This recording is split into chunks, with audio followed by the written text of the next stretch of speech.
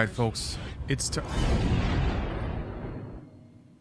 I don't see anything either. Oh, that's right. The videos mess up when you hack it open to make it widescreen. Never mind. Everything's fine. How's everybody doing? I got some things to click on, it seems. First of all, get that out of here. Second of all, let's shift that down a little bit so it's not kind of hovering over the bottom of the webcam.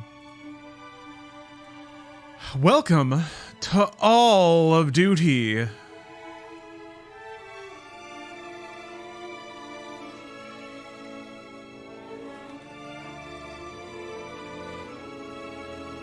boy, that didn't work at all. Okay. We're on the second Call of Duty, which is, why can't I put that in manually? Why does it mess up so bad? Oh, because it's not pixels. I got it. Okay. I forgot it just takes this value and crams it into the CSS. Sorry, you guys don't... Anyway. Welcome to Call of Duty. We're on the second game here,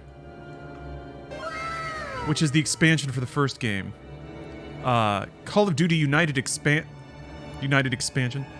Offensive Expansion Pack. The only time in all of Call of Duty we're gonna see that phrase. It's still not cool. OCD is flaring up. That's good, okay.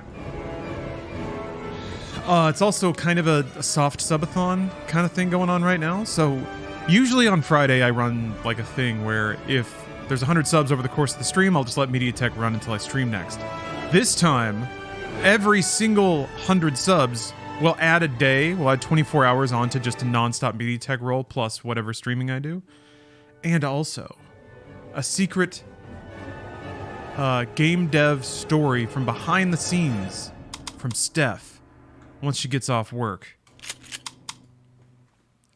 She's got a lot of stories. She's been around. Yeah, insider info. She's also been subject to some bullshit. So, luckily, like, a lot of that is in the past now, so she can tell stories without names, and it won't cause any problems. Oh my god.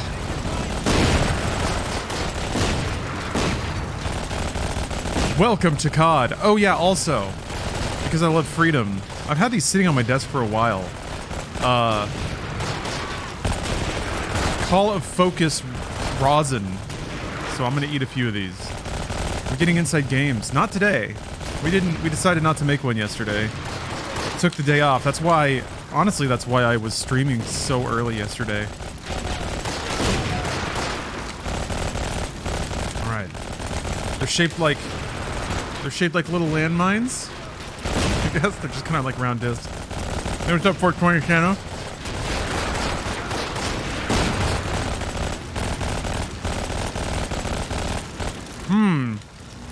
Good question.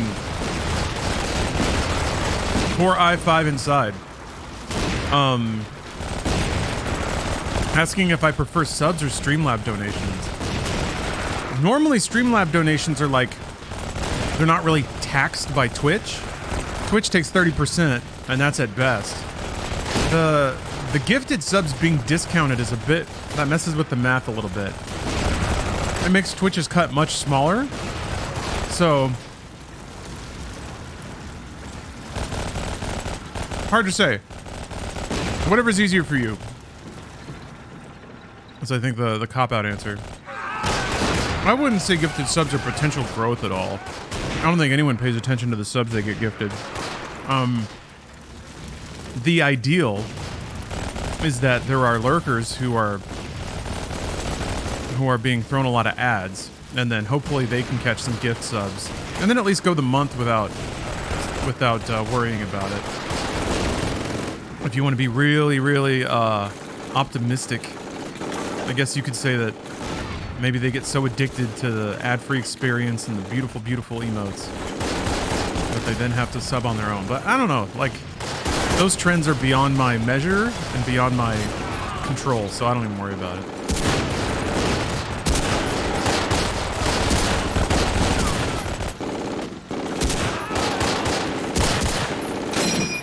I love that sound. Anyway, we're here. The It's World War II. Oh! 11 dollars. Thank you very much. The breakdown subs is better than turbo is better than neither. There's really no way to know. They don't tell you the math. Nor do I think they could. I don't think... so, like... It's kind of like YouTube Premium, where they tell you that there's like a portion of money that gets paid forward to you on behalf of Twitch Turbo users when ads would normally run. So it's like Twitch basically like cuts up the money in a similar way. But similar to YouTube, they never tell you like... They never tell you exactly what each viewer's worth because I think for them it fluctuates based on the ad market. So, you know, that's the thing. Like, at some point, it's not math anymore. It's just business. And if Twitch is doing their job correctly, they handle their part of it. Equitably split revenue? But yes, Brandon B. Moore is correct. Brandon B. Moore is actually the most valuable Twitch viewer. Twitch doesn't tell us those specific rates, but what they do give us is a ranked list of all Twitch viewers ranked by value. And believe it or not, Brandon B. Moore is right at the top, number 1. It doesn't make sense to me either, but, you know, I'm not saying that Brandon doesn't deserve it.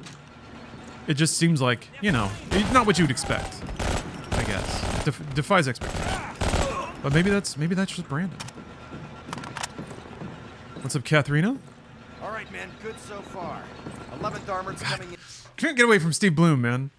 He was Sub-Zero yesterday. Now, as soon as they get here.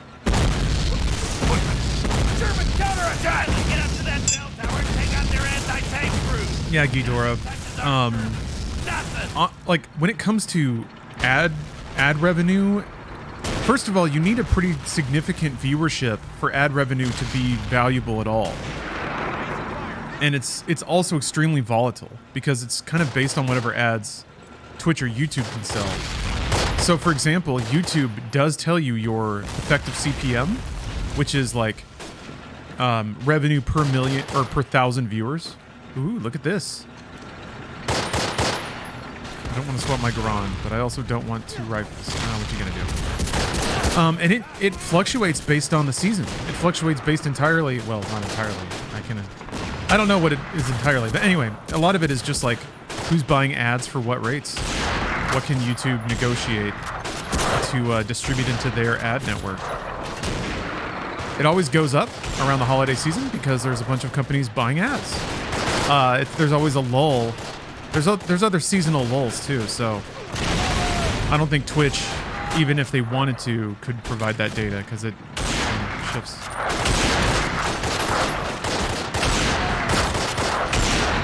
That's what can also make just like attaining stability in content creation a challenge. Real talk, I love all. What happened? I have failed to kill all Panzer Shreks. Oh, I didn't know that's what I was doing. I'd also pay a sub fee to have his MediaTek as its own channel. Yeah, it's so that is an idea, like having a sub-only MediaTek channel that just rolls all the time.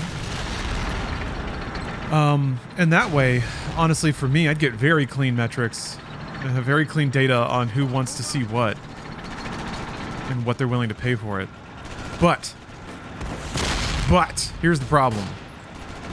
I think if I start charging access to see media that I didn't create, that starts to cross particular lines. I think you could argue that the amount of editing that I do, I set ins and outs on all the clips and then normalize the audio as effectively as I can. It's challenging sometimes. But anyway, you could argue that that's enough to satisfy the tenets of fair use, but I guess what's the worst that can happen? So if it's a separate account, I think, okay, the problem is, oh shit, the problem is you can't, I don't think, yeah, you have to hit affiliate.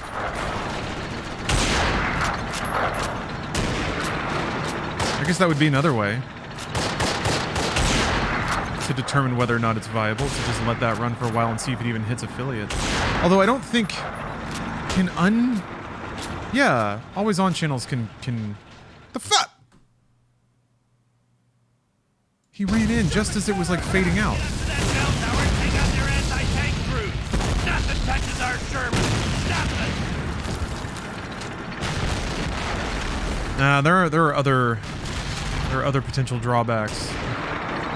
Having auto mod is actually pretty useful, I have to admit, even if it's a little aggressive sometimes. But in terms of just like keeping unmoderated chats from going off the rails, auto mod's pretty handy. So that's nice. But still, human beings left in groups unattended will create the most aggravating drama. So there's always attacks. It's never free.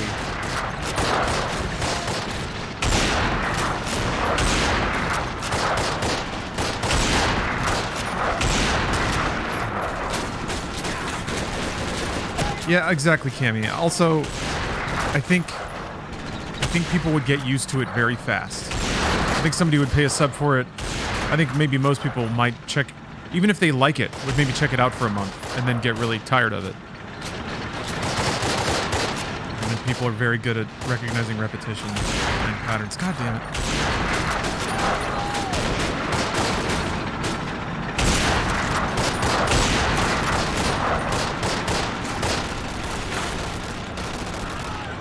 Okay.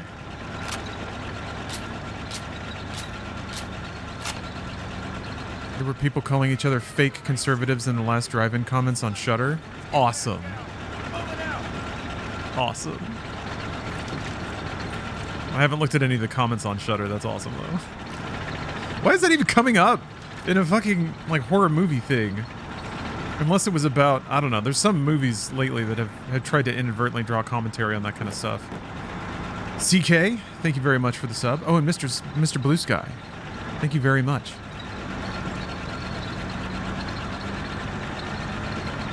Stay with the tank. Okay. Bum bum bum bum bum bum. Wait, no. Call of Duty never really had like a theme, did it? It had scores, but it never had like a Call of Duty audio ident that so many franchises and like brands have. Yeah, Eddie, I kind of feel that way too. MediaTek's part of the stream would have one without the other. Yeah, I agree though, they could be a little more linked. I don't think I should put clips from the stream into MediaTek. I think that's a little much. But I definitely want to add media from games that have been played on stream. Or more of it. I guess the Geralt 1992 is as close as it gets, but I think that's fine. German anti-tank vehicle?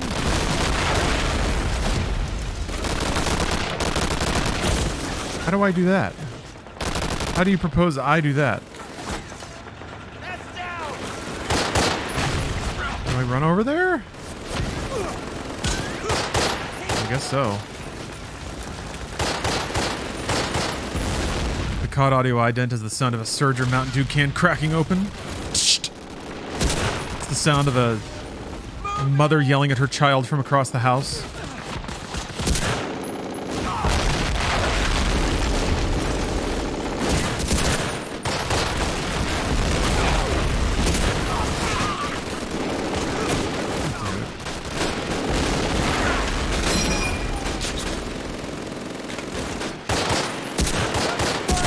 Screenshots of every game I play, and I'm going to put them in a folder to switch through my computer wallpaper every day. Oh, that's nice. It'd be cool if, like, the Switch could do that or something. Or, I guess consoles can... You can set screenshots, but you can't really set a wallpaper, or, like, a rotating wallpaper.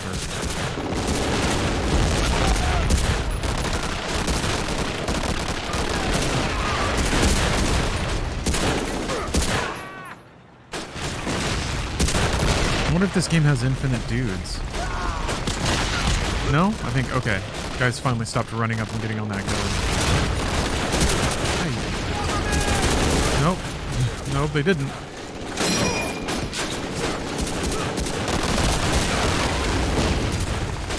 Oh boy.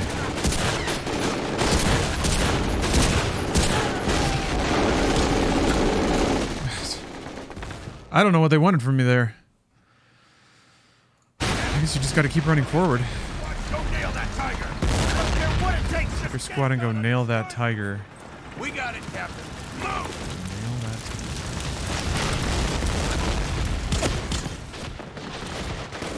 tiger. Would be your World War II infantry nickname? T-Bone.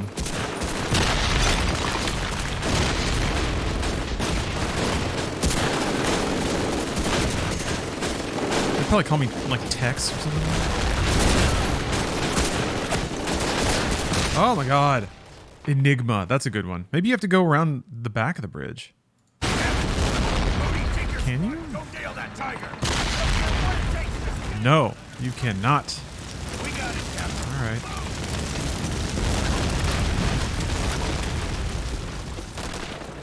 Yeah, maybe they'll call me gamer, but they won't even know what it means. But they'll just know that it feels right.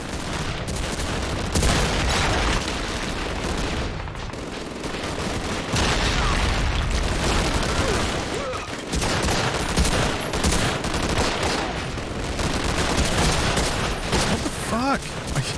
Who is... Down?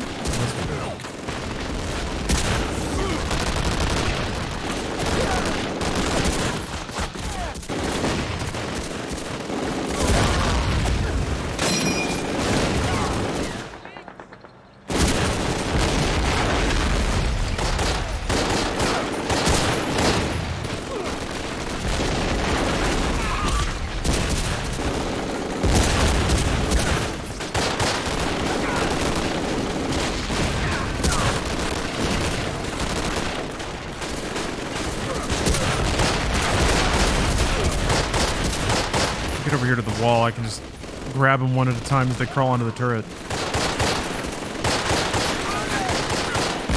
Oh, come on!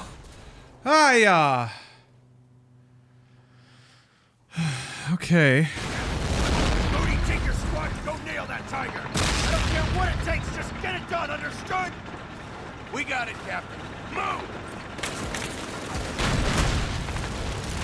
Could use some help here, Captain.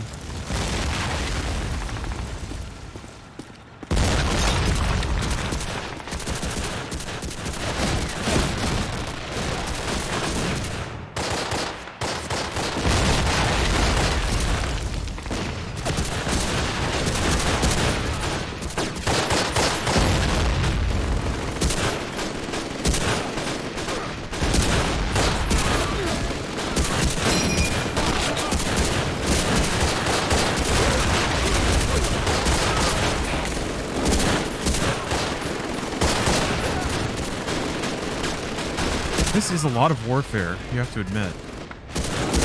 What the hell, dude? Like the second he touched it, it started firing at me.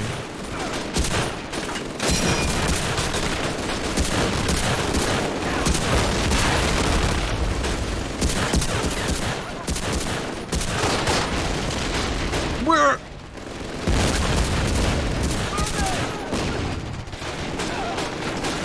I have no help!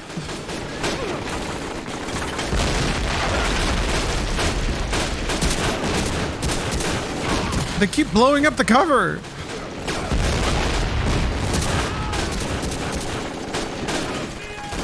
No! Yeah, this offensive doesn't feel that united, does it? Maybe I just run. Maybe I just run for it. Oh, I forgot I have the fucking scoped. It's time to actually play COD. Start just carpet bombing. Hopping. You want some hops? Hop! Hop! Hop! Oh. Okay, well, at least I have the scoped rifle. I completely forgot about that. That'll help. We got it, Captain. Move! I'm still not sure what... I don't even know what anti-tank... Oh!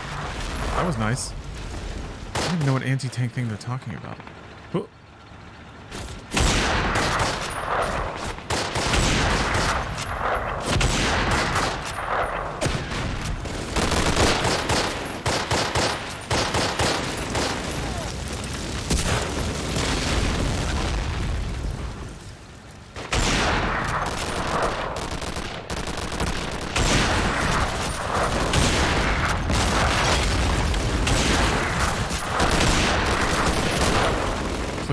heads.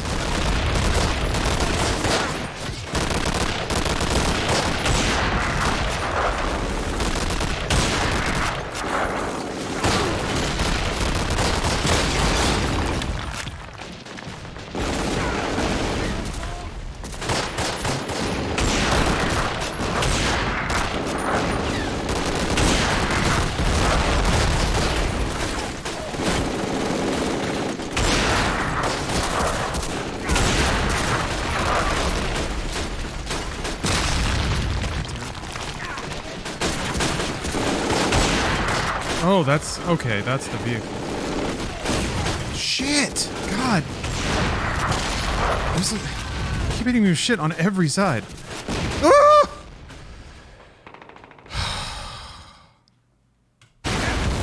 Bodhi, take your squad and go nail that tiger. I don't care what it takes, just get it done, understood? We got it, Captain.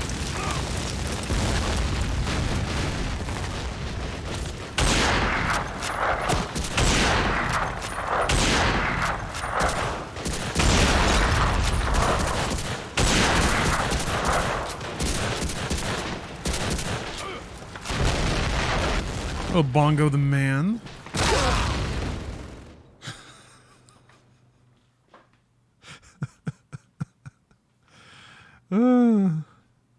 That's just how it goes sometimes. That's war.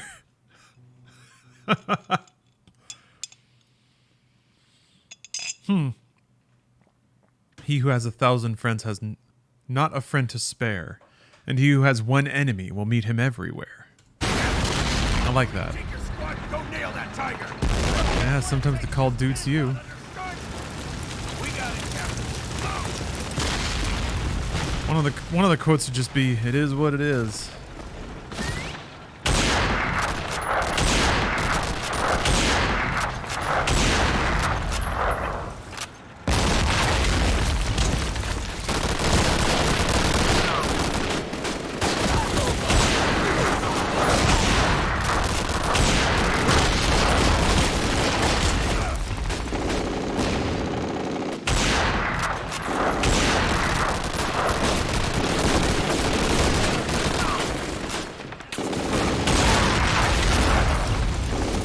They're invincible when they're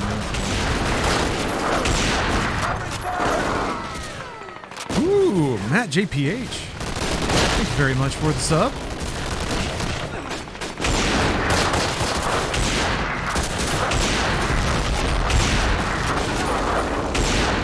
God, there's so many guys.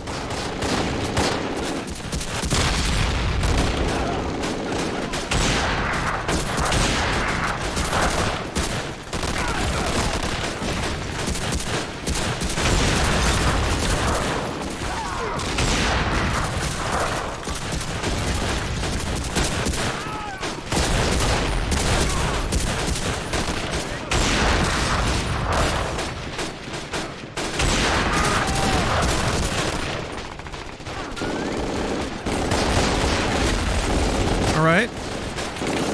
Squad's doing work.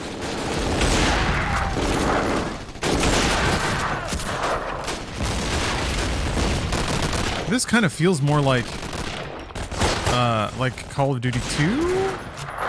When it's starting to be just infinite mans and you have to kind of push yourself up to checkpoints.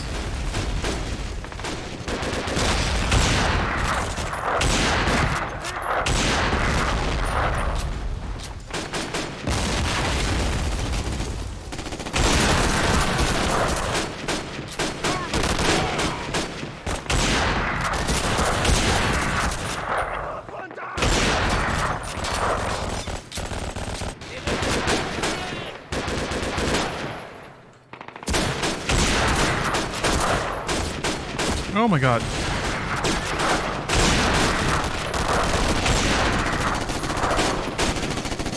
Ugh. Just as I ran out of ammo, holy shit.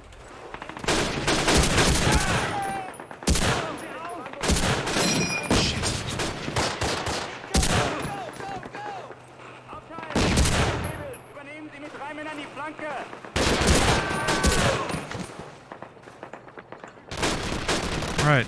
Alright, we did it. Now what? Do I throw a grenade at it?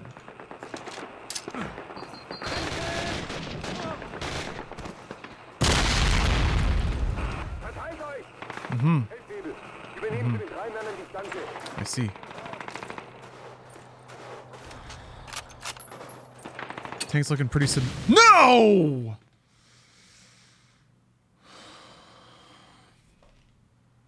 Cody, take your squad and go nail that tiger. I don't care what it takes, just get it done, understood?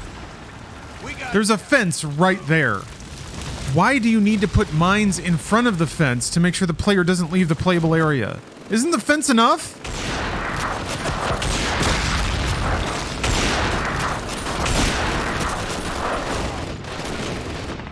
That's what mines do.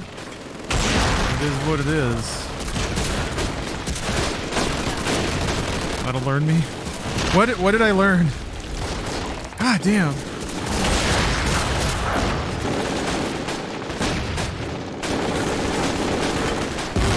There's no health.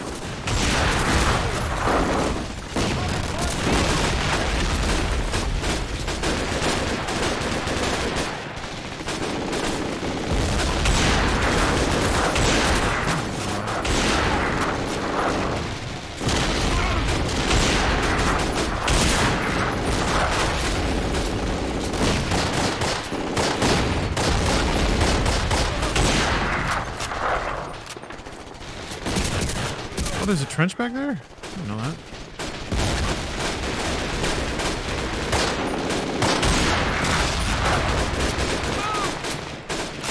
Yeah, Commander Striker.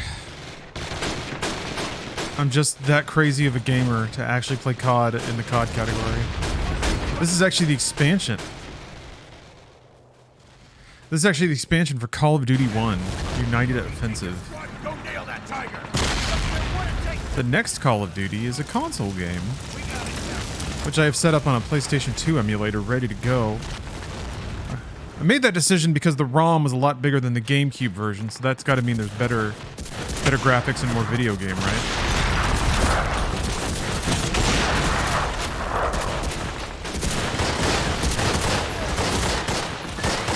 I kind of wanted to do Xbox since it's Call of Duty, but I think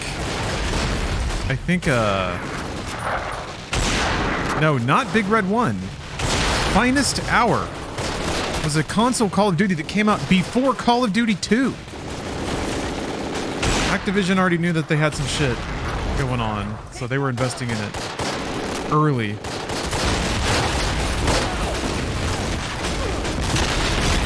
But so essentially it came down to like I wanted to play the Xbox version, but also I want to play the the most gussied up, highest frame rate, highest resolution, ultimate graphics version. And that entails the most developed emulator. And I can barely even get the Xbox emulator to work. And I don't think it has like graphical plugins and stuff to like scale the resolution. So, going PS2. That's pretty good. I was thinking Dolphin, but again, the ROM size is only like 1 gigabyte versus the PS4 ROM, which is like 4 gigabytes. So, all that gaming. That's like 300% more gaming. Now, what really sucks is the Xbox image size is like 7 gigs. But again,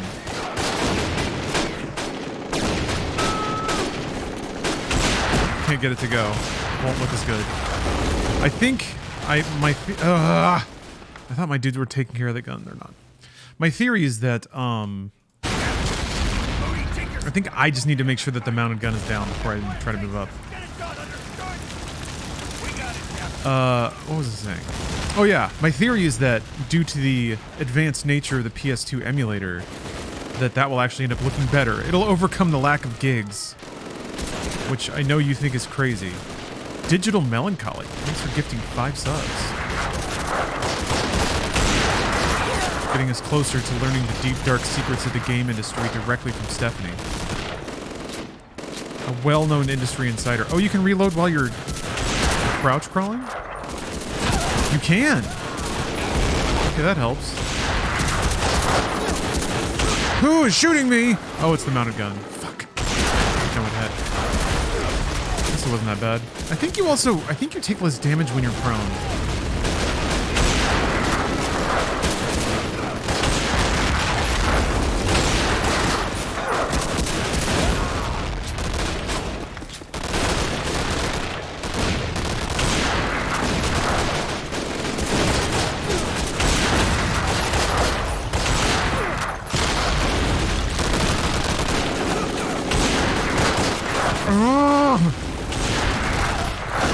They have to blow out the cover like that. You can't be near the side of the bridge, otherwise the anti-tank guy is going to get you with, like, splash.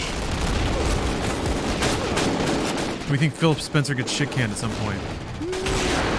They promoted him, and I think they've completely bought into his vision of the future of the Xbox brand and where its revenues are going to come from. So no, the only way that would happen is if in like 8 or what is it, like maybe 4 years from now, if there's just no uptick at all in Game Pass subscription rates, then Microsoft might be like, okay. I think they might be like, we're just not going to get the revenue margins we want out of gaming. And then they either like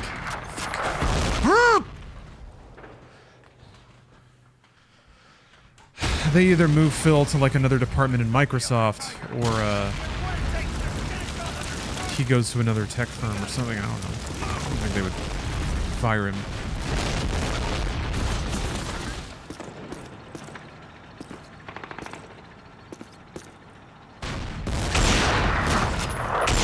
I don't even think, like, big level executives like that don't get fired anyway. They get asked to resign.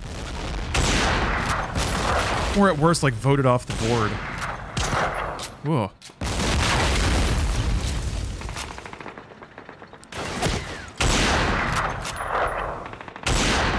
I don't think Phil's on the board of directors at Microsoft, though.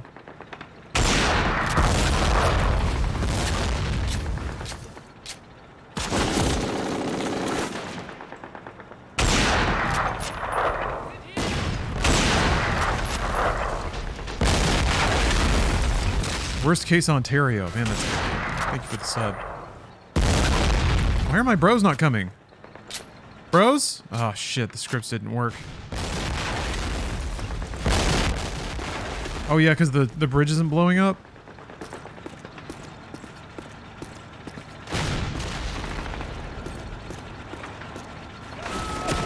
Oh, there they go.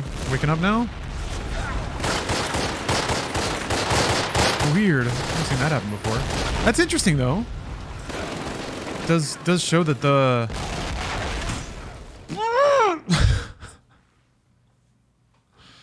the AI does matter.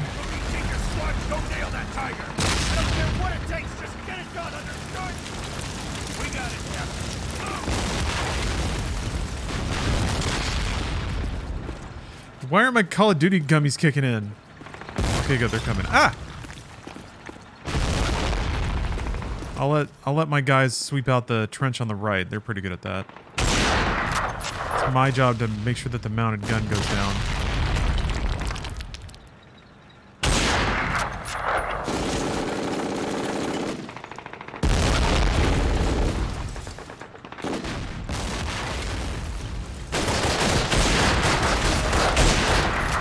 God.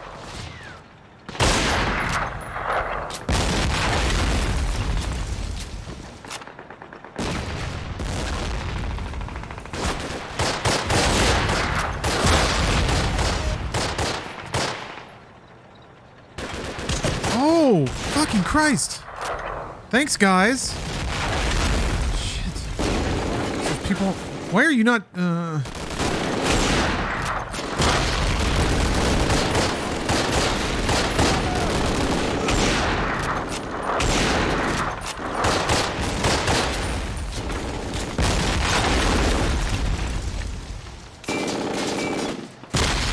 How did Infinity Ward keep using this engine and upgrade it to what we have now? I'm always stunned by it. The value of an organized and efficient John Carmack codebase. I mean, people talk about engines in very strange ways sometimes in games. If an engine does something right, it doesn't need to get done again, and it doesn't need to try to do it better. If if that makes any sense. Like, math is math. And sometimes a lot of an engine's basic utility of translating inputs to on-screen responses and rendering like lighting and shadows and things like that. As time goes on, there's ways to do it more efficiently, certainly. But sometimes once it's done. Calculating physics, stuff like that. So if the core of an engine still works and produces all of the math and computations it needs to make the game levels above it run, and it does it efficiently, it's good forever. And that's what's pretty cool about game dev is there are like open source game engines, like a lot of the ones that Carmack coded back in the day. And the math is still, like, it's still fundamental. It's still correct. It's still efficient.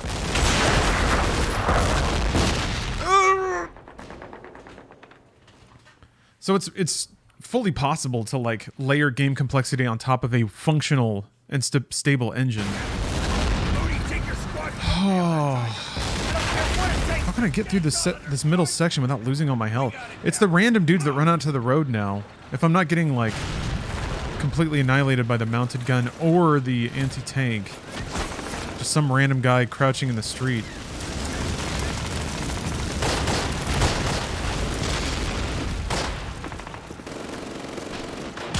Carmack pulled Rich Sutton into his AGI startup. I did not. I don't know. John Carmack's a cool dude, but I really mostly care about video games. I'm not necessarily a tech futurist like I think he is.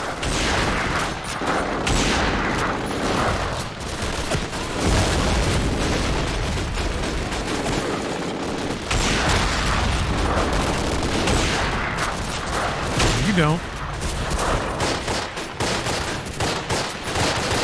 Ah, Nick, don't ruin it for me. He's a transphobe, anti-woke dude.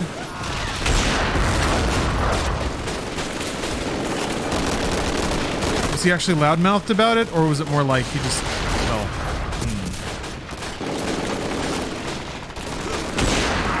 I don't know. People on the internet are quick to label these days.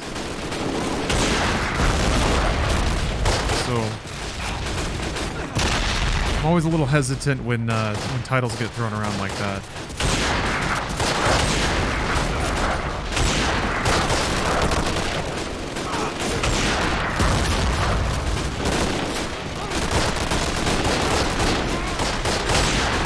Okay. No, there's another one.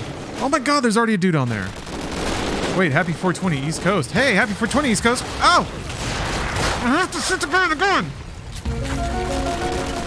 Doink, doink, doink.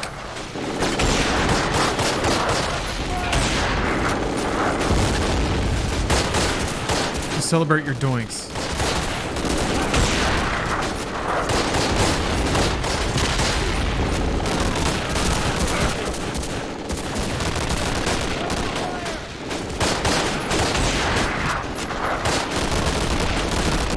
Damn! There's 2 guns, and non-stop dudes run up to each of them.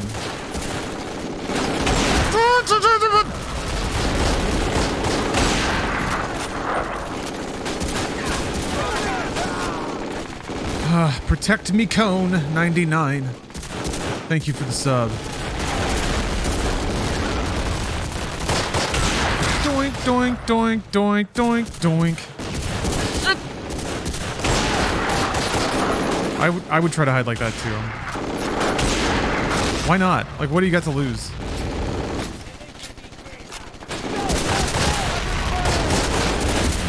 Oh, is that all it is? So yeah, I guess there was that. He got caught going to like a convention that has unsavory political affiliations. Is that it though? Because I don't know. I could see him just not even checking or caring about that. Now, I could buy him like being anti-woke to the degree that he doesn't really consider like social progressiveness in what he does.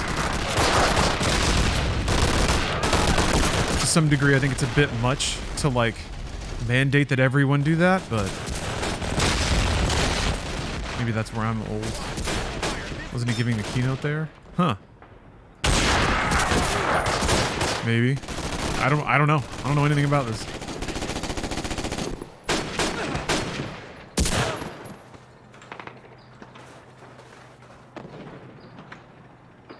Yeah, what is with... Also, what...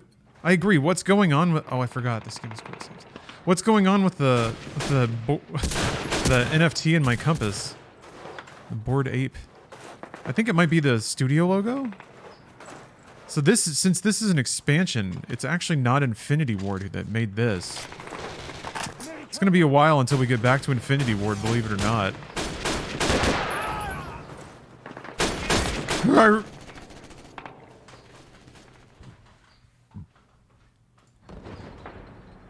Oh. BasedCon talks about Gamergate in their About section. What do they say? I love the various attempts to lionize Gamergate as some kind of, like, cultural awakening. Because everyone has a different... Everyone has a massive... Oh, everyone has, like, a crazy different pitch on why it was anything other than just a bunch of shitty nerds all getting pissed off about the movements of culture.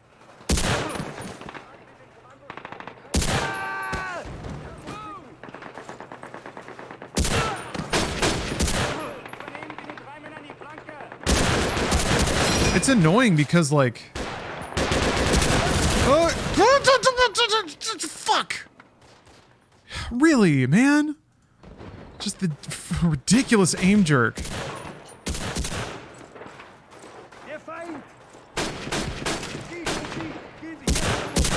Anyway. The aggravating thing is...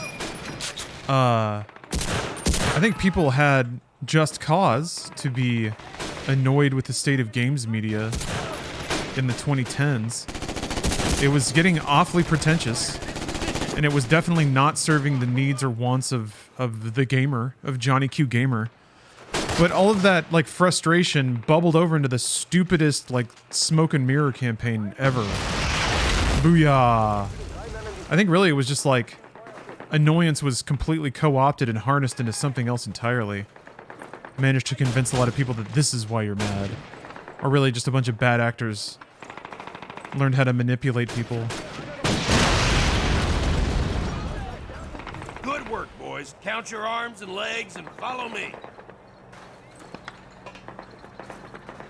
Oh, rewatch the Law & Order SVU episode inspired by it? Yeah. It was like some... I saw the clip from that. Like some lady gets assaulted in the bathroom at a gamer convention or something.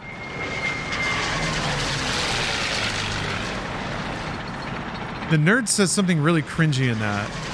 It's nothing so awesome as like, this is for the gamers, before he like slaps her or something. But it's something like that. Yeah, it's annoying, man. In the 2010s, the message should have been, games media, you're a bunch of pretentious pricks. Stop shoehorning your social commentary into game reviews. Stop assuming that we came here for your thoughts and opinions and not an analysis of a video game. Proud of all of you. That dinner I promised will have to wait, but I want you to But know instead, it turned into like corruption or something. Collusion. Next. Just like bending misogyny. BasedCon's About section is just the typical topping points of the progressive authoritarian... About... oh, I see. Talking point about progressive authoritarians pushing their dogma. Talks about Gina Carano as well. We lost a great... Gina Carano was owed an amazing career, and she had the audacity to open her mouth. Here's the thing, though. Here's the thing. Opening your mouth in general is just a dumb idea. If you, like... whatever. Just don't talk. On either side. And you're not proving anything by pissing a lot of people off. Anyway. Seeing what BasedCon is about, I think Carmack knew exactly what it was about. Yeah, maybe. Probably. That one Gina Carano action flick from a few years back was good. What, Haywire? Because I thought that was pretty good. BasedCon isn't about pushing any particular ideology, but honest conversations to have a start with a shared understanding of reality. If you think people with a certain skin color can't be racist, or you expect people to use made-up pronouns when talking about you, you may want to do a reality check before coming to BasedCon. Interesting.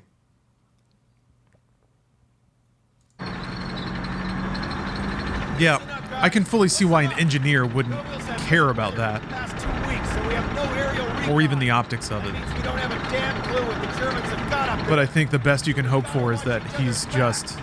Once we've got boots on the ground, He's got engineer brain. house to house. I'll be with first squad going straight That's like up the best middle case of the scenario. road. Second squad will come in from the left. Sergeant Mooney will take third squad. Oh, we got a comment? Let me click. Oh, no. Okay, it's unfortunate that Rob has made BaseCon so intentionally provocative. I told him as much after the event last year. I felt a little uncomfortable. There's a demographic that welcomes in-your-face posturing, but it drives away sympathetic people that would otherwise be happy to talk about craft stories and technology.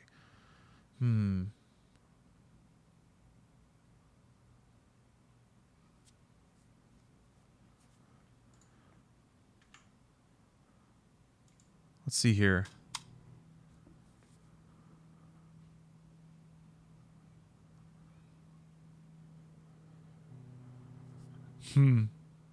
Hard science fiction with a libertarian vibe. I mean, yeah.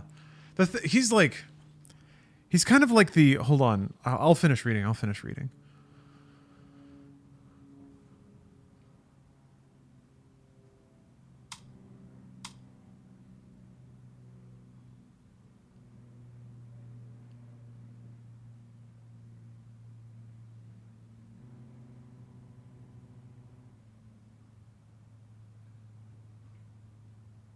Interesting.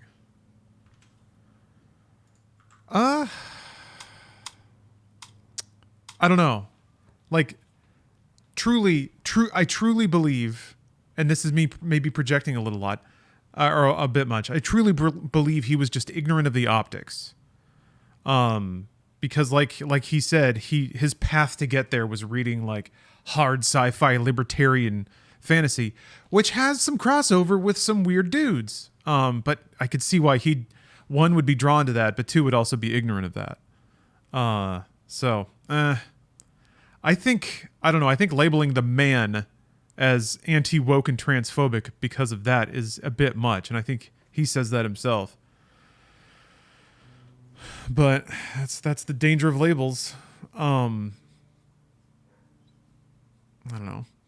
Do you think Carmack has read Trigger Warning? I hope so. Right. There's a chateau just west of town. Rendezvous there. Any questions? Just be careful about passing sweeping moral judgments on a person because of associations. Because some people just operate on such different wavelengths. All right, first squad. Now, so the subtext to all that though is that like he's a rich white dude who's good at math. So that's, I think, where the woke stuff comes in, is like you could argue that he has a social responsibility to educate himself about such things and get involved in moral issues, and that's kind of what I was alluding to. That's where I feel like you can have a difference of opinion about what other people ought to do. That's kind of where it lands, I think. Now, of course, I'm predisposed to want him to not be a little online creep.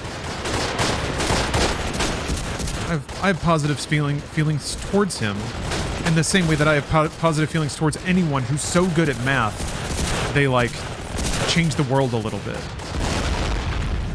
And he's one of those. I mean, for all I know, he's changed the world a lot. Who knows what his aeronautics company has done. In a way, he's just like a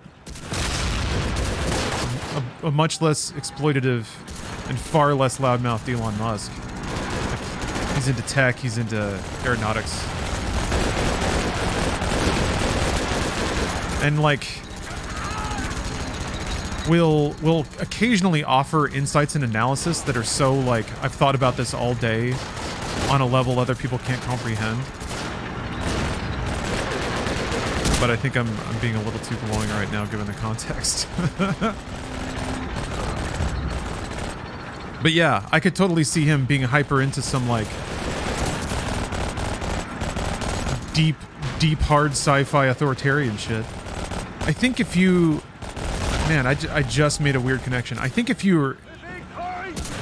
I guess this is how I can establish empathy with it, and this is sort of some Anakin Skywalker logic. If you're kind of the smart kid in class, I think you kind of grow up with this feeling of wondering what you could do if you weren't having to go the pace of everybody else. And I think maybe on some level, as you go through life and you see the logistical drawbacks to acknowledging everyone and accounting for everybody and having to let everyone have a say and having to let the uneducated and the self-interested have a voice and accommodate that and pay that tax of like people's individual free will and desire to overconsume, desire for excess, all that stuff. I think sometimes if you look at those practical real world problems and you're like, man, it'd be cool to have a solution for this or find a better way to do things in maybe a way that doesn't violate people's free will and right to democracy. I don't know. I could see why you might get drawn to that kind of fiction. But also space Nazis. Like it's just a stone's throw from there to like eugenics shit, I feel like. So I don't know. It's messy out there. Space. I feel like Warhammer 40k is where all that starts.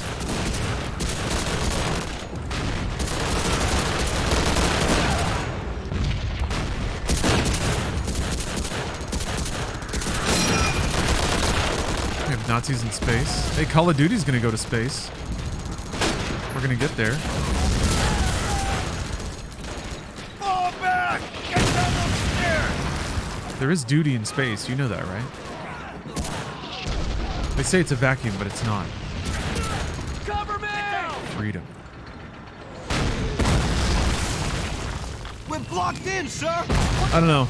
I feel like it's similar shades of like Elon having a hard-on for establishing a corporation on Mars that is exempt from any kind of civil rights regulations.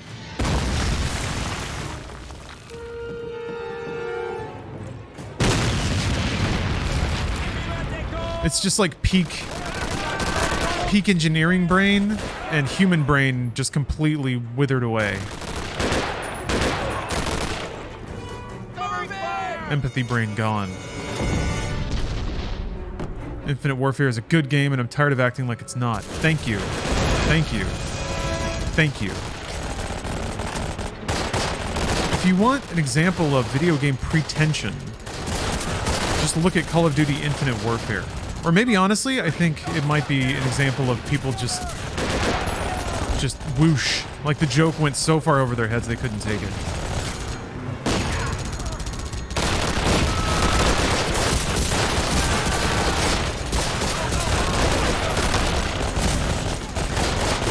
Whoa, whoa, no. Oh, take the I just want to grill meme, but for Carmack it's I just want to code. Yeah, yeah.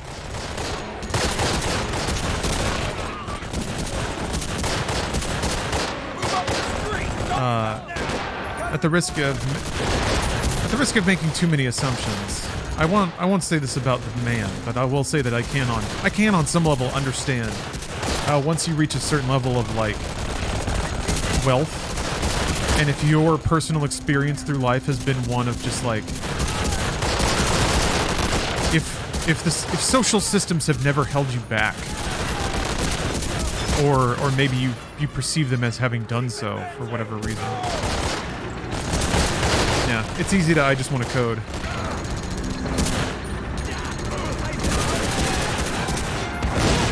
Remember the Infinite Warfare announcement trailer? It was a monologue of really bad one-liners strung together. I mean, when has Call of Duty not been that? But yeah, that was like what that was the most downvoted video in YouTube history for a while.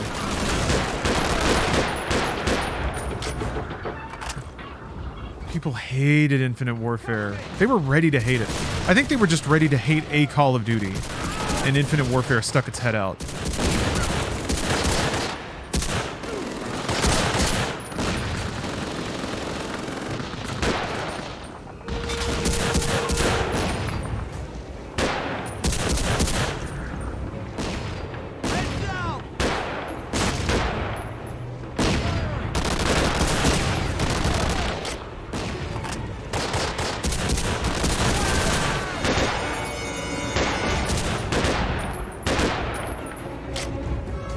hated it because they locked the best COD ever made remaster behind a pre-order bonus. That's right. Yeah, that's another reason that they really put Infinite Warfare up on the cross.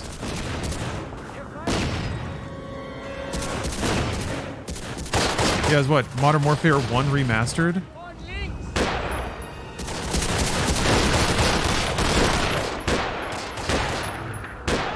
So really, yeah, they should have been smarter than that, because they put the most beloved COD behind this new ridiculous thing that nobody who was into the original would probably be into that. You know? I'd probably think it was a joke, because it kind of is a joke, but it's a really good joke. You had to buy Infinite Warfare to get the remaster, no other way to do so. Dude, that's so fucked up. That's so fucked up. Also, I think it had the opposite effect, and I think it communicated to people that everyone, or that Activision thought Infinite Warfare was a shit game. So they were like, we have to make people buy it.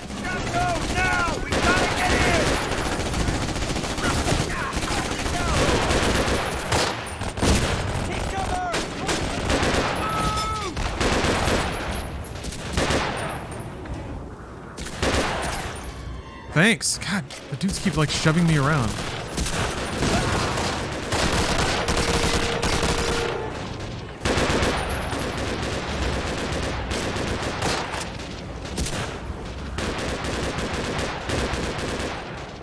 I hate how they're just remaking old CODs now.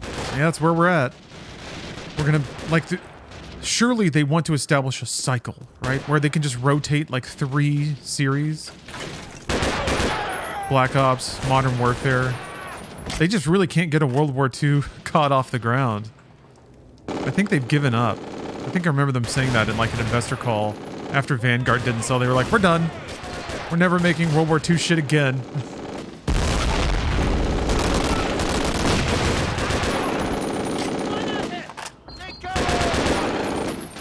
Nice!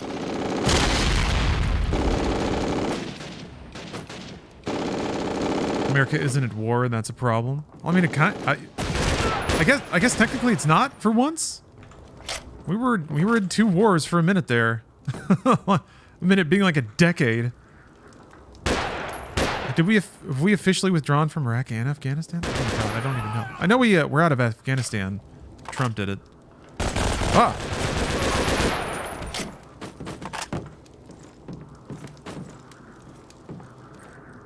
Longest war in U.S. history. Jeez. You got it, buddy. It was a whole economy. Son of a gun.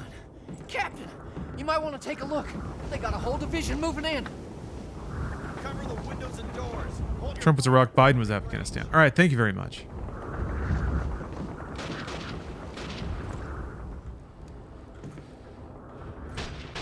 Cover me!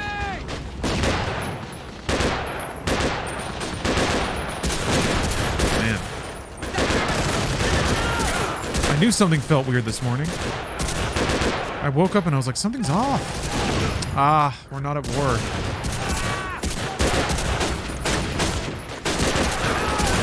Whoa. We got one of these. Yeah, Biden just couldn't give everything away. Well, I remember reading a lot of headlines about the withdrawal from Iraq being like that too. Obama can't have started any wars. He got the Nobel Peace Prize.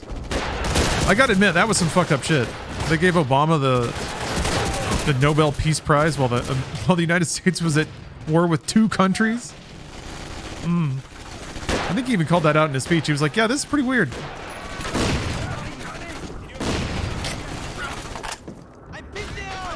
Doesn't seem right, but what you gonna do?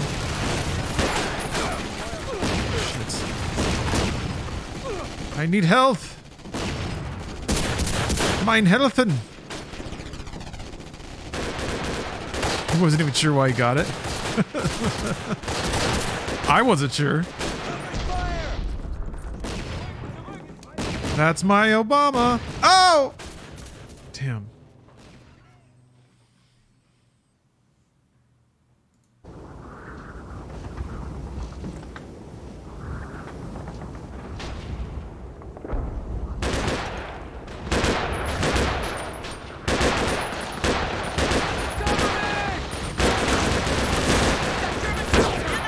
should all just vote for Obama again. Gaming in the Obama years. Let's see here, the Obama years were what? 2008 to 2014? So that's pretty neatly Gen 7. That's like all Xbox 360, PS3 generation.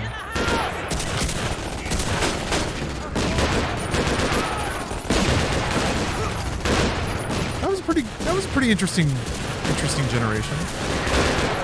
Oh shit. Okay, so bad guys drop health. Yeah, that's a pretty good stretch. A lot went on there. Like, not only did game design and development move pretty fast, like, oops, nearly entirely wrapped around console and controller development. But it was games growing into the widescreen and HD generation. Unfortunately, quite a ways before the consoles themselves were adequately powered to handle that. But it was a fun generation because there was so much like striving for games on hardware that couldn't really justify it. We've got German troops in the house! Yeah, the 720p days. Games like slowly waking up to being able to have smaller text and smaller HUDs, less obtrusive overlays, and just in terms of the artistry of the games too, kind of catering to a more adult crowd. The game buyers kind of aged up a bit. Coming in from the north! Coming in from the north! Yeah, Ashtray Bandit. I mean, COD really did a lot for shooters on console. Specifically, wrong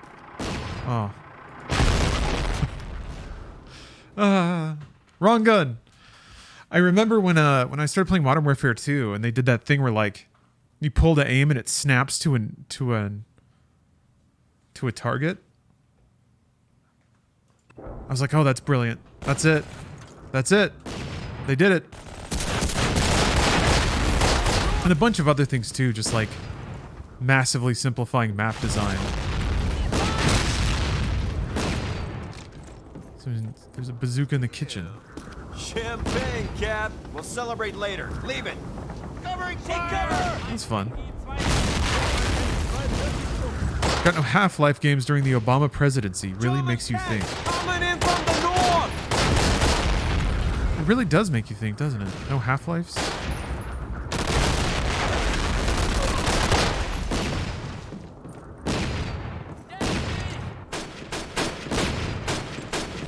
Coming in from the north. Where's... I was in the kitchen, North entrance! and I didn't see nothing.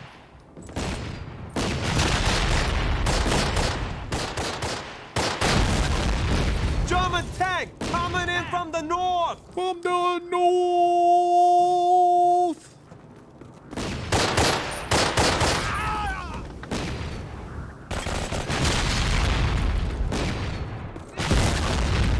Huh. Oh, oh,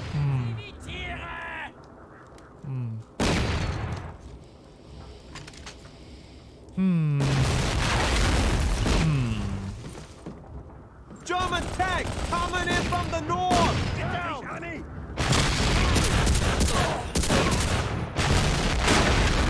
Hey. Grenades. Maybe I gotta... There's a third floor. Maybe it's up there. No, it's not. Don't worry. I checked. Coming in from the north. German tank coming in from the north!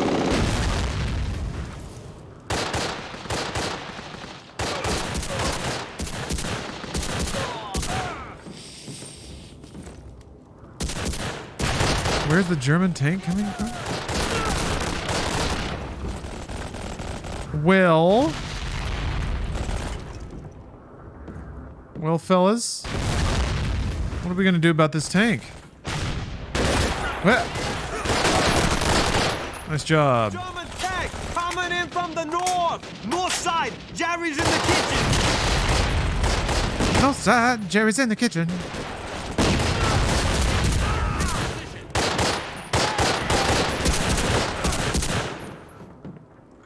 We good? Hey!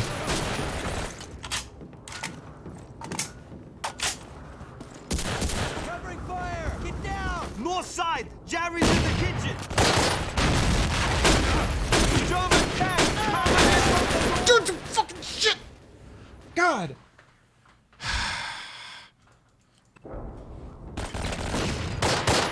Well, I mean, whatever. I didn't find the rocket launcher, so it doesn't matter. Still in this hellscape. Maybe you just have to kill all the Germans running around? Wait, what's that? Not a bazooka.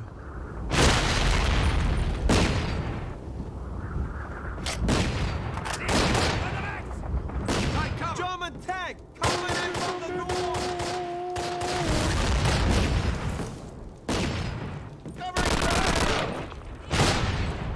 German tank. Okay.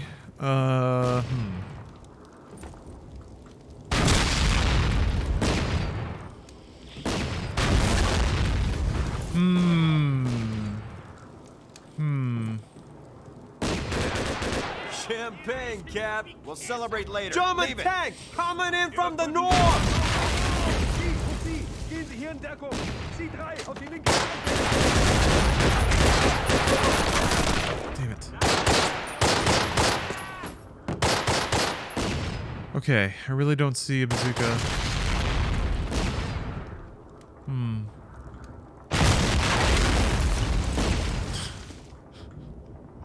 Danolf! Danolf! Where the...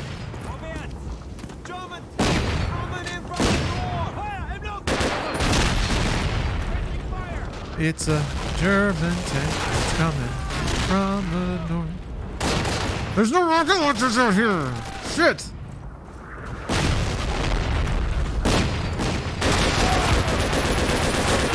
My butt.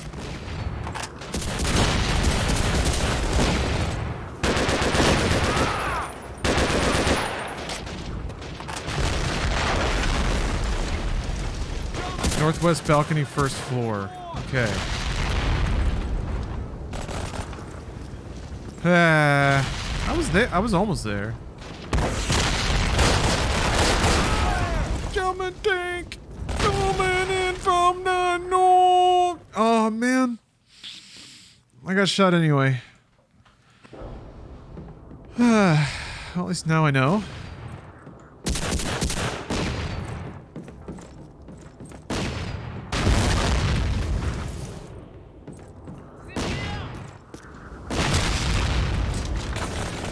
German tank. Shunk.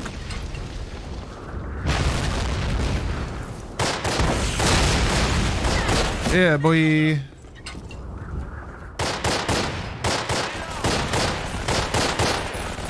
Champagne, Cap! Celebrate later. Leave it. Covering fire! Los, los, los!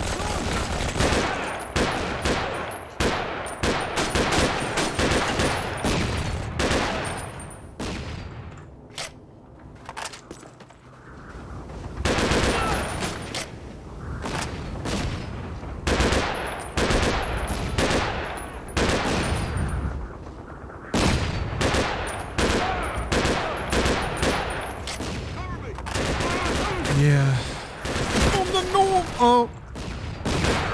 Where'd you come from? German tank coming in from the north. I have my windows open. I can only be so so annoying.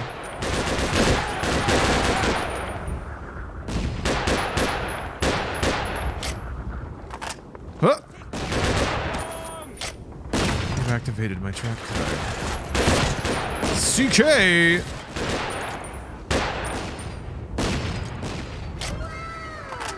Thank you for gifting 20 subs. Holy cow. Holy cow, SDK.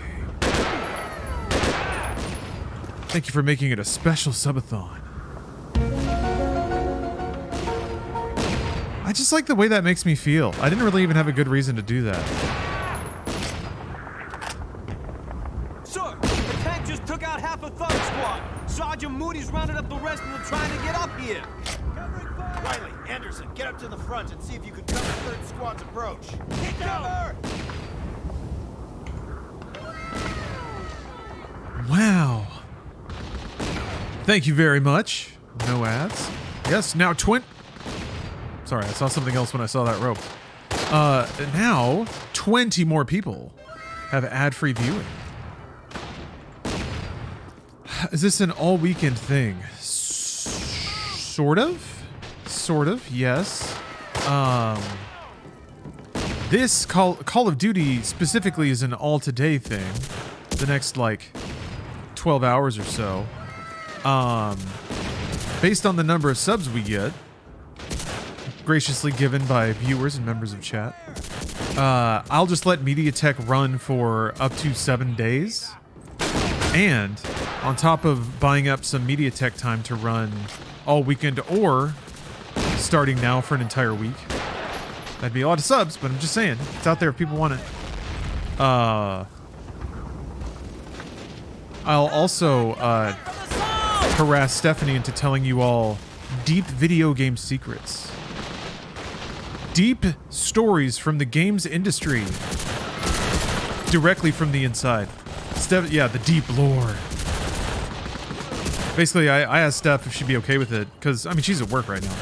But when she gets home, she might get on a mic while we're blasting away in COD and start chatting with you guys, telling the deep lore, the most deep stories, the forgotten tales, the things they don't want you to know. Like, for real, actually. There are people who probably... Oops, sorry. People who would definitely not want this stuff talked about. But they're from a while ago, and also, like, there won't be any names, so whatever. And, like, some of the crappier people are probably just not even in the games industry anymore. Also, Steph isn't, so who cares?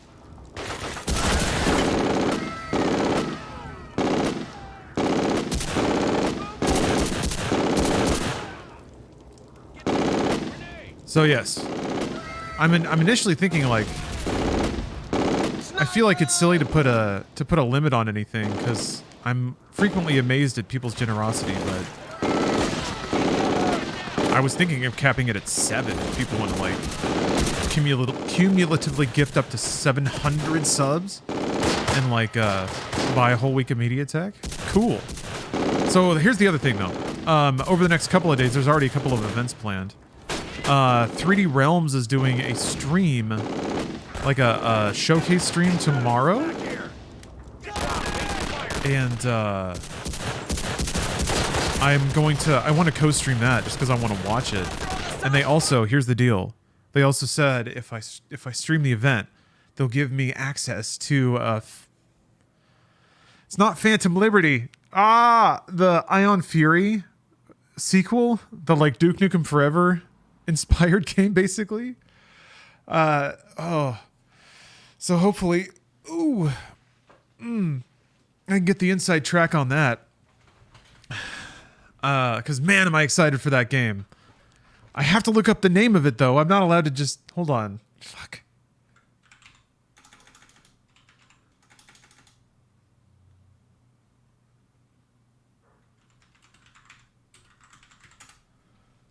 Phantom Fury. Yes. Man, Phantom Fury looks so sick. Might even find out its name. Oh, could you imagine? Welsh Dragon, hey. Longtime fan of Funhouse. Much love from Wales. Well, hey, love right back to you from Southern California. It's awfully free around here. Oh, I gotta go get the bazooka again. We got German troops in the house!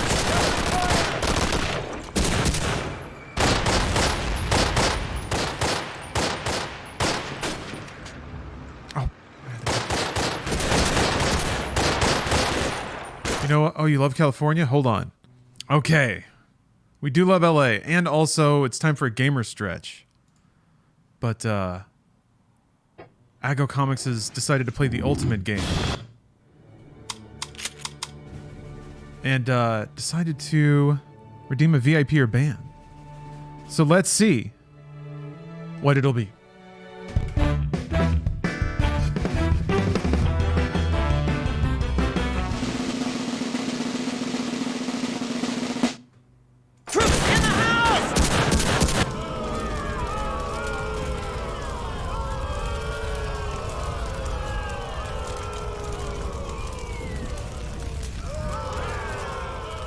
Damn it. Not again. I thought if I started the game at the same time that it would be a VIP, but it's not. Now I have to ban Aggo Comics again. Again. I have to do it. I think I accidentally banned Aggo Comics before. Oh wait, no. I did it once before, but I did it for the wrong amount of time.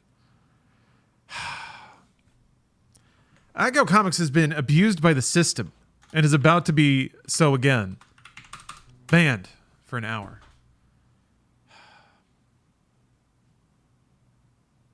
And the thing is, it's never made right. It's never made correct. The viewers of my chat are never made whole. Points just lost forever. Oh my god.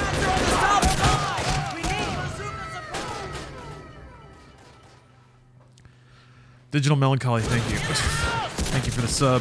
Gifting a sub there. We're over a third of the way to the first 24 hours of MediaTek, plus one dark ultimate secret story from Steph.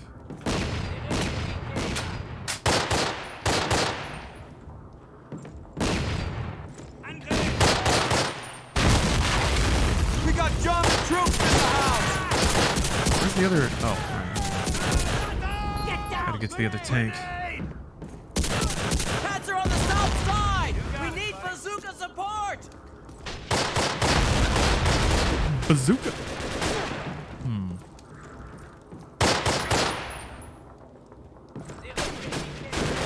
I was there. And then I decided to go all the way around. Here we go.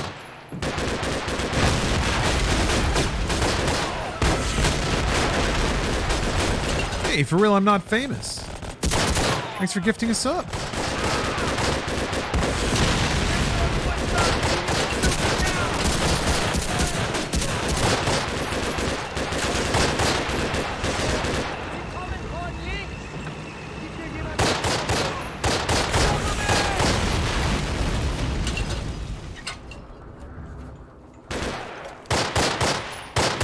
See, trailer for the Toxic Avenger? No. Oh, Eric Split, no. Support a streamer gift thing does not work if I'm not playing Cyberpunk. But I'll pick that up again soon. If you feel like waiting. You also don't have to do that.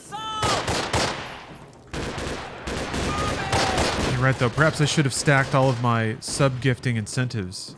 Squad, move up!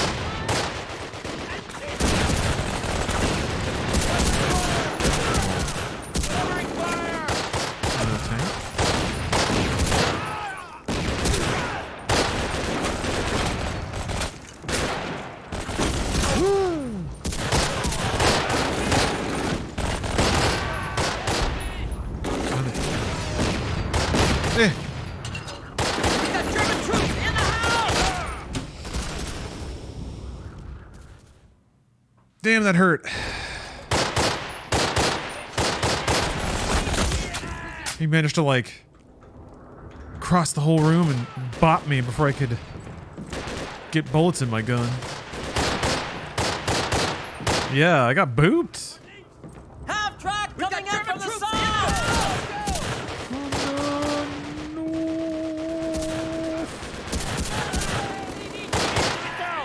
Half track from the south. German troops in the house!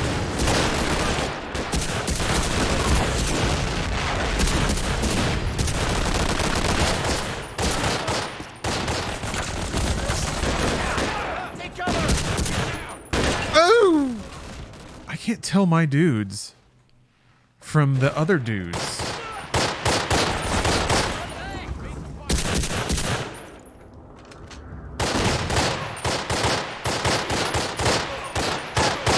This is a pretty intense, like, guard the house level. Yeah, SK, that was always my problem with World War II shooters, is I just straight up couldn't tell anyone apart. You could just kind of vaguely tell by who was pointing which direction, but...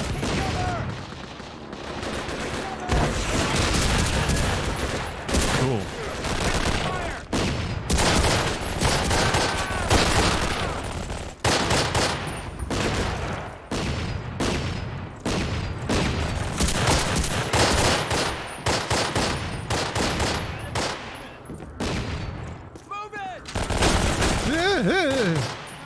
We've got German troops in the house! He does kind of sound like a DJ, doesn't he? Damn it!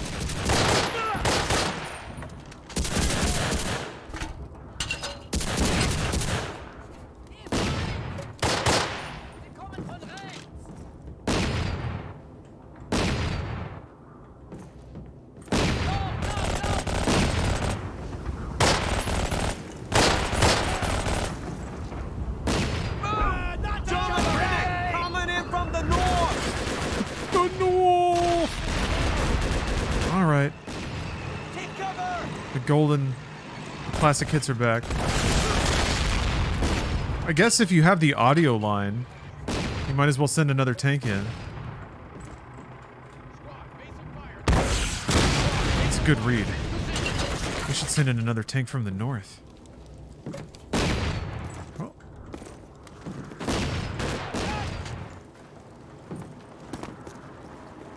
Half track from the north! The north!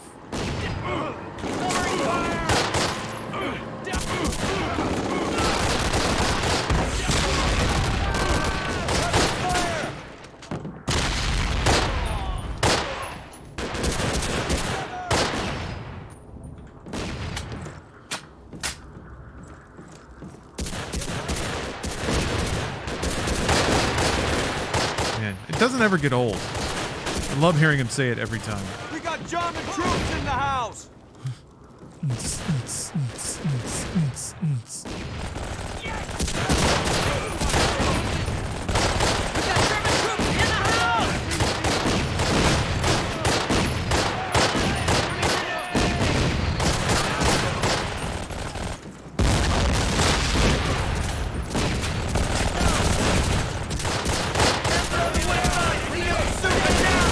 Jesus Christ! How long is this gonna go?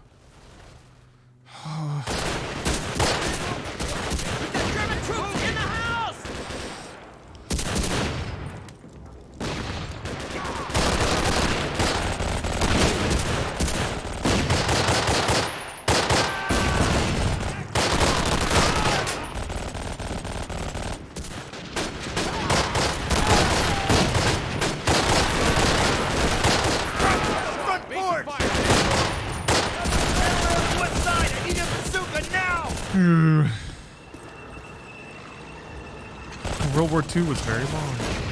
It's true. It was a long war. I can't expect this to just wrap up. Germans in the house! North entrance!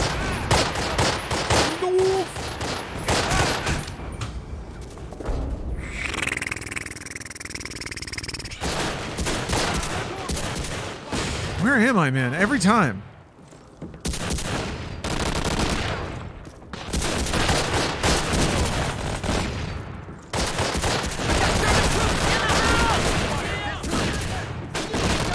Back upstairs.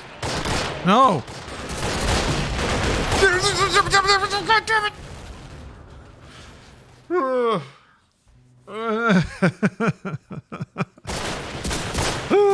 Okay. I'm gonna get my rockets. I'm gonna go back upstairs. It's safe up there. Fuck you! Keep forgetting that that guy's there. Oh! I knew that bullet. It was meant for me. Alright, ass wipes. Now I can reload my Panzer Shrek in peace. On the west side!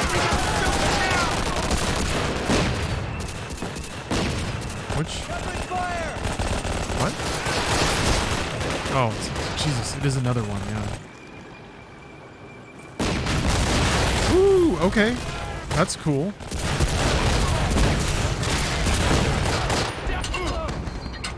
Got some Levolution.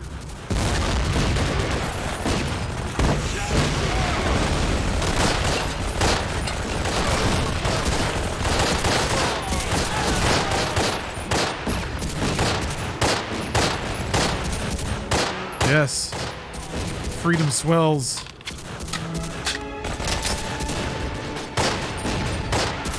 Imagine being in World War II and dying exactly as the victory music starts playing.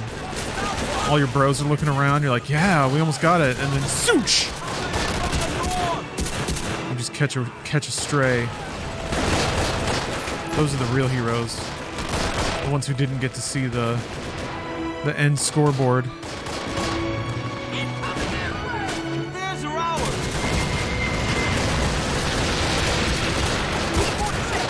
All right.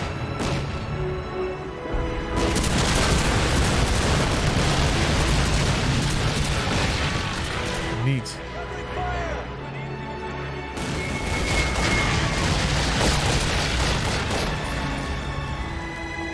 Flyboys. They love to make a dramatic entrance. Any way they want, sir. Any way they want.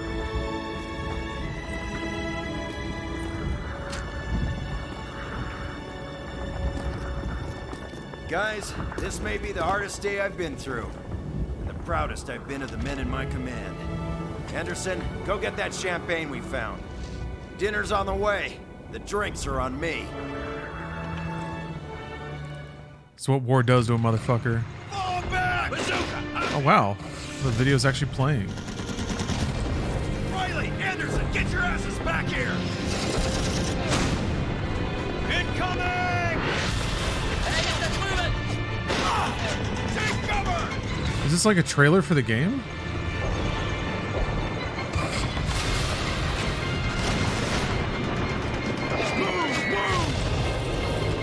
Clear those buildings! First squad, follow me! Man, the game footage they had to capture, just the most Keep advancing! blunt camera controls. Oh yeah, this is archival footage, my bad. That's pretty cool.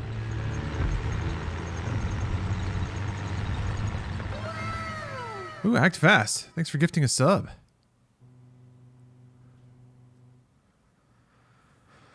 I think it happens after every front. Okay, one for US, UK, USSR. Okay, cool. Battle of Bastogne. On December 19th, 1944, General McAuliffe was ordered to take his 101st Airborne Infantry Division and hold Bastogne. Against overwhelming odds and facing one of the coldest winters in years, the men of the 101st Airborne Division, along with other airborne and armored units, held the line at Bastogne. On December 26th, after 8 days of intense bombing and incessant artillery barrages, the siege was broken when elements of Patton's Third Army broke through, relieving the encircled troops. By the end of the battle at Bastogne, the 101st 1,536 enlisted... Wait, hold on.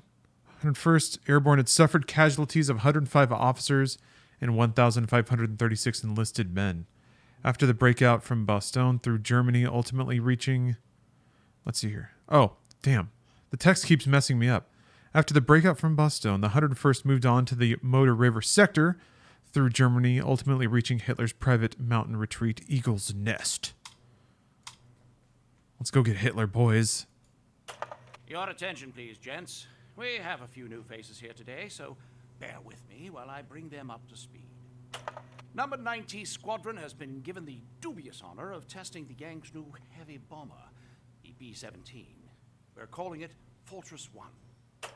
Over the past few months, we have been conducting high-altitude bombing missions over northwest Europe. Now, these missions are much more dangerous than what you're used to. There is no fighter escort past the channel, and you will be flying in broad daylight. So, stay alert out there. Our target for today is a heavy industrial complex outside of Rotterdam. It's a short flight, but you will be traversing heavy flak belts, as well as several highly active Luftwaffe airfields. Expect heavy fighter resistance, probably 109s. Fast and deadly. Keep in formation, deliver your bombs, and get home safely. I'll buy you all a round in the mess when you return. Sounds like a bombing run mission. September 2nd, 1941. Our target for today is an industrial complex inland from Rotterdam. Let's see here. Give me the good old Lancaster any day.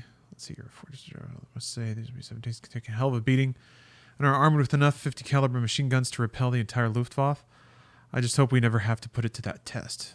Don't see the wisdom in it, flying so high that we can barely see our targets, much so that we miss half the time through enemy territory in broad daylight. Sheer folly, I say. Even the fighters won't escort us much farther than Dover. Jerry's always lots of... What is that? What the hell is that? 109's ready to greet us? I'm still amazed that after 22 missions, I'm still in one piece. A good bit of luck, I say. I hope it lasts. Navigator, Cool. what's our position and status? Skipper, we're soon be over the coast. Oh, you get to walk around inside? Some heavy flak here. This rules. Doyle, you better get up to your dorsal turret. You know how the skipper gets. Doyle, quit mucking about and take your post in the dorsal turret.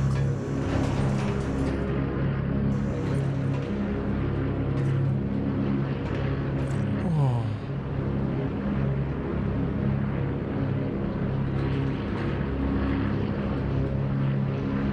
Doyle, man your post in the dorsal turret. Yeah. Now that our dorsal gunner has so graciously decided to join us, we can do the weapons check. Damn. Sound off. How cool is this? Left waist, all set. Right waist ready. Bull turret, bloody uncomfortable. I believe he's sitting cross-legged, hoping not to get them blown off. Tail gunner, right Flat, ready. hang on.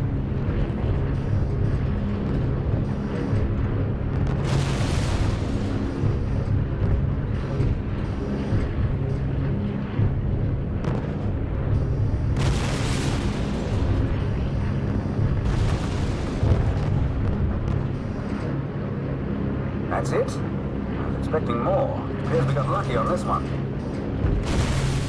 You wanted more, Skipper? You've got it. Beaver Bertie just took a hit. She's going down. Man, that screen shake.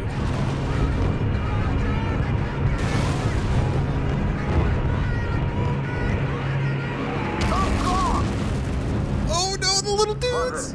A for Andy. We have one aircraft down. Keep in formation. Descending F. vessels 2-9er. Steady as she goes, lads. We're approaching the coast now. Can't believe they put little dudes in there. Holland. Never been there myself. Though I did date a Dutch girl once. Hey, how was she? That'll do, boys. Steady on. We're coming up on target. Keep your channels clear. Messages, 11 o'clock high. Gunners open fire.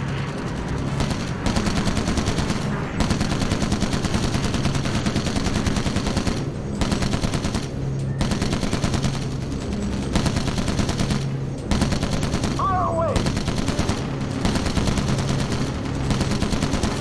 Messages, 12 o'clock high.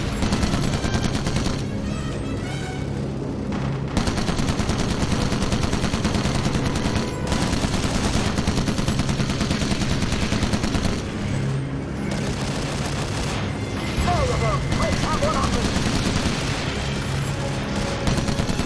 This is pretty cool. Oh, Don't pay attention. And we're on like 12 o'clock high. may have committed some light treason. There's another ride, 6 o'clock. Yeah. Where the hell are they coming from?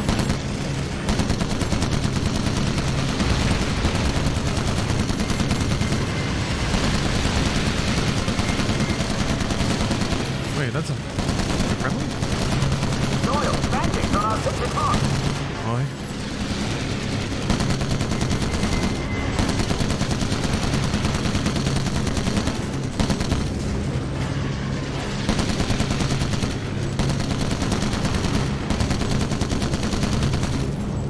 Yeah, look, you can see little dudes fly out. Oh, man. Oh! Incredible.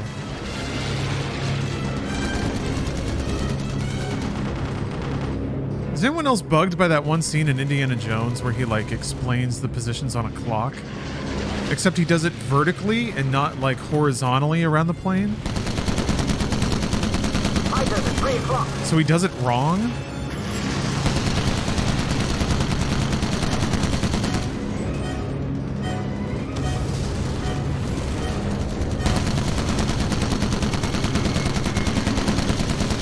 Maybe I don't know, I'm not an aviator.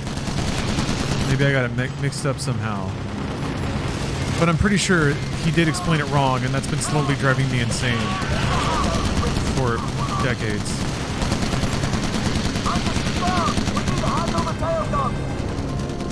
Angus? Oh, I gotta... Get back and take over the tail gun position. Awesome. You get to run through the plane? That's so cool!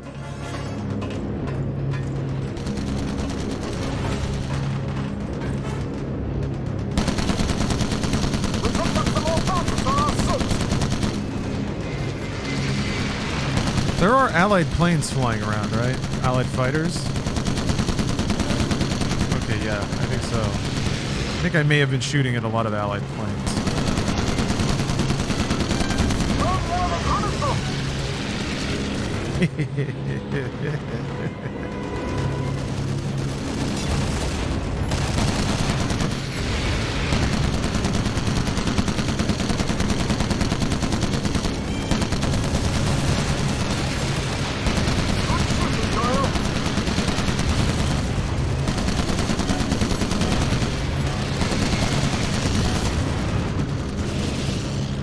Fighters on our 6.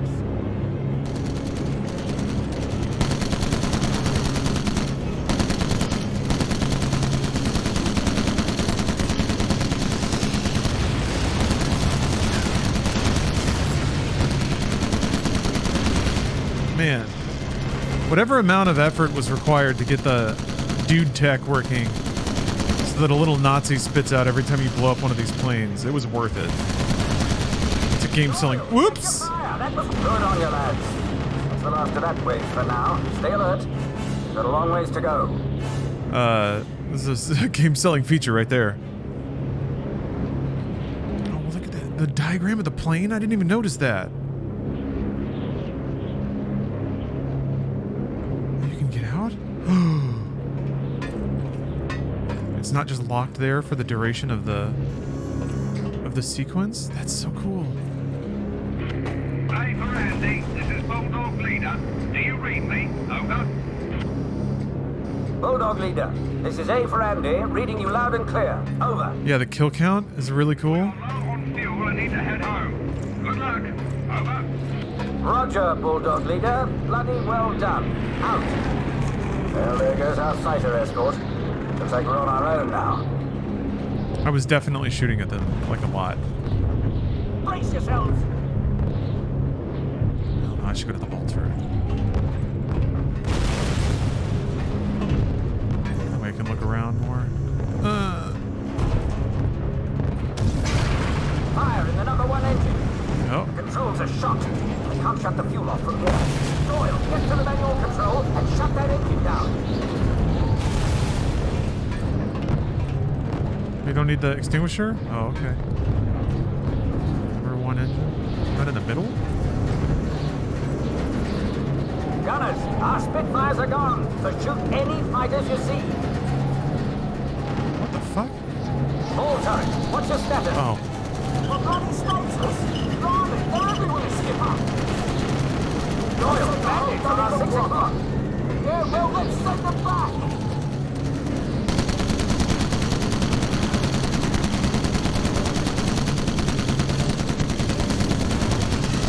Man. I feel like I should probably be on the tail gun. I don't know if anyone's tailing us, though. I don't want to see it. Get back on that tail gun. Yeah, okay. Now. Alright. Move it, move. Excuse me. Wow, that's a lot of planes. Wow.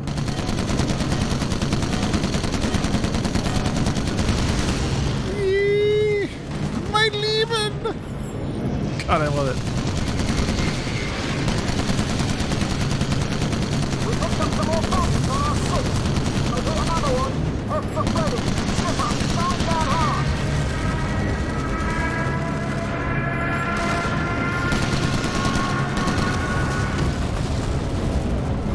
This is really impressive as a level in a sequence. Up one on the... That's not good.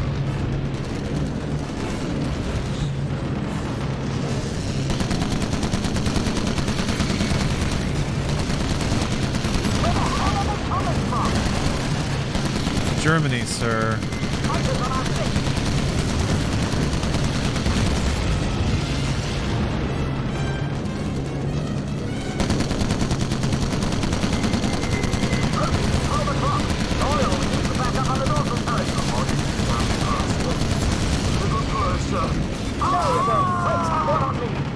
Left waist.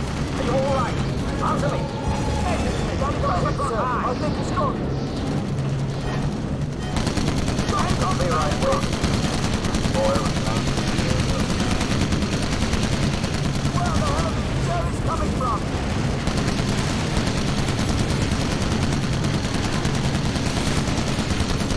Guys, I think the Call of Duty gummies might be kicking in. My gaming / liberty defending abilities are really cranking up to new levels here.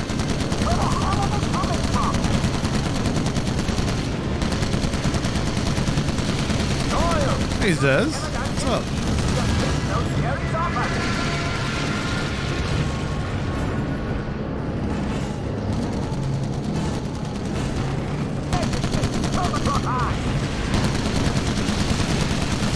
Going pretty well. Getting some progress in United Offensive. Just finished the US campaign, so I guess there's 2 more. The UK and Russia? There you go. Let's have one on me.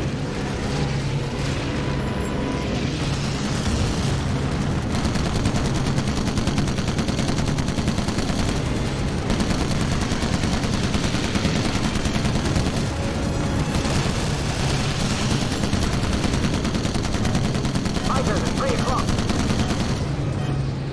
Whew.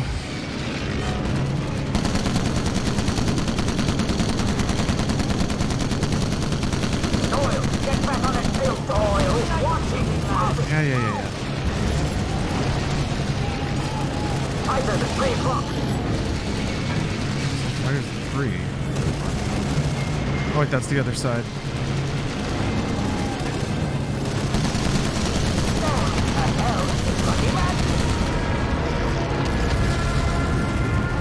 Doyle, bandits on our 6 o'clock.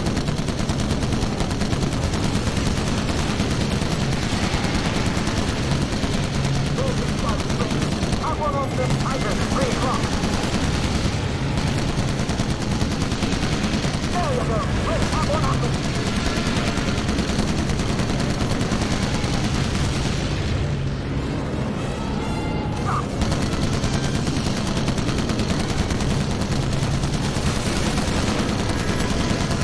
Tigers at 3 o'clock. I heard a lot about fighters at 3 o'clock. Damn it. Alright, fine. We picked up some more bombs on our 6.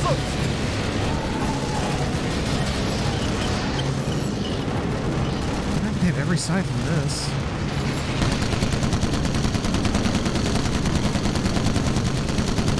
Good shooting, Doyle. Where the hell is Jerry coming from? Like, there's no way that air encounters lasted this long and had, like, kill counts in the 50s. Like, what would be the downed plane average on a sortie? Doyle, keep moving. They're coming from everywhere.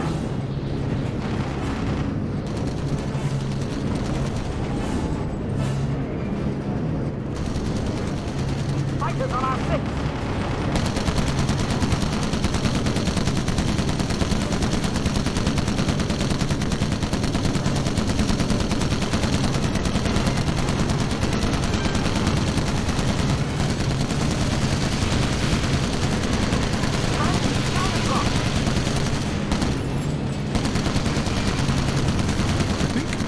unless you're in the back, they hit you. Maybe. It's kind of hard to tell.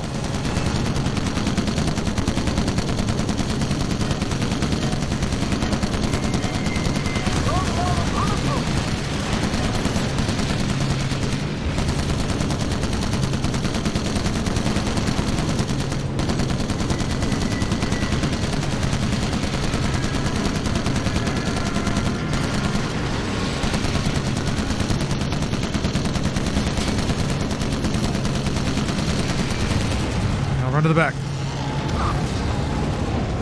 Doyle, bandits on our 6 o'clock.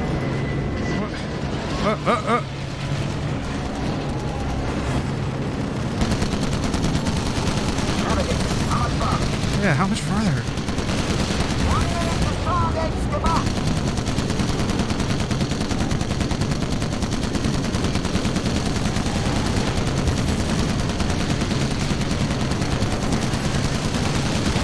I've blown up so many planes.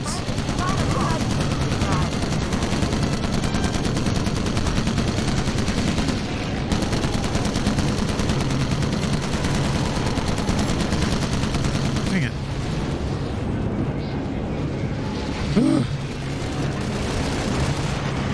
Yeah, the guns would melt.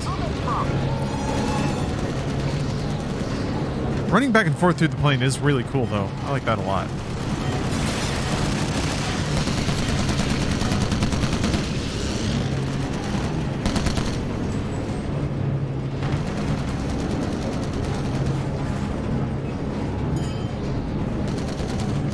Do it. It's freedom free. Hell yeah. Yeah, Spiff. Those crosses are kills.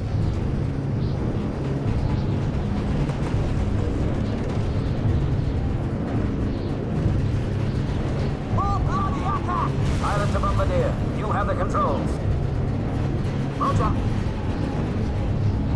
The bomb bay doors are jammed. Doyle, we need you to open them. Doyle, do everything. Is this like a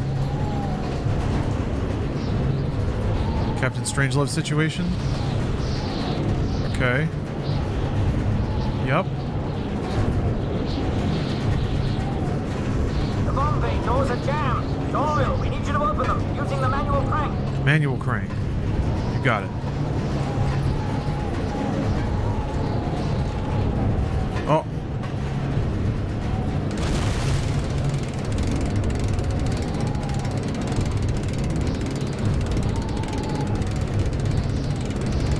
Ooh, that's cool.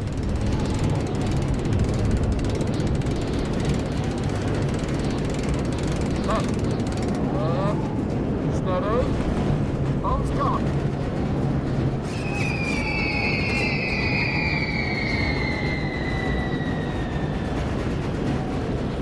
That's cool. Directly, skipper. There's like fog directly beneath you, so you don't really see it hit the ground. And even this grate you're standing on, because they lock your camera once you're kind of like stuck on this. Oh, never mind.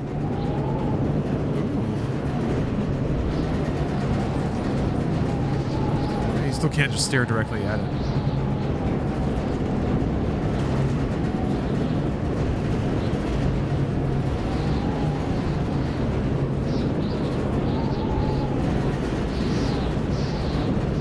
Nice. That's cool. We're hit. I can't. What? Bail out. Bail out. Cool. Awesome. Got exploded out of the airplane. Oh, no way. Oh, no way. Am I going to get to land on the ground? Aw. In one unbroken sequence, that would have been sick. September 2nd, I think we hit the target. Unfortunately, we couldn't hold the plane together long enough to confirm. I wonder if any of the others survived. A bloody waste. Apparently, I am still alive. Luckily, this was the one time I decided to wear my parachute. It's dark now, and I'm not sure where I've landed. Somewhere in Holland. I'll most likely be captured before morning. For me, as they say, the war is over. Is it, though?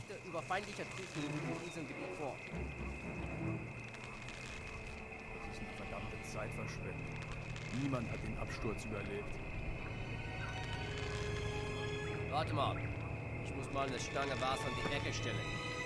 This is cool. The continuity between levels here. The Nazi piss. This is what a Nazi pissing sounds like, everybody. Was zum Teufel? Achtung! Engländer! Achtung! Da sind sie!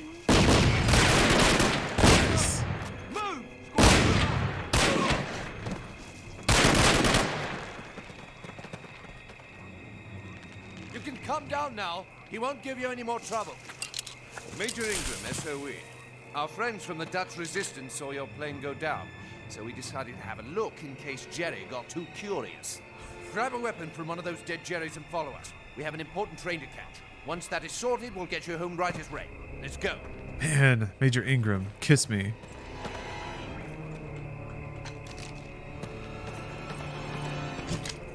It's that one guy from COD 1? Major Ingram was in COD 1? They're trying to hit some recurring characters. I didn't know that Ingram was around. What did he do?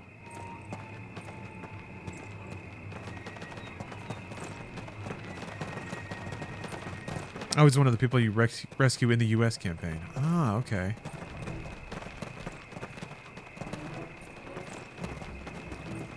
Easy, lads. Careful. He's not Price, so I don't remember. Or Statham Matthew, I think? German patrol. Doyle, find some cover.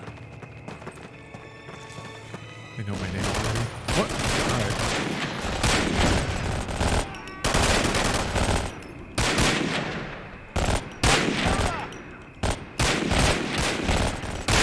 Hopefully don't blame this on me.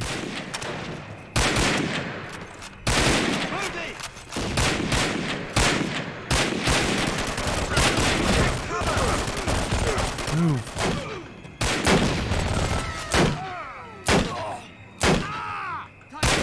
Ooh. Ah of he. Thanks for gifting a sub. We'll have to cut through the forest. Doyle, stay close. Doyle. Stay low. I want a gun that has bullets, though. There we go. Doyle. Damn it. Doyle.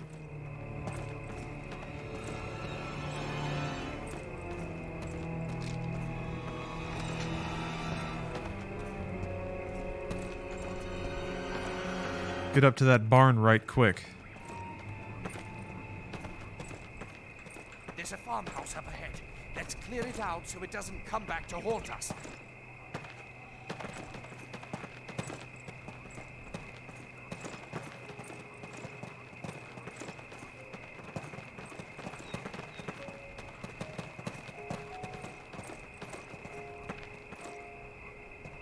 They haven't seen us.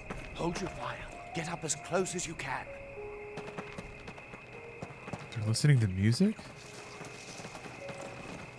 Hey. Aw, thank you very much. Happy Friday.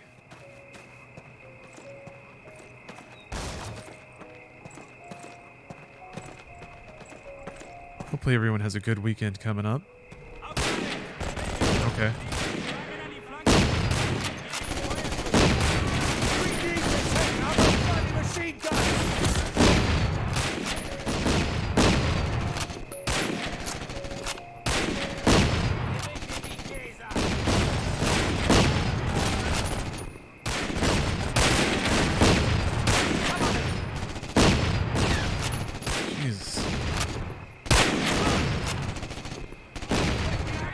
Alright, I've done a lot of work here, guys.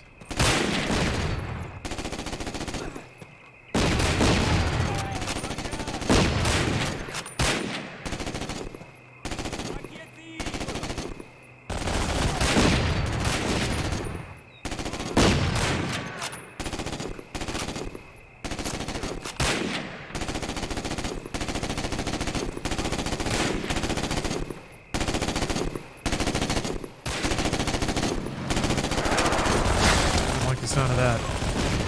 Yeah, that MP40 sounds really weird, huh? It sounds like a silence gun or something? Gosh! I rushed it. I rushed it. I wanted to turn that stupid turret off.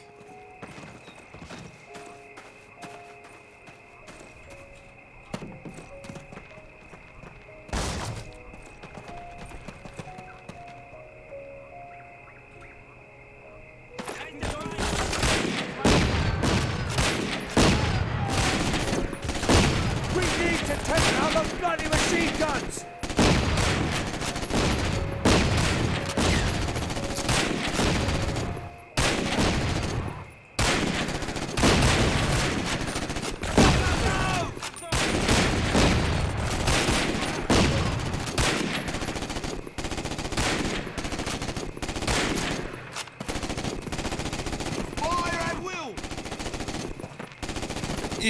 Why can't I?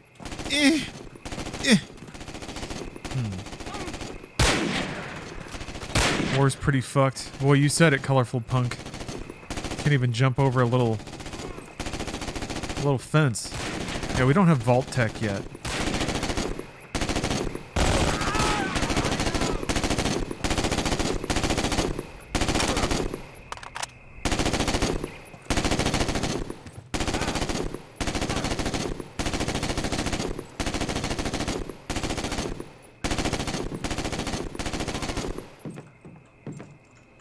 I think I actually played this game and thought it was COD 2 back in the day. I mean, it kind of may as well be. It's a lot of the same concepts, but on a grander scale with like a little bit different levels of execution. It looks a little bit different. It's not quite as desaturated as COD was, which I kind of like, but I think you could go either way on whether or not it's better. The fuck? I just touched it, and it exploded. What about this one? Okay.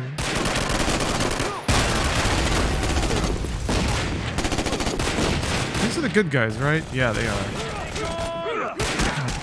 Fuck! Where did the Nazis come from? Just bashing me in the back of the head.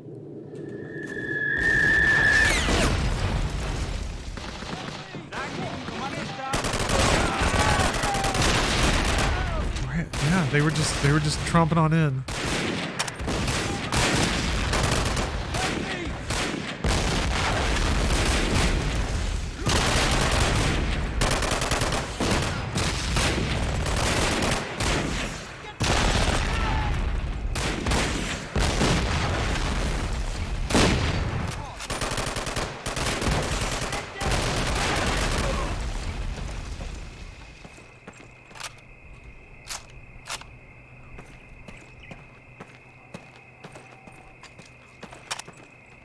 Yeah, they just beat me to death. Where's hell? Oh, jeez.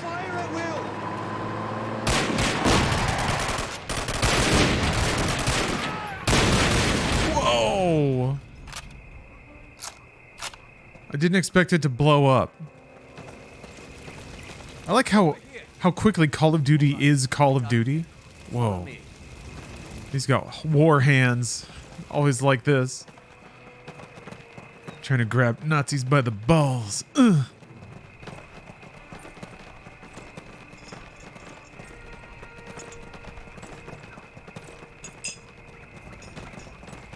Yeah, he's got that old man grip. Hell yeah, Ultimate Zane. Your jacket arrived? Awesome. Stay close. You're not shooting from 10,000 feet. You're in the war now. Get moving across this ridge. Gotta admit, it is pretty cool how fast the Postal Service gets it there.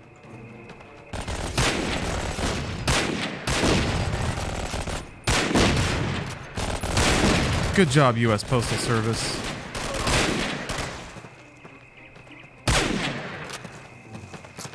Man, if only I could get sponsored by the Postal Service, that'd be cool. I'm actually going to see the Postal Service. So I've really put way more into the system than it's paid out in terms of postage.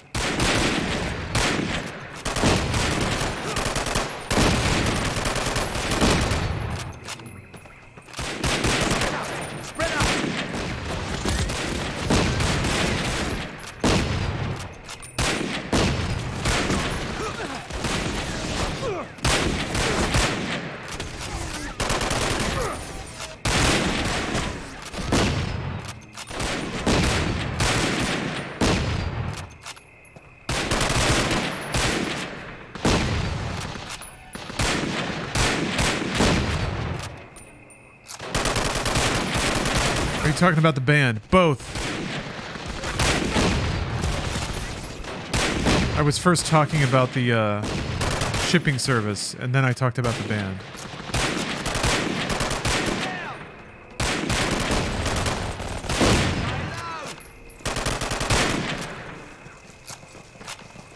Wait, what? Logan of Hyrule?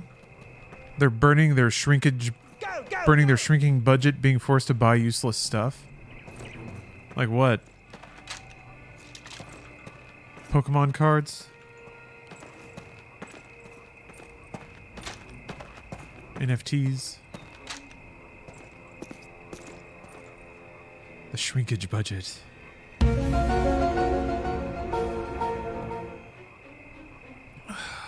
Where does it come from?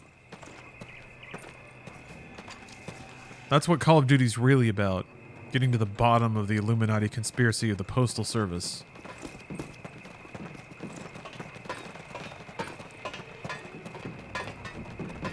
Where do NFTs come from? Mars. Right, lads. Doyle, get over here. We've got to get through this tunnel. Expect the worst. This has been a picnic up until now.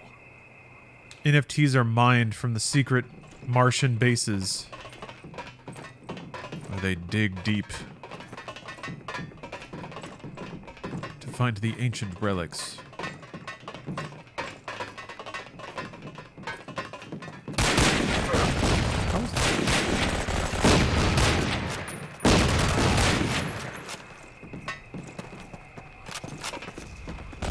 Yeah, the dark side of Mars, more commonly known as Dark Mars.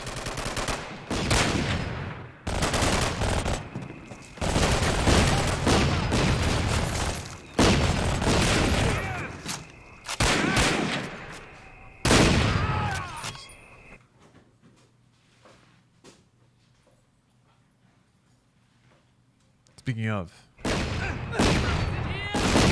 just had a package delivery.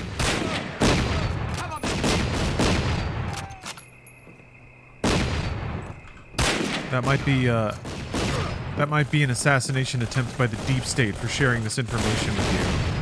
So I'm gonna have to be careful about it. Wouldn't that be ironic? In the middle of complimenting the U.S. Postal Service, they deliver me the agent of my downfall. Right left. They're just doing their job, though. Move in. Go. Fire at will. In Deckung!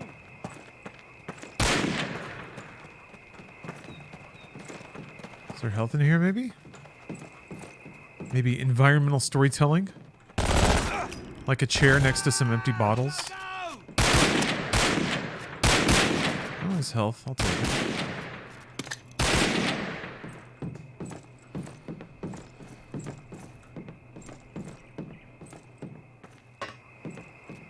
Move it. This is nice. Bunker on the right.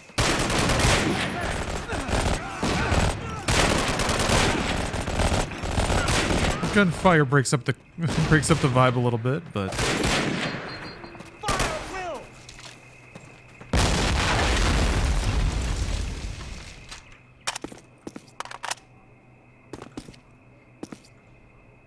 I guess there's no intel on these levels. Maybe I just haven't found any.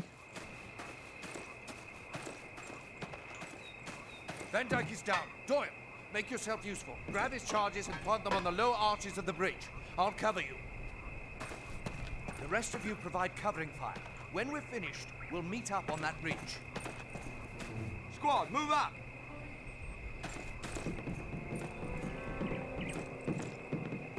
The animation for the enemy's melee attack is so over-exaggerated and ridiculous. Yeah, Dionysus, that was just kind of most game animation back in the day.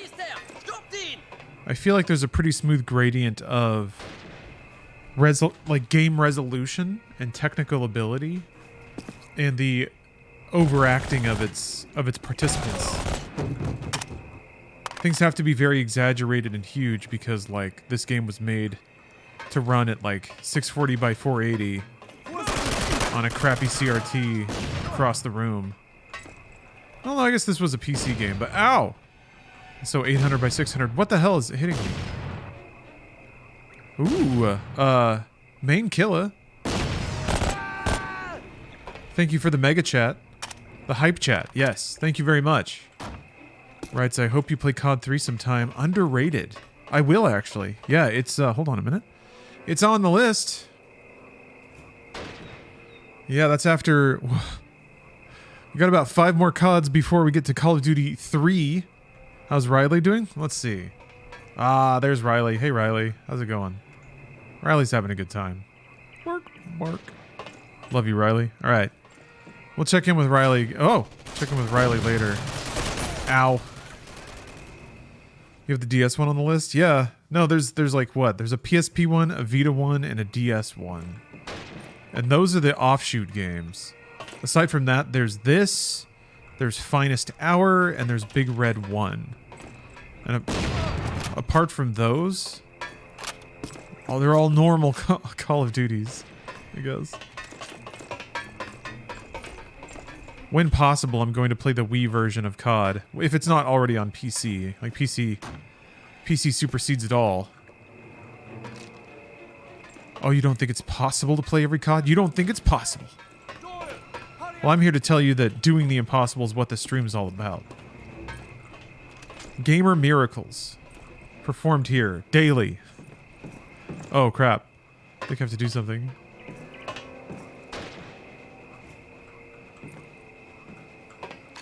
So World at War is on PC, so that one wins in terms of versions. But Call of Duty 3 is a console exclusive.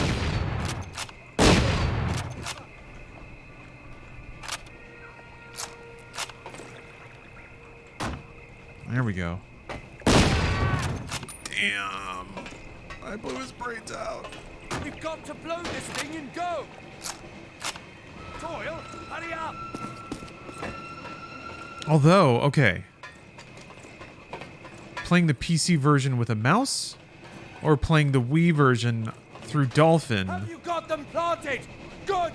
Fall back! I wonder if it has, like, frame hacks and stuff. Because if I can get it above, like, 60 FPS, that might be powerful. Could be powerful. Could be a powerful video game experience. I'll have to see how COD 3 feels. Because Dolphin games, like, scale up so well. Or rather, Well done. Since you Wii games through Dolphin. I'll let you have the honors. Detonate on my command. Wait. Wait!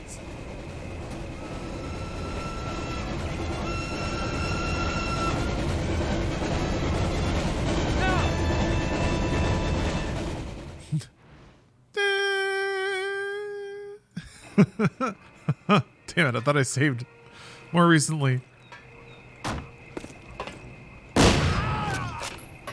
I like how no one else just reached over and pushed it. We've got to blow this thing and go! Doyle, hurry up! Have you got them planted? Good! Fall back! Stay low! COD 3 is fantastic on Xbox Series X. Yeah, I guess, man, funny you mentioned that. Now that it looks like the acquisition's going through.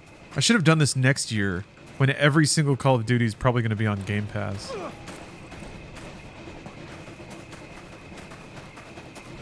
Well done. Since you did all the heavy lifting, I'll let you have the honors.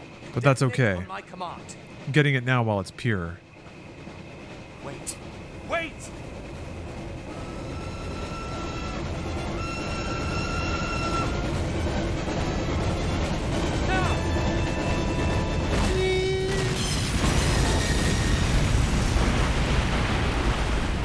Okay. All right. That was our first train explosion in Call of Duty. Well, that was by the numbers. I know there's at least one more, and I'm very excited to see it. German from here to Berlin. Fall back to the farmhouse.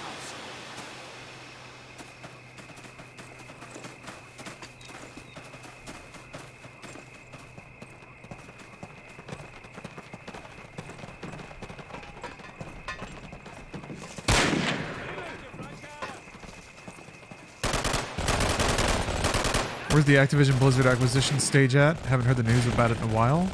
As of last week, it's pretty much a done deal. The last holdout... The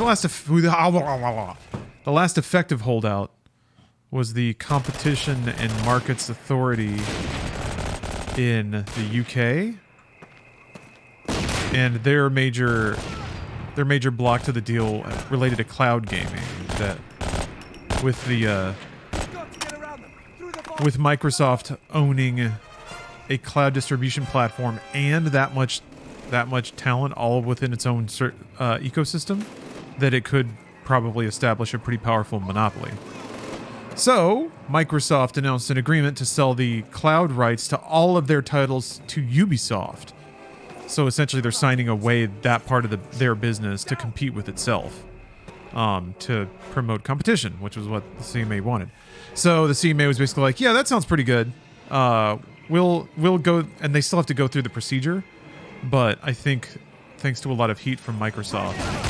Geez, that was me. I didn't realize what section or what they were going for there. But thanks to a lot of heat from Microsoft, I think they fast-tracked it as fast as it can be tracked in UK courts. But they essentially said that, like, yeah, we're pretty cool with this. The FTC is still trying to jam it up in the US courts, but it feels extremely unlikely that they're going to win based on their arguments, which are already kind of confusing and have been sort of already dismantled in, like, preliminary hearings. It was the injunction, I think, where they basically had a kind of early preview of how an FTC trial might go. And it was just, like, very nonsensical, a lot of math that relies on looking at very skewed visions of the game ecosystem. Anyway, yeah. It's basically going to happen. Timetable is a bit odd. The timetable seems to depend mostly on the UK courts. But I think like early next year is probably likely to get executed.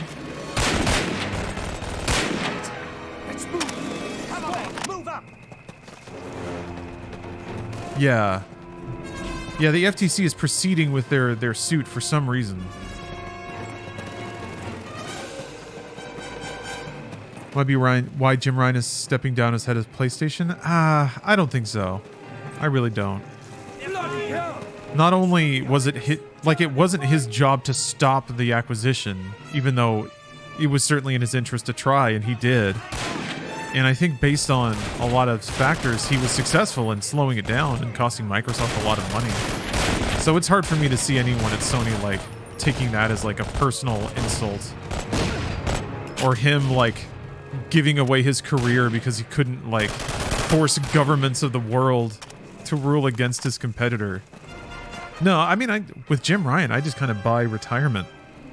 He's taken PlayStation through an incredible expansion and left the business in an incredibly healthy state.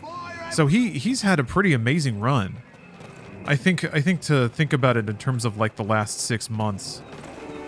Oh, come on. Jim Ryan failed to stop him, so he was removed? Come on. He made PlayStation so profitable. I would be astounded if that's, like, he was, like, forced out of the company because of that. It wasn't even his, like, it was governmental. Anyway. He spent 30 years at Sony. There's zero chance that this decision was made due to, like, hyper recent news events. And especially like a Japanese company like Sony, they're not gonna, like, lash out at a proven loyal employee that has generated billions of dollars of business for the company. Nah. Oh, that was a joke. Okay, my bad. It is a joke because some people do kind of like throw that around. That's just, I think, a myopic view of things. People that have a dramatist view of the world kind of only look at the last 20 minutes of anything that happens and just, like, connect dots. This dot happened, and then this dot happened, therefore.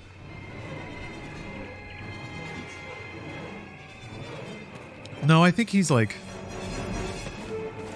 yeah, I think all of his business calls were great. He found ways to make premium single-player games a bankable thing for Sony. He found a way to make that kind of game the cornerstone of their business and make it extremely valuable. I mean, of course it wasn't just him, right? it was also the studios making just world caliber games. I guess I'm really low on health. I do wonder what happens to that 70% of our business's life service decree now. I think those are the numbers. He's just trying to turn PlayStation into having the same money flow as the most profitable entertainment businesses.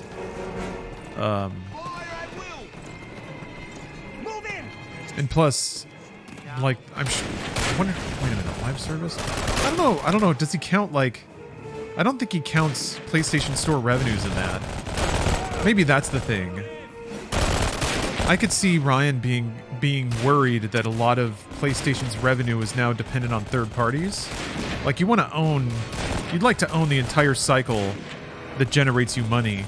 But right now, a lot of that money generation is tied up in FIFA Ultimate Team DLC and whatever that Fortnite, whatever the hell other people, like whatever the hell else people are spending money on the PlayStation Store in droves. So I get him wanting that business, but owned and operated by Sony, which means your studios run game as service games. Yeah, Robux, exactly. Foam Star skins.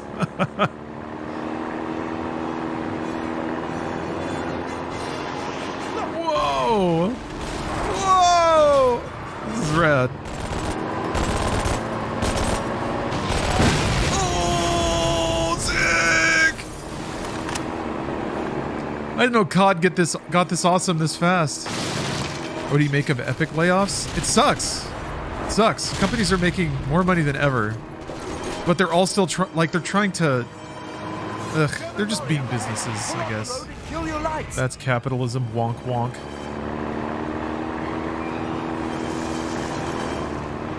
There are like. They're gone. Let's go. My eyes were opened a little bit in seeing some of the comments John Riccitiello made about layoffs. It's interesting when business executives are not are only talking to other business people, because they finally sort of talk in terms that they think in. And when he was describing his business practices, I don't know if I think it was in context of the current Unity layoffs. He was basically like, layoffs are just a part of R&D. You hire up, you try something out, and business being what it is, not everything's going to work out. So there ought to be like churn. You should be hiring up for divisions and laying them off when you figure out that is not going to work. So that's an interesting method. I kind of get it if your goal is to grow businesses as fast as possible, and for a lot of business leaders that is I assume that's their motivation, then that makes sense. That's a very practical way to find new lines of business. Yeah, it's nice and dehumanized. Yeah.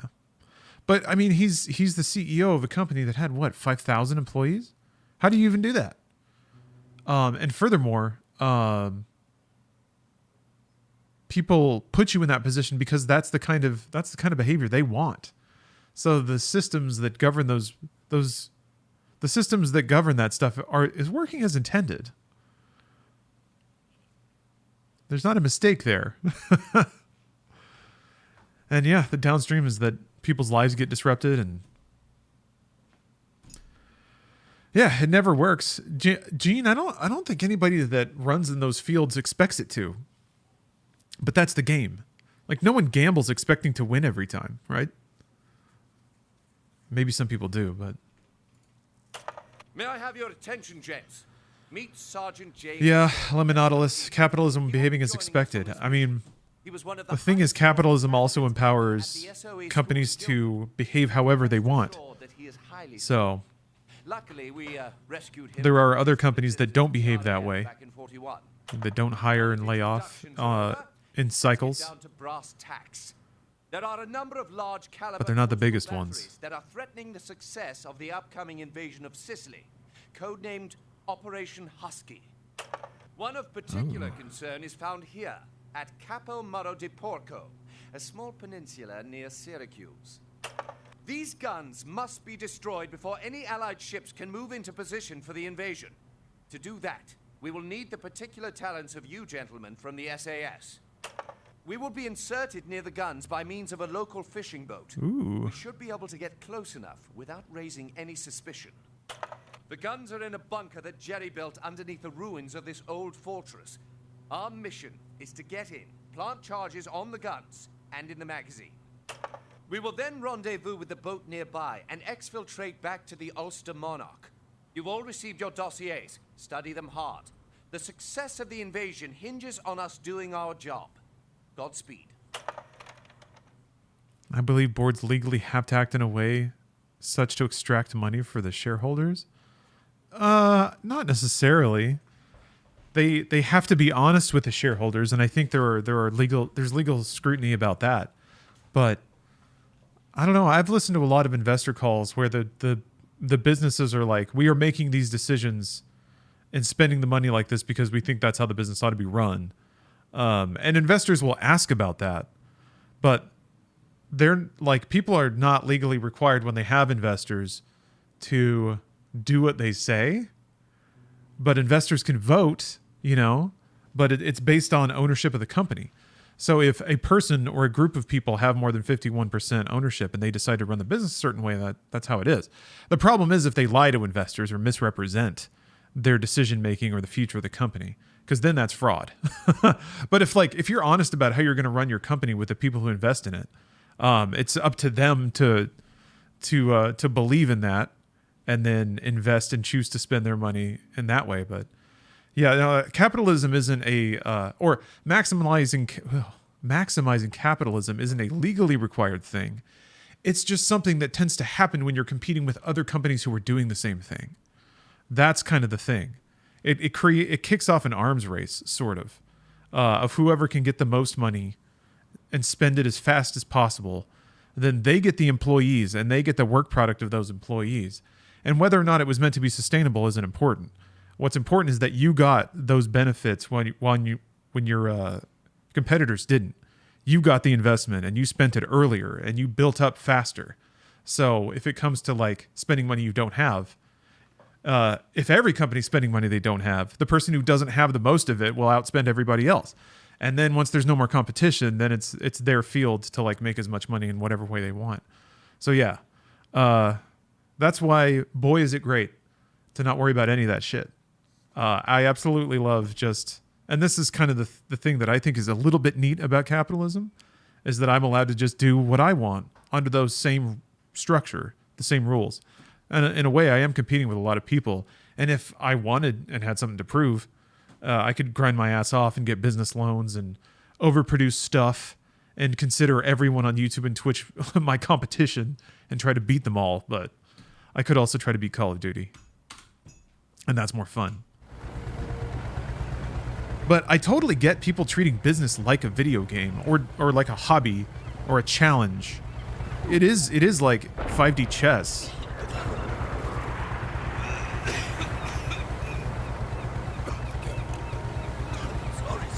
Gentlemen, listen up. As soon as we hit the docks, we'll split up into 2 assault teams. Doyle, you'll lead second team to eliminate the guards inside the docks. Do like these First team led tactical by myself ops stealth will provide missions. covering fire. Hoover, Lutis, relieve that sentry. Off the boat, quickly. You know what to do.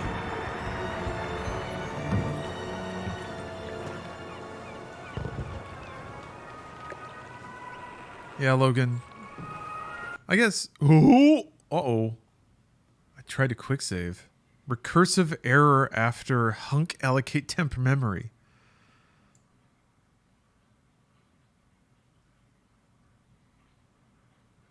Memory denied. Game closed. Is that Jim Morrison?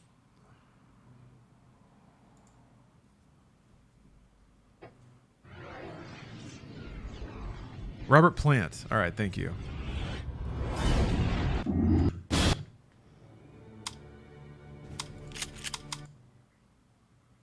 I know how they sound, not how they look.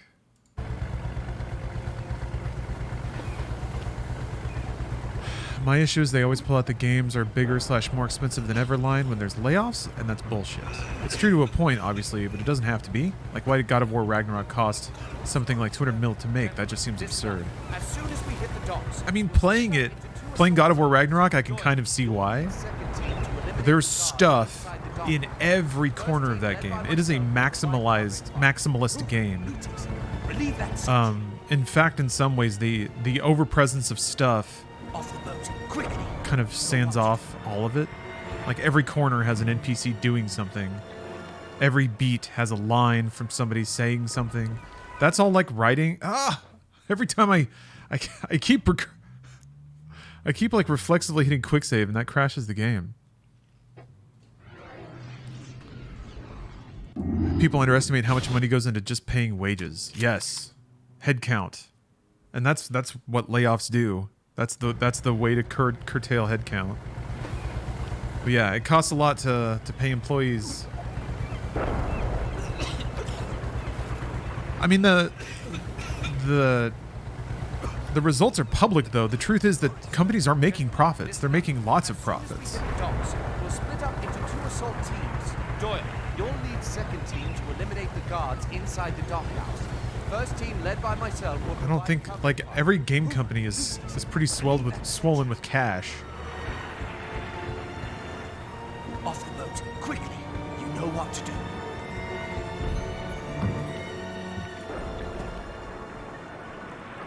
Okay, I'm not gonna quick save this time. So, I don't know. It seems like... Yeah, not Embracer, that's true. Yeah, Embracer has a massive head count to pay for.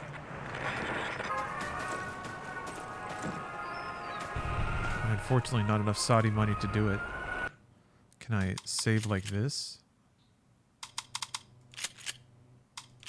Ooh, okay. Oh boy. Is there no saving on this level? That might be fun.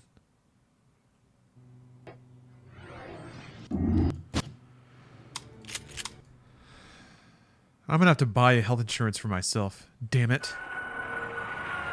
Steph got a new job and they won't even let me be on that plan, so...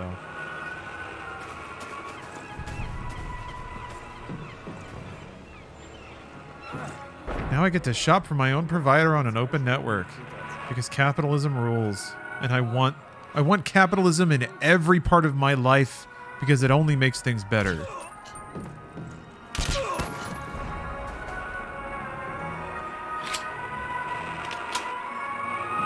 Freedom to choose.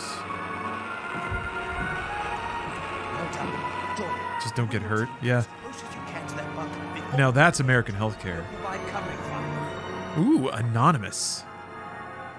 Anonymous has decided to gift an incredible bomb of 30 subs upon the chat. And the many fine denizens of chat. Dang it, I forgot again! How do I stop hitting that button? Maybe I have to unbind it.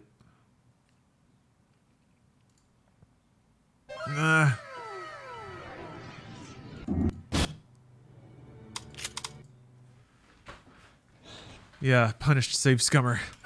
Okay, good. This mission was made to attack me specifically. Anonymous, whoever you are out there, thank you for supporting the arts. Wait, I thought I did. Oh no, wait, checkpoint.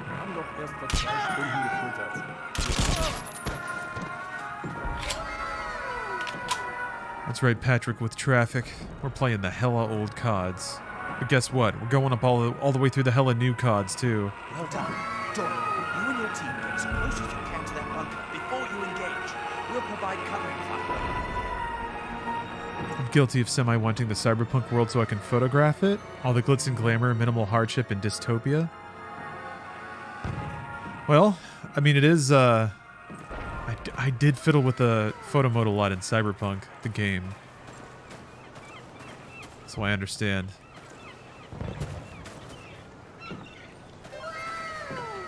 I'm on warp speed, man. I feel like I'm living in it. I walked to the local convenience store this morning, and I overheard some liberals talking. No, I walked to the convenience store because I was out of deodorant. And I didn't want to use Steph's deodorant. It's not considerate. So I was like, this is great because I need to get some vitamin D supplements. Doc said I should start taking those. I need to get some half and half for my coffee. I'm running a little low. They had butter too, but it was salted butter. I'm a little low on butter, but anyway, didn't get butter.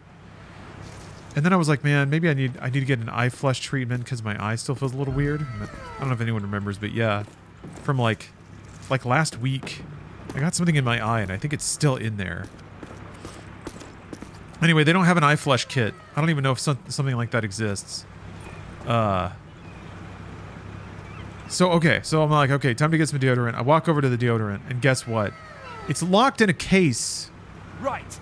Once we get in the bunker, The deodorant was locked up in a case, take any important document, and I had to like dupe a button so that an employee would come over we'll blow it up to divert. and unlock the thing so that I could grab a stick of deodorant. That's how cyberpunk the world is right now. Ready, Laurie, it's stalled out. Blast! We'll continue on foot. It's been a thing in San Francisco for a while. Yeah, I'm sure it's probably been a thing in LA too, but you gotta do the same for toothpaste? That's ridiculous. People out here swiping toothpaste.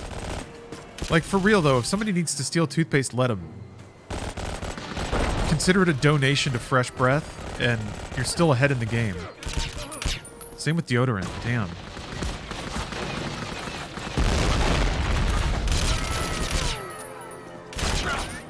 Maybe we need a... Whoa! Nice! Maybe we need a national endowment for toothpaste and deodorant.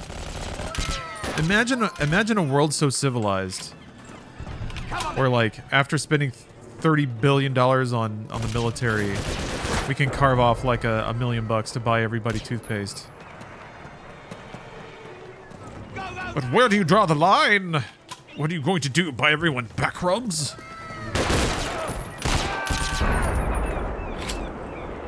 Is a man not entitled to the sweat of his brow? A form of however much toothpaste he wishes to buy.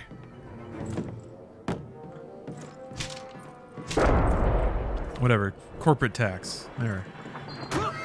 The taxes you did not have to pay to fund public works are taken back out in terms of stolen toothpaste.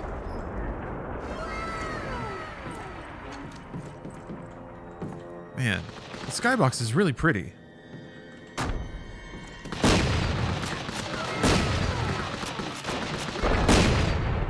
Wanted to let you... Whoa! Oh my gosh. Wanted to let you know the guitarist of the Misfits, Doyle Wolfgang von Frankenstein, also has a personalized Spooderman avatar. That is very... Aw. That's weirdly heartwarming. Thank you for letting me know.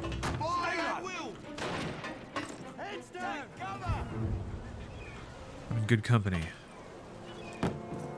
I wonder what the monetary value of this customized Spooderman is. How much revenue directly has it generated for me in the stream just because of its presence? Take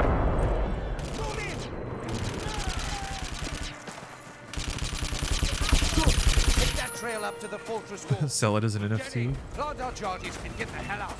Stay low. Was mined deep from the Martian mines. Interestingly, I am playing this on classic Call of Duty rules now that I can't quick save anymore. Look at how pretty this is. This is a bit better looking than I remember a lot of games at the time really being able to hit. Even some of the other maps. The color variety is much nicer.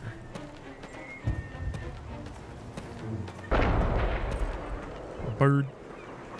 Yeah, we got bird tech. Doyle set the fuses correctly. That lighthouse should be going up right about now. Levoluted building? Whole lot of set pieces they blow up in chunks and stuff. Very, very cool looking. The birds did not react to the explosions though. Oof. Wow. Yikes. Good job. onto that wall. Cover me! Take cover! Doyle, Get up top and take out their radio room. Doyle. My team will prepare the courtyard for our escape. Very well. How do you want me to do that? Oh, ramp. Oh, we're going straight Wolfenstein now. Oh, I almost quick saved. Schnell! Achtung!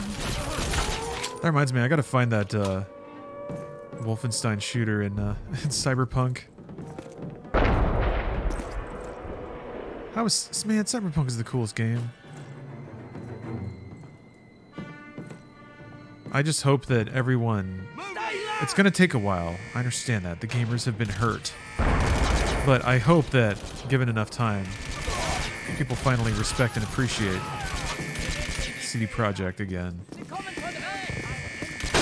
And I think a lion's share of that ought to come from finally loving and respecting good old games. Yeah, the new police system is really fun.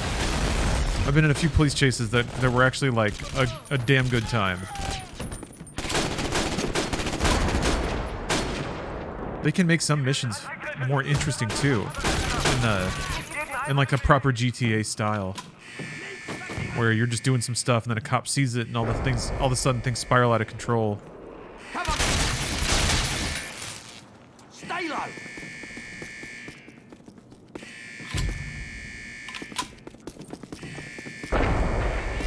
Paired with Phantom Liberty, Cyberpunk 2077 is the best first-person action RPG I've ever played. Yeah, I think if you take both games in with the like 2.0 update, or you take the game, the update, and also the expansion as one product or as one entity, it's pretty astounding. They're kind of selling it like that now. Oh, they nerfed net running so much? I did a net runner and sniper build my first playthrough and it was a blast. Now it's not as fun anymore. Yeah, I don't know. Net running was a little OP though. Like hacking through walls, you could basically just turn off the whole game. Oh! They got me. They got me. I forgot. I slipped. Hey, what's up, Doolard?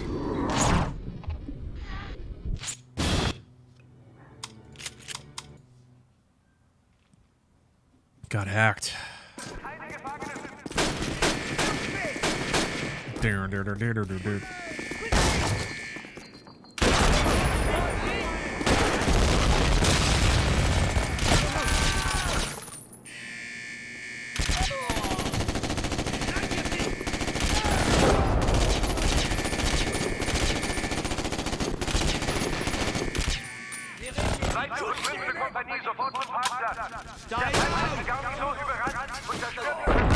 Well, hey, Doolard. Thanks for gifting 3 subs. Take cover. Appreciate that. Getting us closer to buying a full weekend of MediaTek, or maybe even a full week of MediaTek, on top of hearing dark, secret, salacious stories. How do I stop? How do I make myself stop it? From Steph. Game development stories from Steph. God damn. Will Cyberpunk run properly on my Xbox Series X now? I suppose. That's the promise, Logan. If you bought it back in the day, the updates are free, so you can always check it out.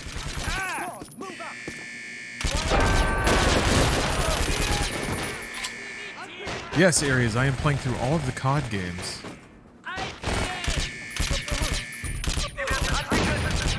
Very early in my journey, though. I'm playing the expansion to the first game, United Offensive. How'd you like a bomber mission? Oh, the bomber mission Zuku player was awesome. That was really, really cool. I'm actually really impressed with this expansion. I expected it to just be a lot of kind of copycat missions, but they're going for some stuff here. It's all pretty down the Call of Duty like line.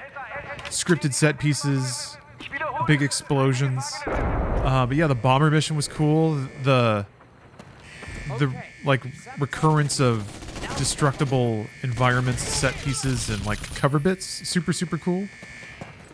Yeah. I thought this was just gonna be like a bunch of like samey run and gun missions, but they've all had like different framing devices and different environments.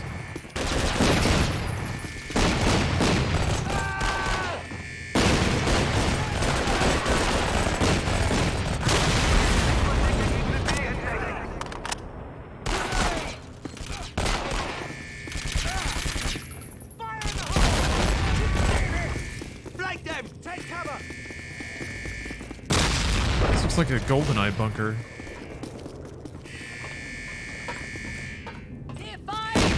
Good. Take your team down and silence those guns. Remember, retrieve any important documents that you may find. Ooh, docs. The rest of us will hold the fort. I was just curious about that. All right. Cover me! Sort of miss expansion packs and spin-offs being handled by other teams like this. Yeah, there are some companies who still kind of iterate on brands and ideas. I know it's odd. I feel like there's a fine line between having an idea passed around between a lot of devs and then just like farming a brand. I guess it's kind of down to whatever the developers decide to make. Come on, move up!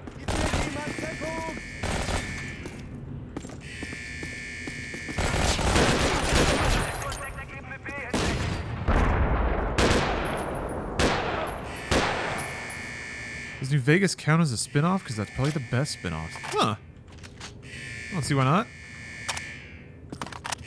Ironically, New Vegas is probably the most authentic Fallout game. Because it was made by a lot of the talent that made the original Fallout 1 and 2.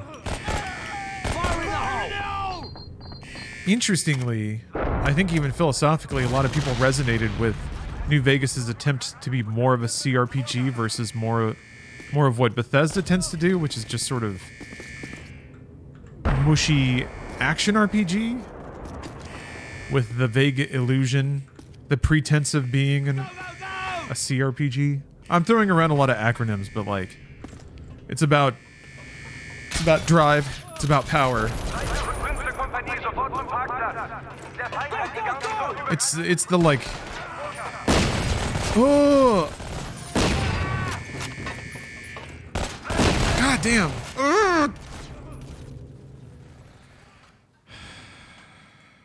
I like New Vegas, but I don't think it's super close to Fallout 1 and 2. It's not, practically speaking. I think it is. It does drag the Bethesda vision of Fallout back towards that, though. And Fallout 3 was a little bit closer to that, too, but yeah, with 4, it definitely started continuing the march towards just being like meter-driven video game. Wow, I'm back here, huh?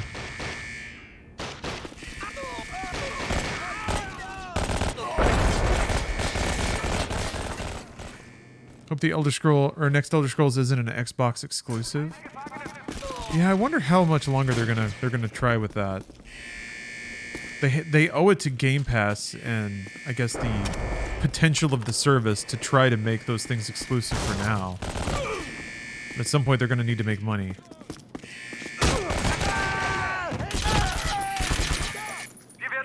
Also, they bought Bethesda for $9 billion or whatever. And I don't think they got their money back with Starfield. I don't think Starfield was quite the Game Pass revolution they were maybe hoping it would be. Take cover!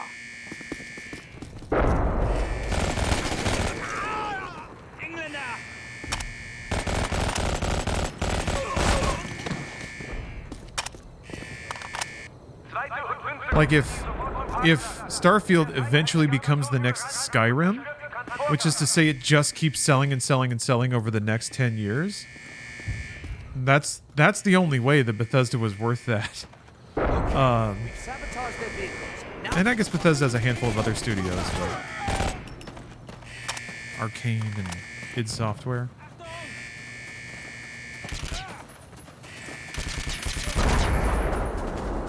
We'll see. I mean, it worked for Skyrim. Right?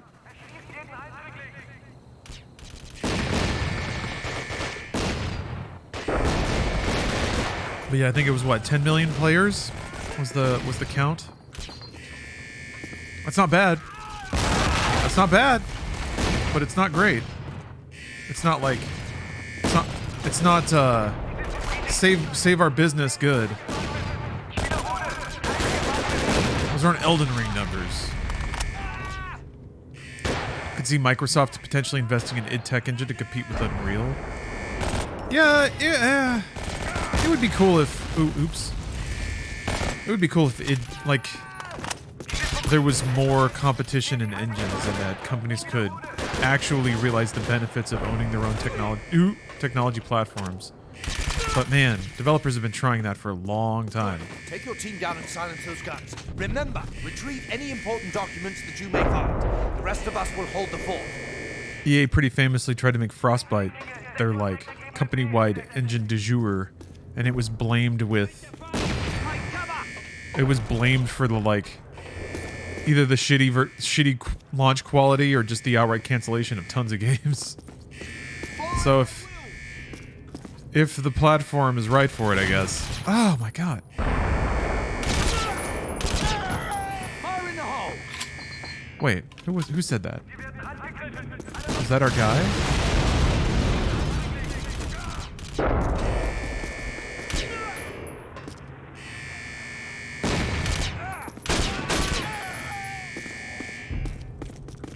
Yeah, RE Engine though is pretty astounding.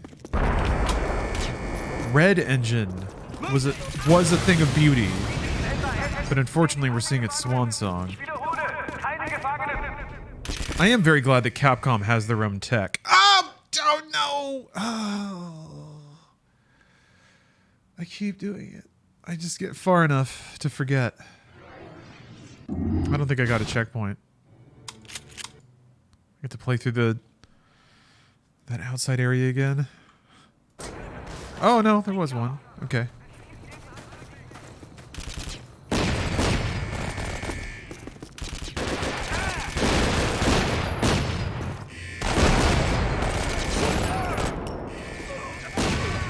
Little real life excitement. Some stakes for the stream here. Oh. You are German. Good. Take your time. Remember, retrieve any important documents that you may find.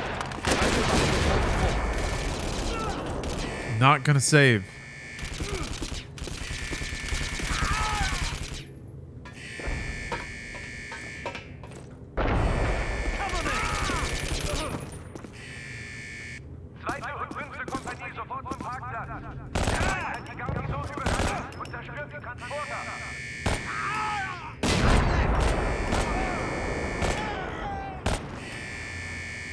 Hey, Klondike Bar.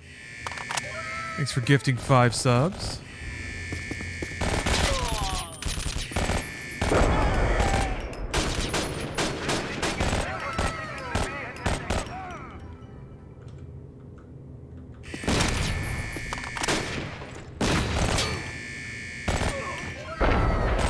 Getting us closer to hearing those deep, dark secrets. Steph's gonna spill it all. No secret left untold. Sort of. You'll get 1 secret per sub extension. Ah! Jesus. That was him! They're reusing the Statham voice line. I think must have signed a contract where they just get to use it. Ugh! That's right. The dark side of video games, fully exposed for the first time.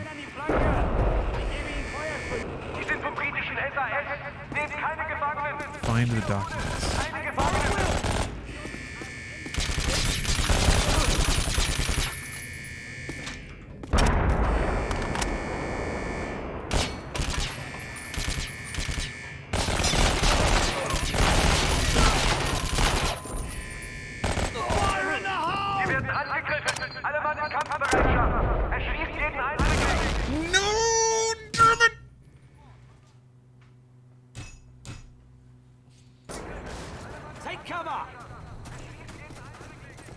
At least I can occasionally hear Jason Statham yell at me. I don't even know what got me. Just a random grenade, I guess.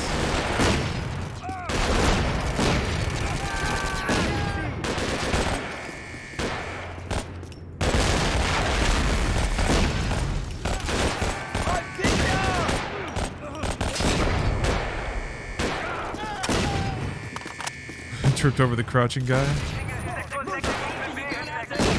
So clumsy. Remember, retrieve any important documents that you may contact. The rest of us will hold the fort.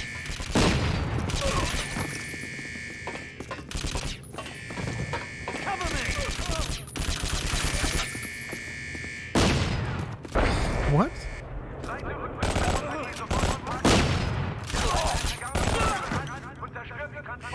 Fire in the hole! Left flank!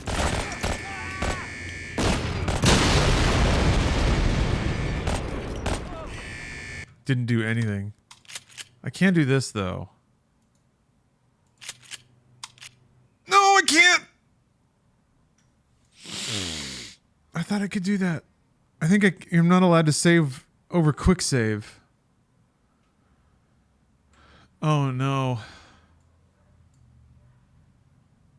Oh. Excellent. Good meme. I'm pretty sure I was able to save. I just saved over. I was saving over the quick save slot, and that's cursed now apparently.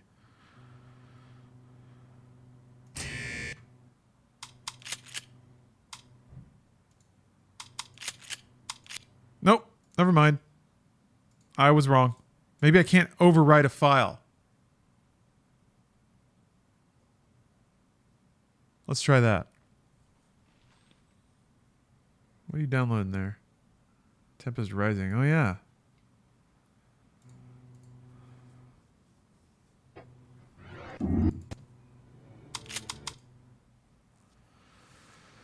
Whew. Okay, let's try this. Save file. New. Save. Nope. Nope. Hunk allocate temp not allowed. Alright. I've saved too many times. I've abused it. Now I have to be good at COD for the rest of the game. Hopefully it's just this map.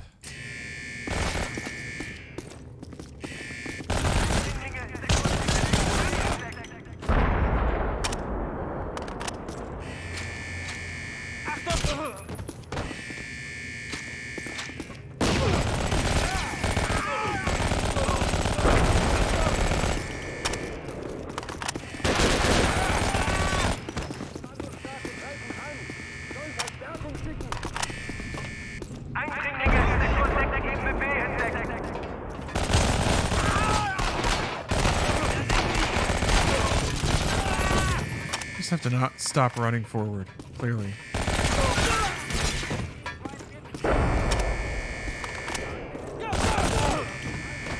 Alright. Document secured. Nazi jello consumed. Oops, sorry fella. Sorry there, pal.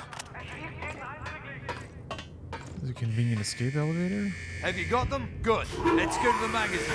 Blow this place and go. Enemy spotted!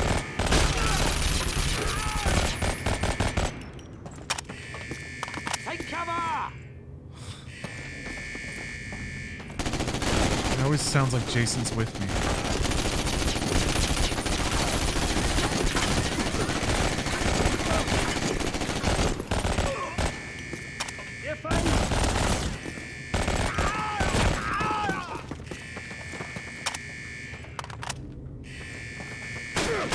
Who?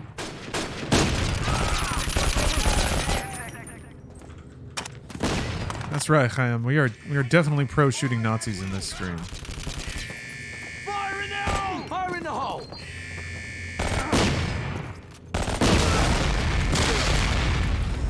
Jesus.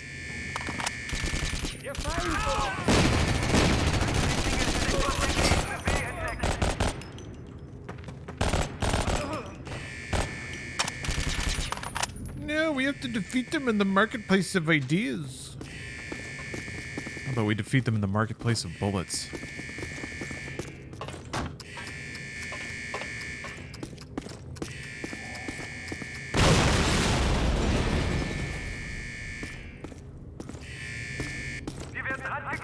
Alrighty. Now where to?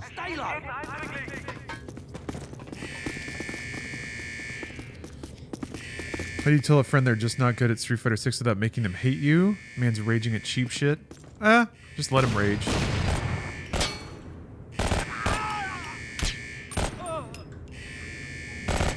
You're not gonna be able to revolutionize his mentality on the game.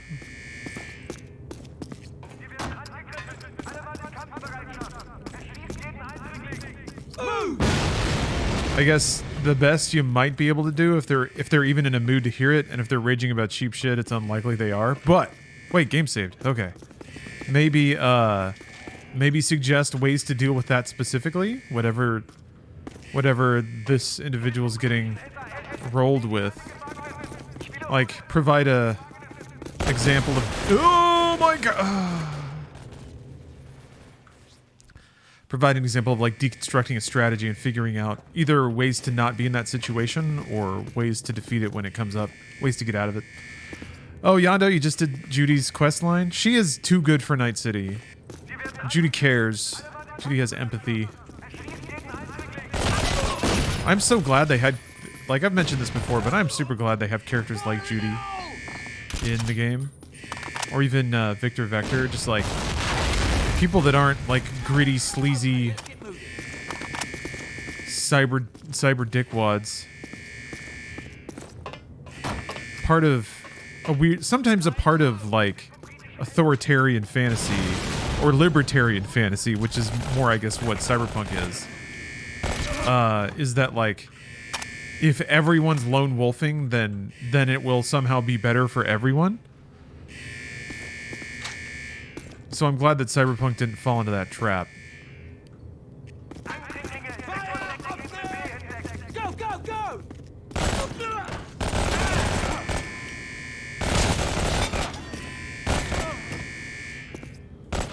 Also, frankly, it's difficult to tell stories of value or interest from that perspective.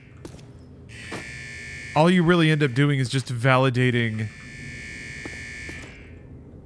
Yeah, it just becomes fantasy and validation. That's kind of it. Which can be fun. But then it's just, you're just making a Conan story. It's just Conan. Stories are either heartfelt or they're Conan. Sometimes they're both. And that's where Chronicles of Riddick enters the scene. Someone said, let's give Conan a heart and a creative and beautiful artistic soul. And Chronicles of Riddick was born. Richard B. Riddick.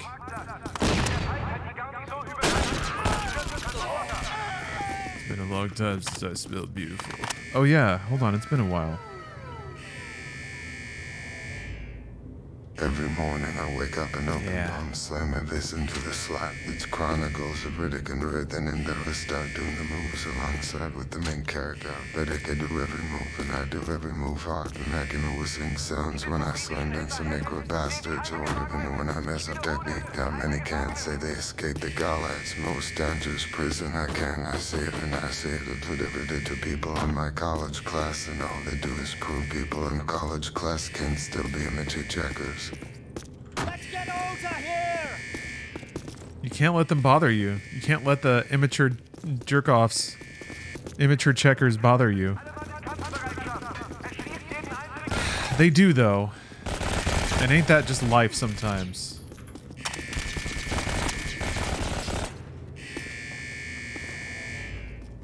You're fooling yourself if you tell yourself it doesn't affect you. That only gives it power over you. Oh! Where are we going? Get back to the elevator. Okay. Has Vin Diesel won an Oscar yet? Maybe for like... Oh, maybe for Iron Giant?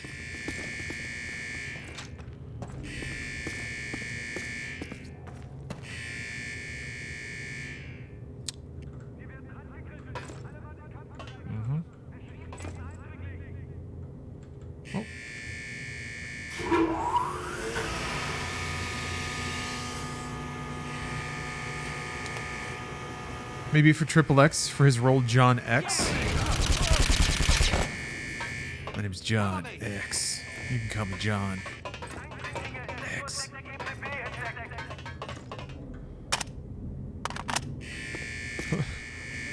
Best actor in the role of a plant. Best tree.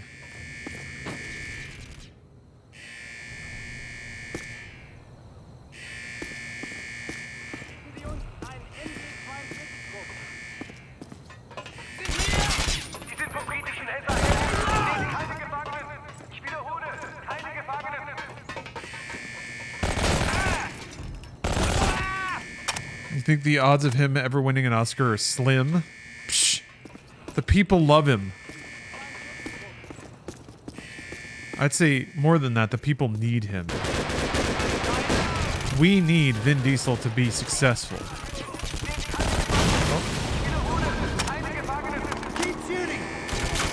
I think I speak for everyone in chat when I say that. I don't think that's an exaggeration.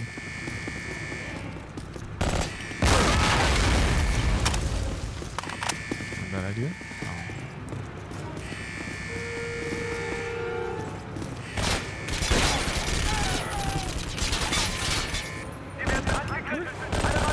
Where'd you guys come from? Whoa, there it goes. Damn it. I'm annoyed I missed that.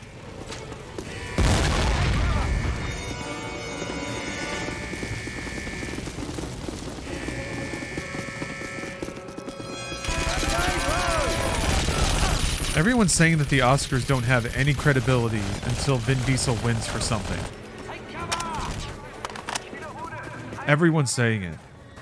When I went to the corner store to get my locked up deodorant, people were talking. On that bike. The rest of you. Yes. A bike sequence?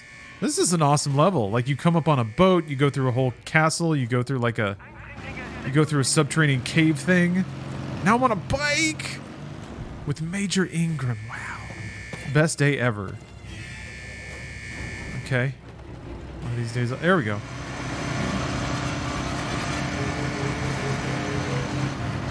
The thump. Damn, I'm out of water.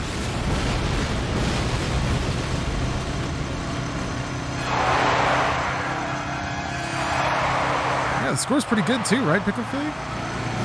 It's not as John Williamsy as Call of Duty.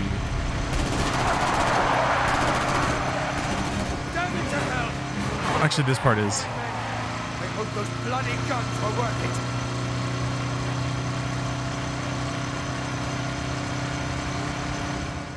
Oh, okay. All right, cool. That was fun still. Maybe I can save now. Stay on the ball. There'll be more on the I can. All right, I'm going to grab some water and put in a cheeky order.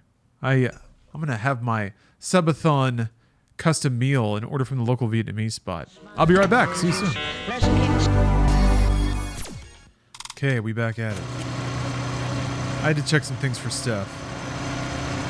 Watch out! We're going right through them.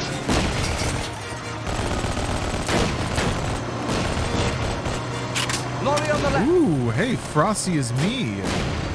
Has redeemed a new pack. A new booster open pack. Excellent. Excellent, excellent. Let me move some stuff around on my desk here. And we'll get to that right away. Let's see. You ruined my baby love jam? Don't worry. It'll still be there. We're already working towards at least 24 hours of media tech. Okay. I think that's good.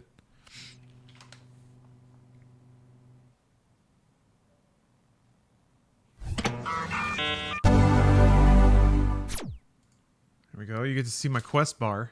These things are awesome, man. They like use air. There's this new kind of like protein tech.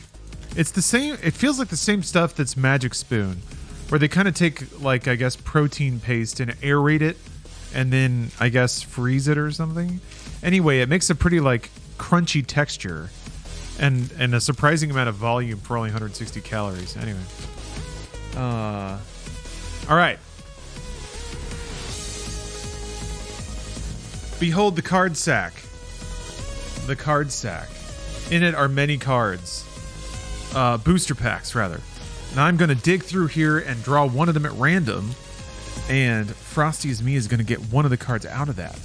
The rest are going to go into the card bag, out of which the other cards are drawn. Here it is. Decision 92 trading cards, including billionaire Ross Perot. The candidates, the issues. Oh, man. All right. I'm going to scoot over here a little bit. There's like so much in the way.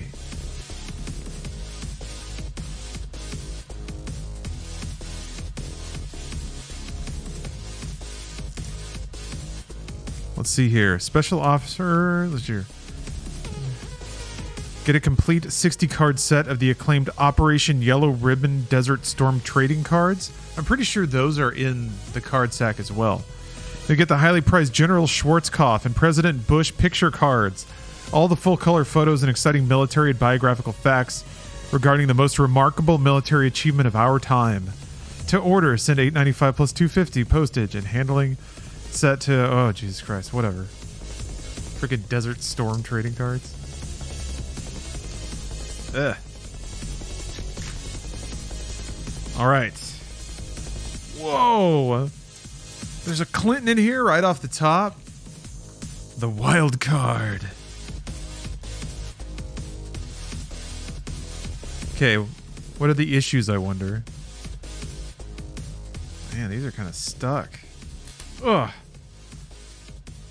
Self-announcement, David Duke. Ugh. You're listening to Game Music Radio, brought to you by RPGamers.net. Oh boy. Ugh. Political parties. Get a load of that. They are all stuck. So there might be some damage here. Whoa. What a dreamboat.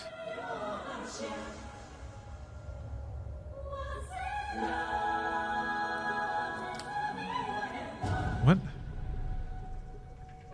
Quayle / Murphy. Oh, yeah, that's right. Dan Quayle said that, like, Murphy Brown was an insult to American identity or something because she was, like, a single mom and a working woman. The 10 is foil, though. Look at that. That's pretty. Yeah, like, Dan Quayle said that, like, Murphy Brown sucked ass or something. He was very anti-Murphy Brown. Oh, flashback. Remember that? That was the first televised debate, actually. A fact that might be illustrated on the back. Democratic National Convention. A little more Democratic representation in this card pack. That's interesting. That's interesting. The abortion issue. Somehow still coming up, even though we decided this shit. Anyway. Just one little blip in democracy. Luckily, there's been fundamental progress on AIDS, so that's good. Yeah, the great Californian Dick Nixon. Apparently, the Nixon family owned a burger stand. You could get a Nixon burger. Yeah, just AIDS. Major issues. AIDS. I will take the AIDS card. You don't get to pick. That's the thing. So now I pick a random card for Frosty is Me out of this pack. And I'm going to close my eyes. I'm not even looking. I don't know which card is which. They're all shuffling around. And it's going to be... Which one's it going to be? It's going to be this one right here. This one! Ah, the Democratic National Convention.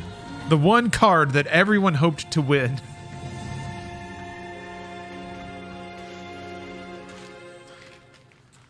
Is there a chance I can get a card out of this pack with my redeem? There is, because the rest of these are now going into the card draw sack, which actually I do think I need to lower the price of. They're all going to get shuffled in there at random.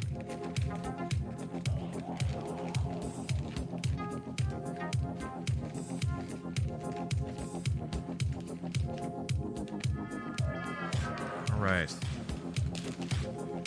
There we go. There we go. There we go. All right. Now, let's check out the back of the Democratic National Convention card. How exciting is this? Oh boy, this is great content here. With the primary and caucus season ending in crucial California on June 2nd, the fanfare surrounding the party nomination system moves towards its climax at the National Convention. From July 13th through July 16th, 4,282 delegates will attend the 92 Democratic Convention in Madison Square Garden, New York City. Here, the Democrats will officially establish their party's platform on issues brought to their attention during the primaries and will select the presidential and vice presidential candidates who will represent them as the party ticket. Wow. The 26th card. Incredible. Digital Melancholy, thanks for gifting a sub. Thank you. Let me do a little bookkeeping here. Oh, and Matt has redeemed as well. Hold on a minute. Stacking up here.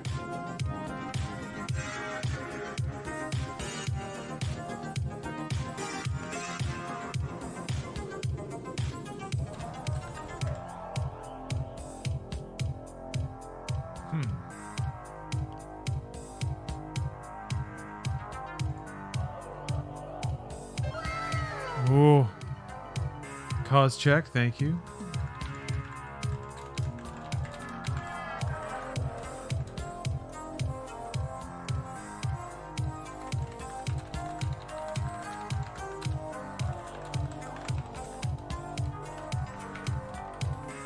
Okay. All right. Yeah, we got some redeems going on. Ghidorah wants a random trading card. So that's out of this card bag.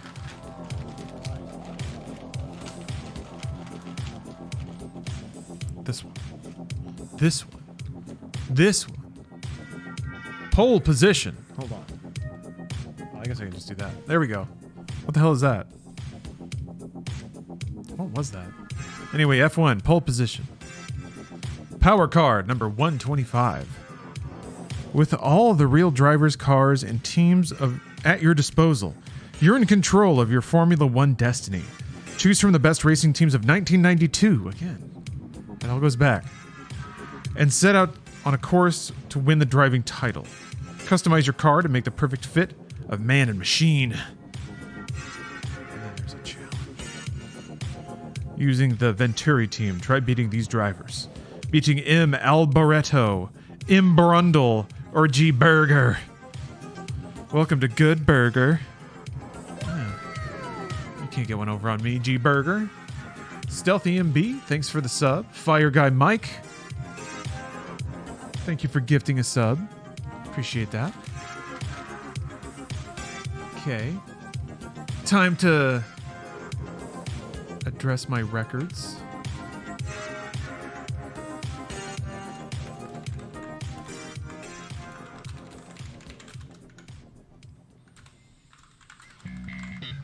Oh shit.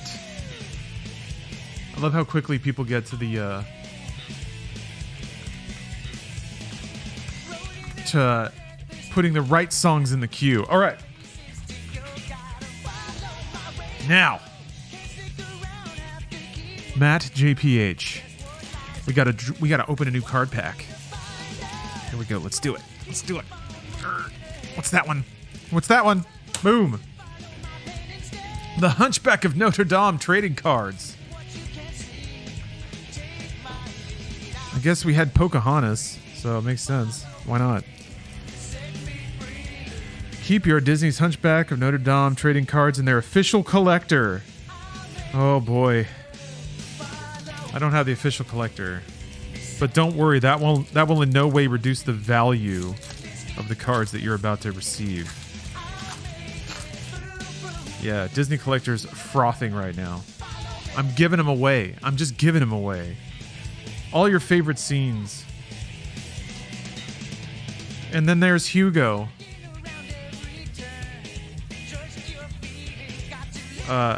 Gypsy Spirit. Is that a song? There's some you can color here because kids love that. Oh wait, no, I guess that's the back. There's what appears to be a 2-piece jigsaw puzzle here.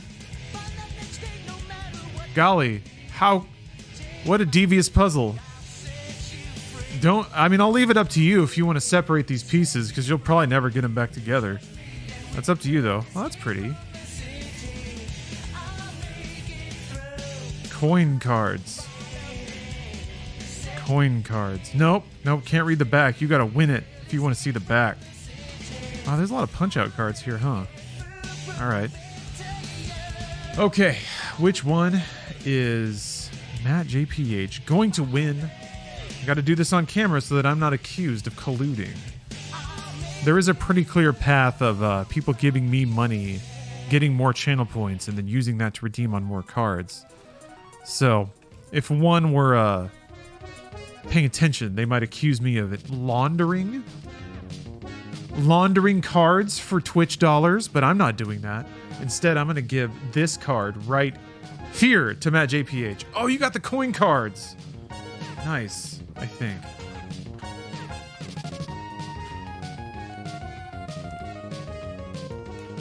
I sent you an envelope. Please check after. Unrelated. That makes sense.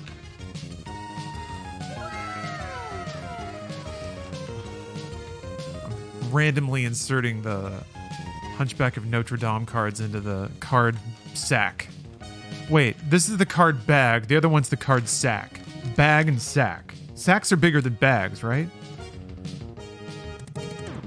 Pouch?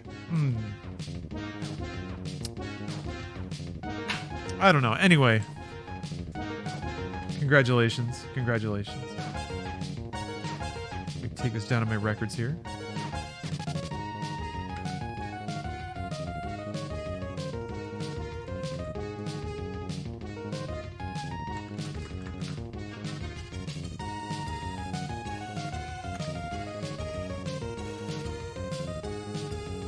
Man, I gotta play more F-Zero 99. How about F-Zero 99, huh? How about that, folks?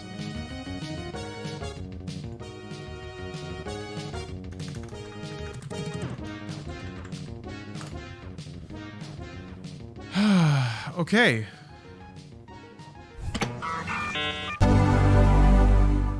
All right, I think that takes care of it.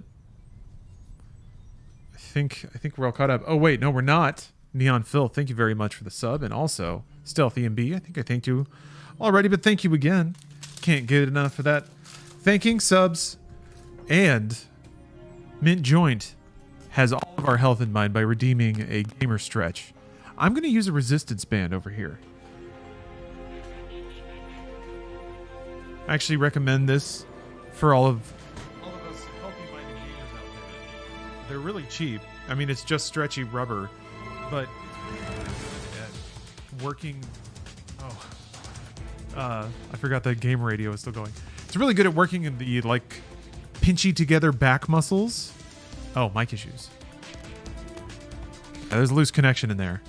But, is it better now? Mic's cutting out. But yeah, I recommend everybody get one of these. There's certain muscles that just go completely unused when you're hunched over your computer all day.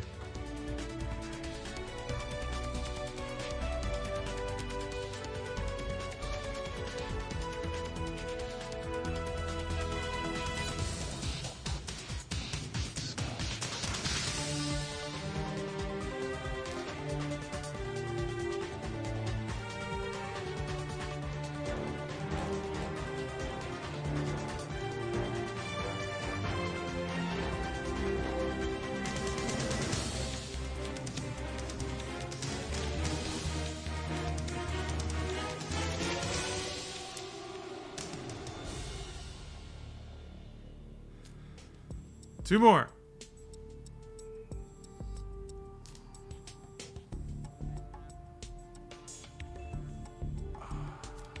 Yeah, okay. Feels good. Like, usually when I do the first couple of reps, I feel a pop, because it's like the muscles are starting to yank bones back where they need to be.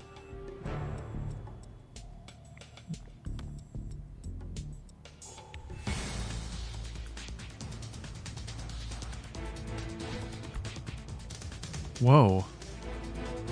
Fire guy Mike. Let's see here. One time in undergrad, I passed out while seated at a dining room chair table with my arm over the back rail so that the rail was pushing against my armpit. Woke up in the middle of the night with my arm completely asleep, shuffled off to bed and passed out. When I woke up, my arm was still useless. It stayed that way for 1 month and 3 weeks. Like, just couldn't move it? Ended up having to use PT tools like those bands and squishy balls to build up my arm again. Wow. I can't cut off this now. Just complete dead fish. Wow. Your brain just forgot how to talk to your arm. That's incredible. Man, the human body's weird. If you Google Saturday night palsy, it's fairly common. Pretty sure Dave Mustaine had that happen when he nodded out on heroin, had to get surgery. What? You just accidentally cut off blood flow to something because you're... Wow. I had no idea. Oh, finally finished 18 months of PT on my shoulder. Teeny. I think everybody, like, the first time you go to PT, you kind of just, maybe I should make it personal. I have to turn it off. I'm sorry. It's Call of Duty time. We have to understand the concept of love, though.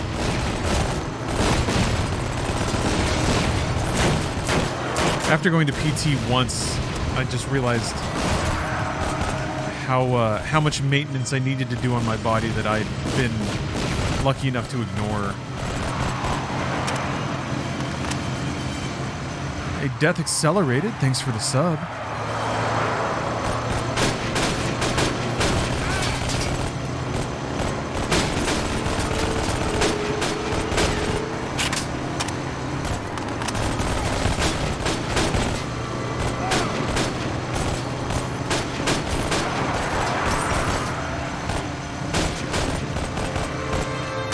Supposedly your limbs can only handle a few hours cut off from nerves and blood like that. Your body normally tries to snap, you barely awake enough to move shit around. Huh. You can override that with enough booze or just being exhausted. I'll try to lose them in the village. Ow.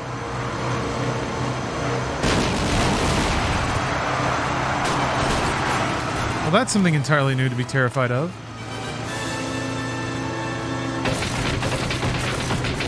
Oh, look at this! Such a cool motorcycle chase sequence.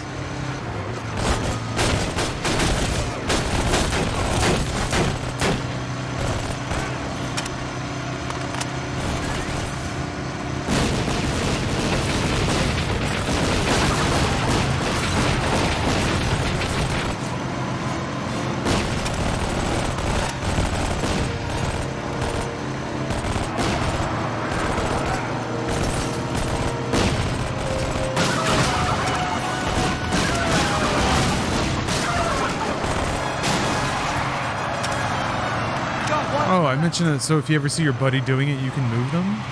That's really good advice.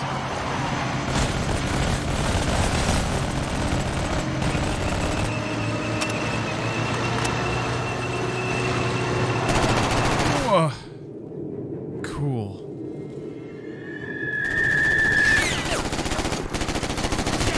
The bike is buggered. We'll have to continue on foot.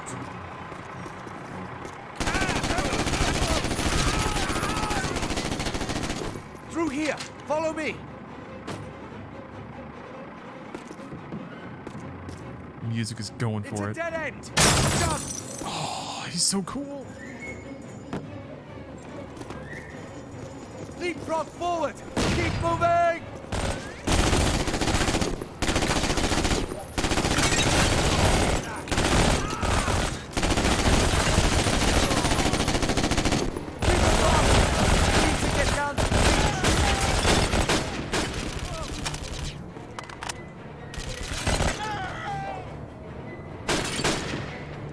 All these pots you can shoot. That's great.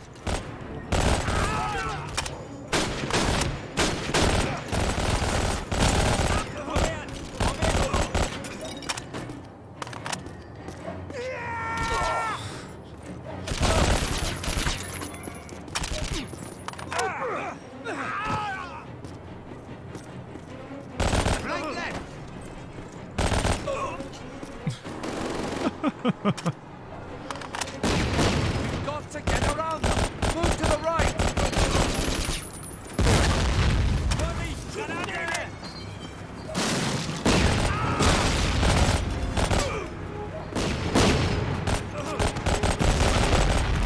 Move to the right? What are you talking about? Oh. I guess that's what the explosion did. Knocked over the one plank of wood.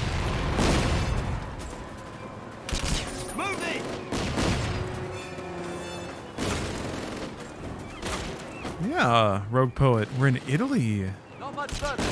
Or Sicily, excuse me. Somewhere out there an Italian is very offended.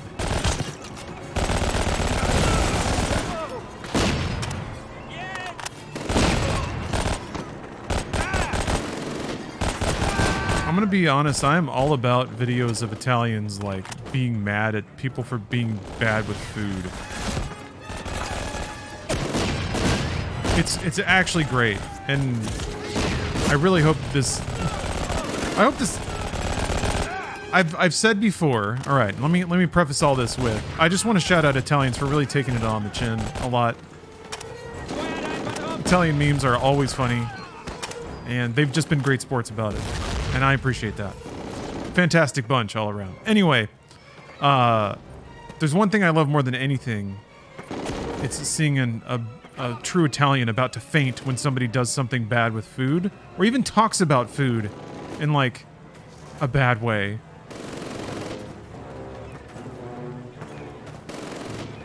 I'm all about it. I honestly think we could all be a little more histrionic about our food. We could all be a little more melodramatic. Food is amazing. It deserves drama. It deserves passionate opinions. Cream, thank you very much for the sub. Cool.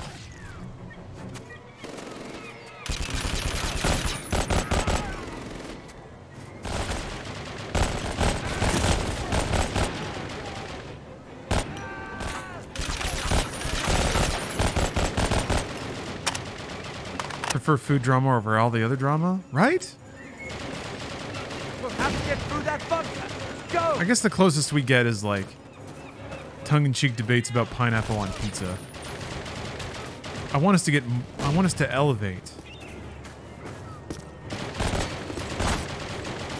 I guess in certain circles there are spirited debates about all kinds of food. Oh, by the way, it's National Coffee Day. Apparently. Steph let me know.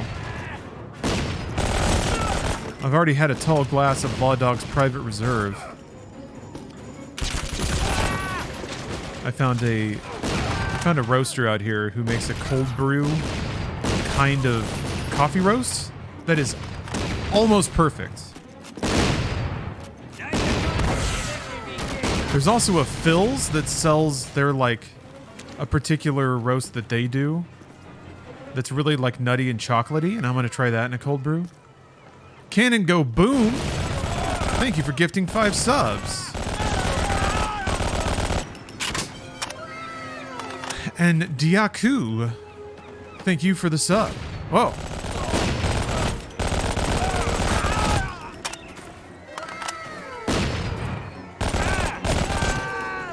I'm glad he's a bad shot.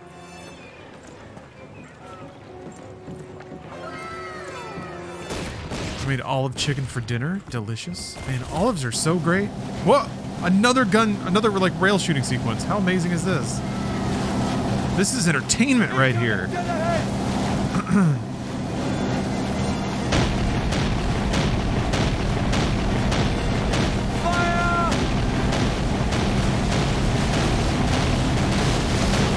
All the little dudes! Yes! Get the power on. That brain will take us straight to the surface. It's a boat, Barney. Generator room.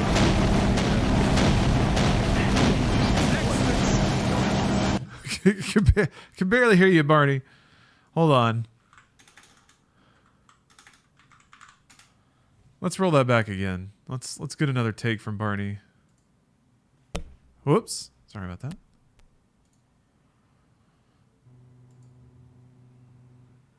You're not giving me the cold shoulder, are you? No, I just replayed your clip. Jeez. You mentioned something about wanting to play Wolfenstein: The Old Blood and also New Order. And I just want to say, please do it. New Order is one of my favorite games. Hey, same here. Your loss is our game. New Order is amazing. Move to the left. Hang on. We're coming around. I told Stephanie about Wolfenstein: New Order on our first date. That's how good it was.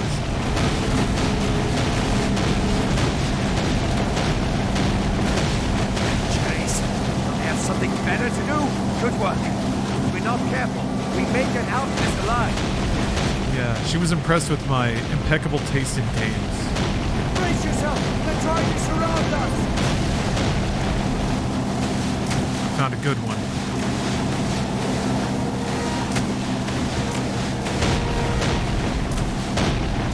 Ahead. Sort them out or we're done for. Let's play our luck full time. How many votes does Germany have? Not enough. Or too many, rather. I'll help them with that problem.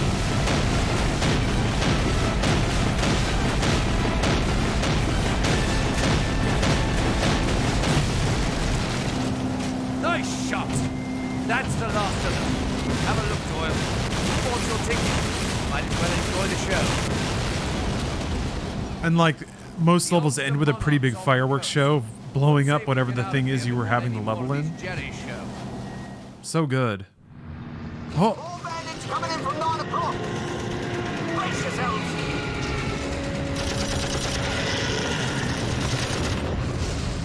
They've hit another one. F for Freddy. Ah, my wife and I met because I heard her talking about Mirror's Edge. That's awesome.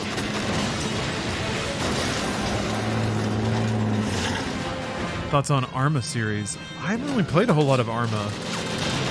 I played Operation Flashpoint. That's the most I,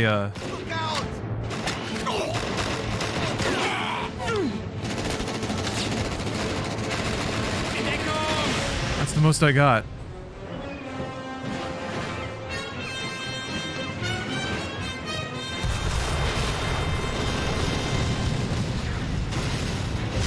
I like Mirror's Edge Catalyst too. Mirror's Edge Catalyst is good. I don't know what people expected. Also, I don't know, it's weird. Everyone is like, man, remember that game? They should make another one. Yeah. Every game that's like that, when they do make another one, everyone's like, oh.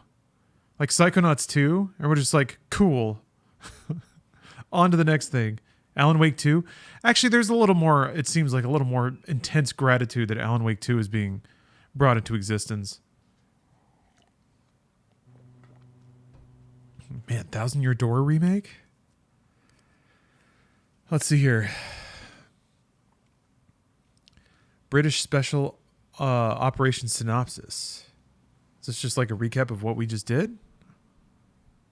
In July of 1940, following the German occupation of France, Winston Churchill proposed the formation of the Special Operations Executive, or SOE. These highly trained agents were inserted into occupied areas where they were to assist local resistance groups and promote acts of sabotage. By the war's end, the SOE employed around 14,000 people, of whom 3,100 were active agents. The year 1941 saw the creation of another elite unit, the Special Air Service. The SAS conducted daring guerrilla raids, destroying high-value targets including supply depots, trains, and airfields. These operations were so successful and damaging to the German war effort that Hitler himself decreed that all SAS troops were very dangerous men to be ruthlessly exterminated. God, how cool would that feel to be a part of a group that Hitler especially doesn't like? Comrades, Supreme Command has learned that the So now we're Russian. in a state of desperation, are pinning all their hopes on one final assault against our central front. By achieving a victory here, they hope to overcome their crushing loss to the heroic defenders of Stalingrad, to again regain the offensive. It should come as no surprise that our great leader, Comrade Stalin, has decreed that this must not happen. Fortunately for us, our highly placed source within the ranks of German High Command has uncovered critical details of their plans. We know, for example, that the specific target for their offensive, codenamed Operation Citadel, is our deceptively exposed salient near the outskirts of Kursk. I say deceptively because for the past several weeks we have secretly built up layer upon layer of fortified defensive earthworks where we have deployed the greatest concentration of anti-tank weapons ever committed to a single position. We will need these, for it has come to our attention that the Germans are committing all their available armor to the upcoming offensive, including some new and experimental models. We have been steadily building up our forces, and even now, trainloads of fresh reserves are arriving at the scene. Comrades, our goal here is to break the back of the German armored forces, leaving them incapable of ever again mounting an effective offensive. Once this has been accomplished, our final victory will be assured. So we have to blow up all tanks. Dearest Nastasha. Or Natasha. Oh, 6969. You just played Quantum Break? Man. Quantum Break's cool. You should check out Control if you liked Quantum Break. But yeah, Remedy's the best. They loaded us in the trains late last night. The only thing the commissars would tell us is that we were going to the front where we would serve our motherland with unfailing bravery. Pretty words. Vasily says that the fascists are planning some major offensive at Kursk. Sergeant Antonov, believes it is their last desperate attempt to maintain a foothold. Whatever happens, I don't expect it to be pleasant. Most of the men are afraid, as they have never even seen combat. The only ones who don't show fear are Vasily and Sergeant Antonov. They both served in Stalingrad, though they don't seem to like talking about it. If we all stick close to them, we just may make it through alive. Says Yuri. Poor Yuri. Dimmy, thank you for gifting a sub to 6969. Move it fast! Into the trucks! Go! Very deserving of a sub. Out of the train! Oh, this is so cool. Move it fast! Into the trucks! Go! Oh! People stand down now and drive the fascists out of the motherland! Which truck is mine? Oh, okay.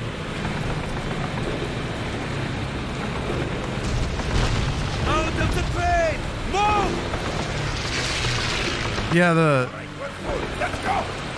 the scale of the set pieces has been leveled way up.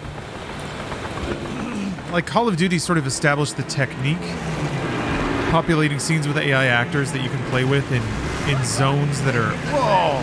That's another exploded train. That's two. This is madness, and you tell me the front is worse? Steady, comrades. Defeat your fear, the enemy will be easy. But yeah, this game is sort of taken all those proven techniques and just stacked maps with a variety of set-piece moments. It's so cool, man. Call of Duty rocks. Take up positions in the forward trenches. It's the most, like, spoon-feeding of treats to the player. Just, like, minimal interactivity, maximum explosions. Keep your head down!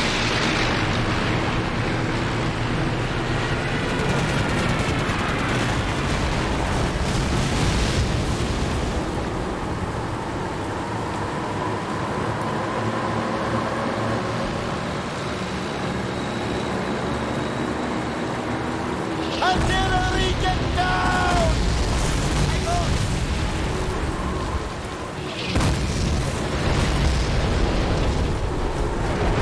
Look out! I'm not with any of the people mentioned in my letter to Natasha. Maybe I'm not playing as Yuri right now. Oof. Yowza. Out of your trucks and into the trenches! Well, I'm actually going to take a Vietnamese food break. God bless America. I'll be right back.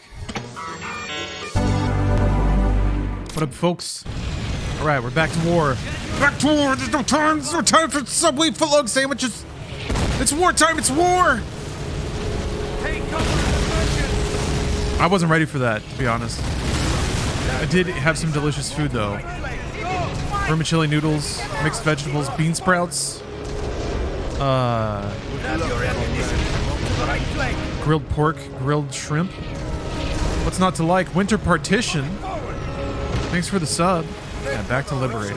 Keep moving. Thanks for the bullets. Yeah, there was some grubbin'. No, for real. Like, I was into it. I was chomping and slurping a little bit. I slurped on some noodles. I'm usually a pretty, like, quiet eater. But I slurped a little bit. I was feeling it. Oh, okay. The game pressed the get down button. I thought I died. Yeah, munched. Playing Call of Duty has taught me to appreciate the simple things in life. Are you a Nazi? No. Like grilled meats, vermicelli noodles, and a tangy sweet sauce. Thank God! They've stopped! For now, next, they attack. Wait for it, comrades! Hold your fire! Wait for it! Machine guns! Machine guns ready!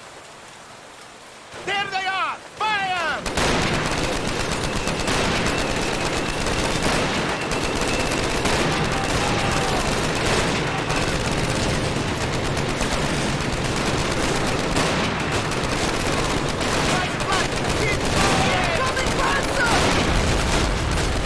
So the tank, though.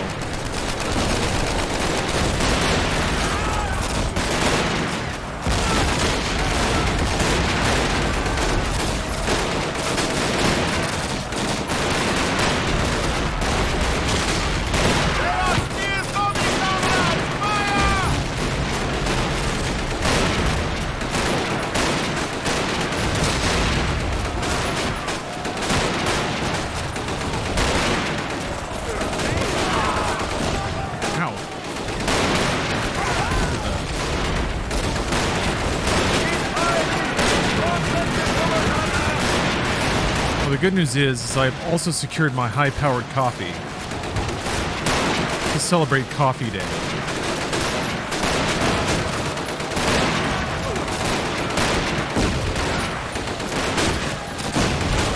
Whoa! Come on, bro! God, he got me with the combo. That was a lot of clicking on heads. Thank God! They've stopped! For now, next, they attack. How come they don't step on mines all the damn time? Fire! Wait for it! Machine guns! Machine guns ready! There they are! Fire!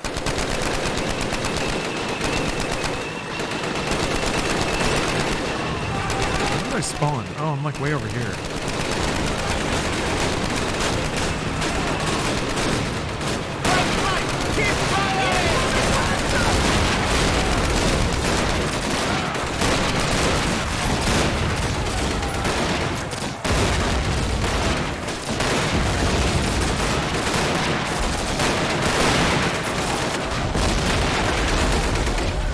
This is pretty cool though, and a lot of the environments, like the levels, do like they make really smart use of assets, kind of like Call of Duty 1, where you'll be in one spot defending one place for a while and then move on and do something else.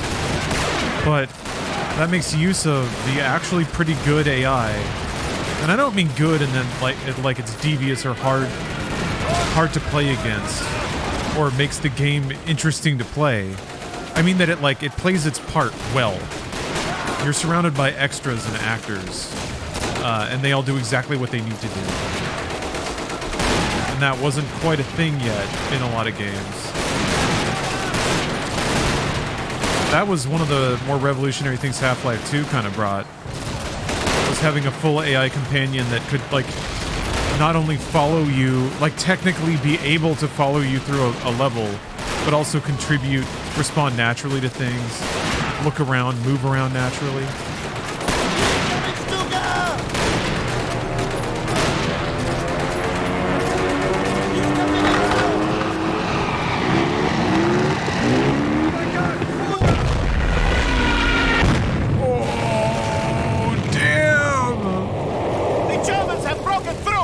Reinforce the left flank! So cool. They're already doing these like grand set piece moments. There was some stuff like that in Call of Duty, but not to this level of ridiculousness already.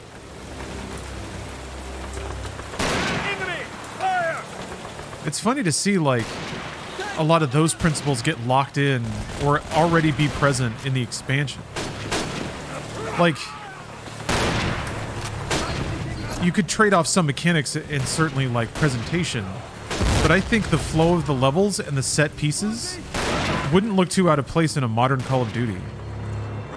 Just like the flow of a level that we've been doing, and even like the rail chases and stuff like that. Like it's all pretty in there.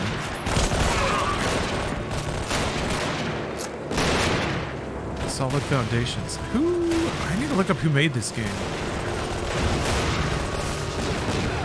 Because there's some...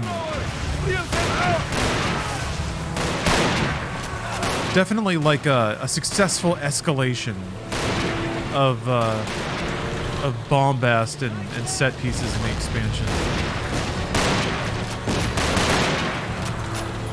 Like, that bomber level was seriously cool. And also, again, very resource efficient.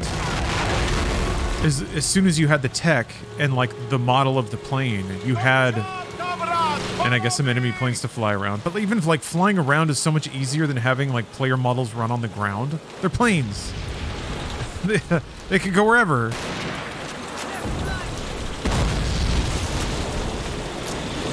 And then you just have, like, one big ground texture. So you don't have to, like, model a whole level. It's just assets and mechanics.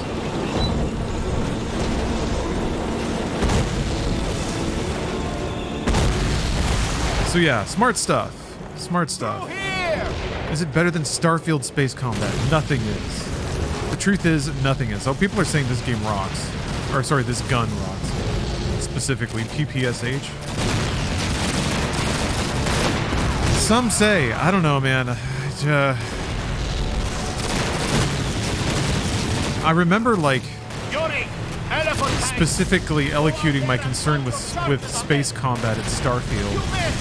And, like, supposing... I was like, it can't be that interesting because space combat in general can't be that interesting unless you get really wacky with it. But it's always either a turning war or the AI slows down and lets you shoot them. And, of course, that's what Starfield chose. Of course it did. That's what it's there for, to make you feel good. So, yeah, you turn a little bit, the ship levels out for some reason.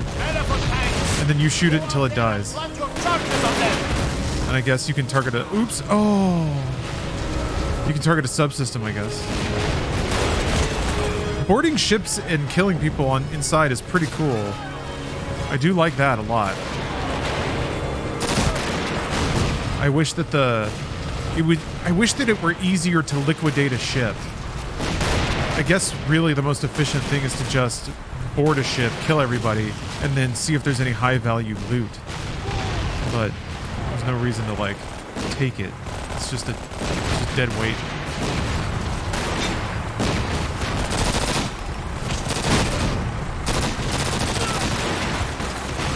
Oops! Okay, so this is... We gotta get rid of this. Blow up 3. Okay. Sure. Yeah, they're all up here. I think I was supposed to pick something up, maybe. Is there not like a...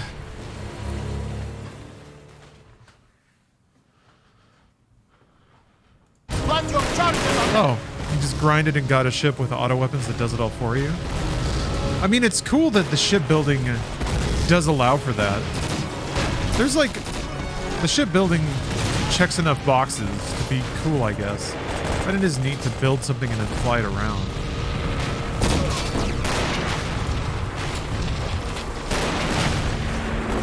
My DVD continues to grow in size and stature. I guess what's annoying about that, though, is it, like, they found a way to... Oh, there we go. It's like scaling up your ship requires skills across multiple tracks. And at this point, like, I want to get to like... you have to have the skill to use the part, right? But you also need the skill to fly the ship. But you also need the skill to make a ship with the part in it, or something like that. I think there's just 2, but still. I think I'm almost there. I have to, like, blow up 30 ships or something. It's kind of an annoying amount. And then I can finally start using better reactors, which will open up some options for me in terms of having an intergalactic DVD case.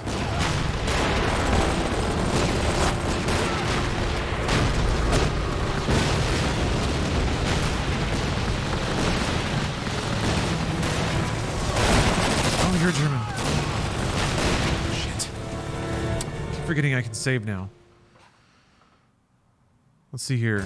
According to Wikipedia, the game was produced by Ken Turner. Dan Koppel was the designer. Studio is Grey Matter. Grey Matter, that's right. Grey Matter went on to... Let's see here. Didn't they do Enemy Territory Quake Wars? They did Escape from Castle Wolfenstein. I'm trying to remember Grey Matter. I'm using the wrong gun for this section.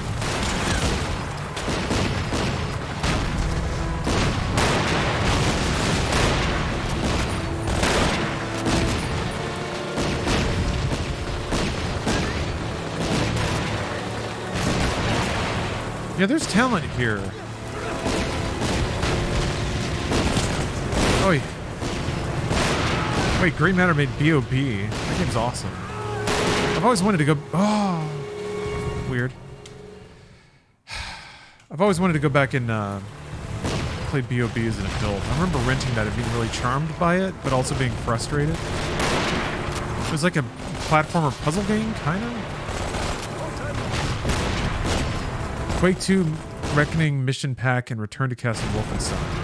Ah! I just got done playing Quake 2 Reckoning.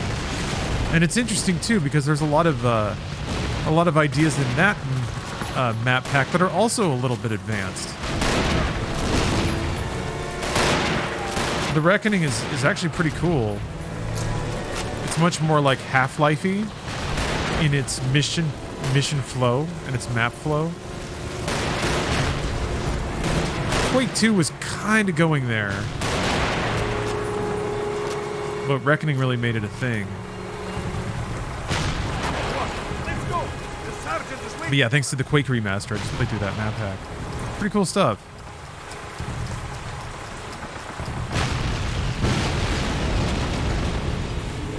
Return to Castle Wolfenstein was an odd one. That game was like... I remember it being challenging, like gamer hard. It had a cool energy, though. I remember that's kind of when Raven was starting to really come up, too, and I was like, man, Grey Matter and Raven. What heights are they going to soar? Ironically, Raven was the one that ended up working on Call of Duty. That was COD. It's awesome. It's freaking awesome. This game rules. Yeah, Bill, right? There were some pretty bullshit fights in Return to Castle Wolfenstein. I remember, like, headshots basically being mandatory from a certain point on in the game. Enemies were just so spongy. You just had to, like, crack headshots all the time. Or things just wouldn't die.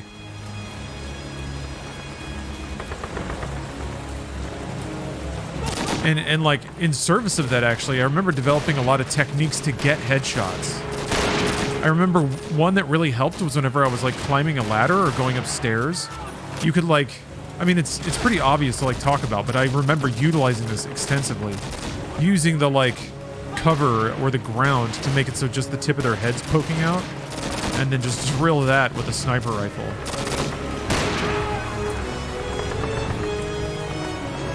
I remember playing or taking out a fair amount of enemies by just blasting their scalp.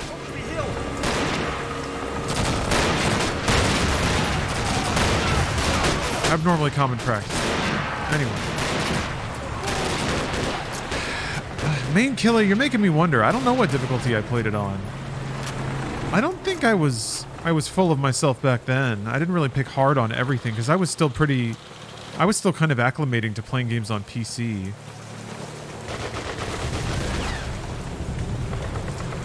Although to some degree I've always been a bit ego-driven when it comes to difficulty.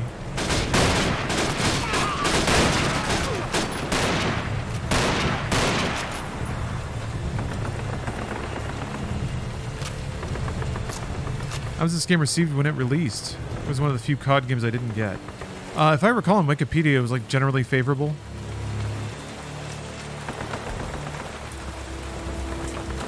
If I were to guess, I would also guess generally favorable. It doesn't take a lot of risks, but it just improves technique and escalates scope. And it's hard to not enjoy that to a point. Like if there's room to grow, then escalation is fun. But if something's like consuming itself, Good to see you, comrades. We must clear this village. maybe that's also part of the whiplash of infinite warfare. We will be surrounded. Ready? Let's go!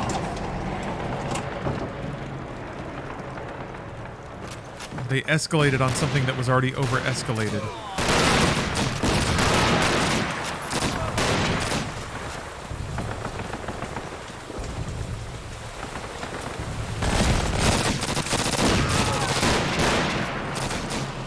Oh, he's hugging himself. Oh! The last hug I'll ever feel. Why are the teeth so, like, perfect? Oh.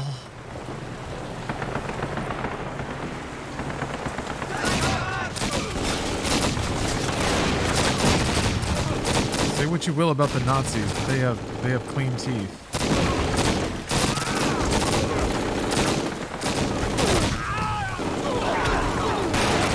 Regarding the last clip on Twitch, I want to make it clear that you do not in any circumstances gotta hand it to the Nazis.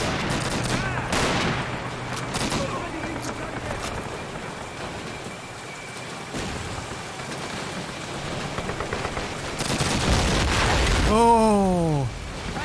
I'm kind of pardon the pun, but blown away at how good the smoke textures are.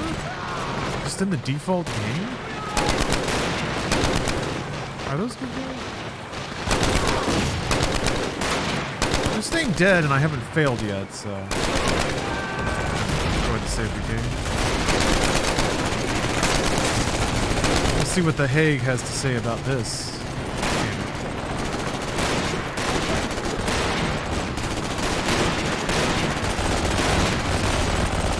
Let's see here. 85% review. You think reviewers were harsher back then? Man, that's an interesting. Whoa, that's an interesting thing to ruminate on. Oh my god, I did not expect them to just barge on in.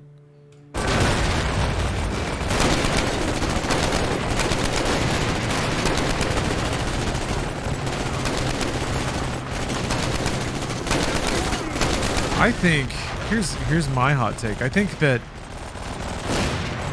when there were fewer games, it was easier to think that you could rate them and have it make any sense.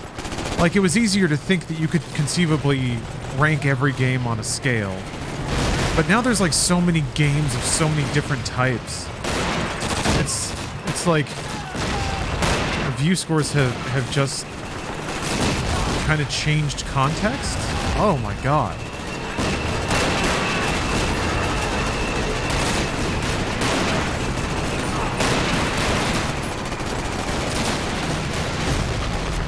Alright. That's a lot of dead guys. Well, that's a tank. Right. Right. You're right.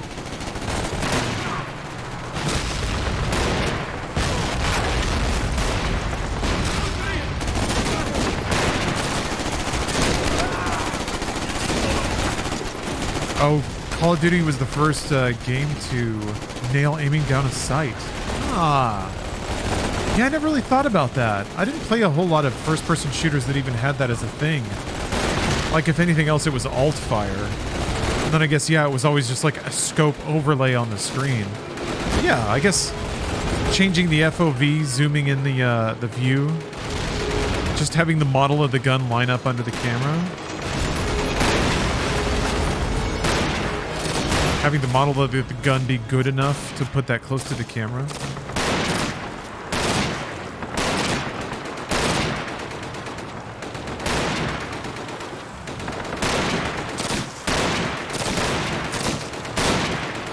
Did it, boys.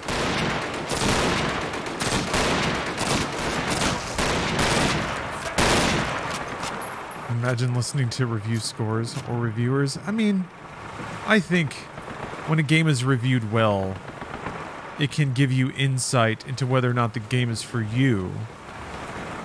And I will only take this as far as it needs to go, because I don't want to get unduly bitter or negative or anything like that. But I do think for a long time, in certain sections of games media, the highlight of a game review has gone away from giving the reader a sense of what the game's like, or even like describing the game in a way that's for the reader's benefit. You know, there's been a lot of artistic peacocking going on. So I think maybe some reviewers moved away from the foundations of reviews, which could explain why folks aren't that interested in them. But I think a proper review can be super valuable in helping you choose how to spend your time.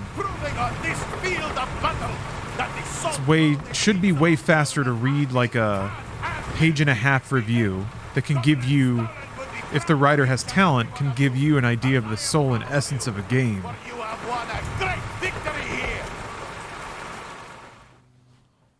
That's pretty efficient.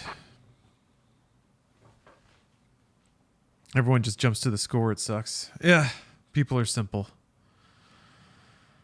Dearest Natasha, we have been redeployed to the north. We are now temporarily attached to the 6th Guards Army and are headed for a town called Poniri.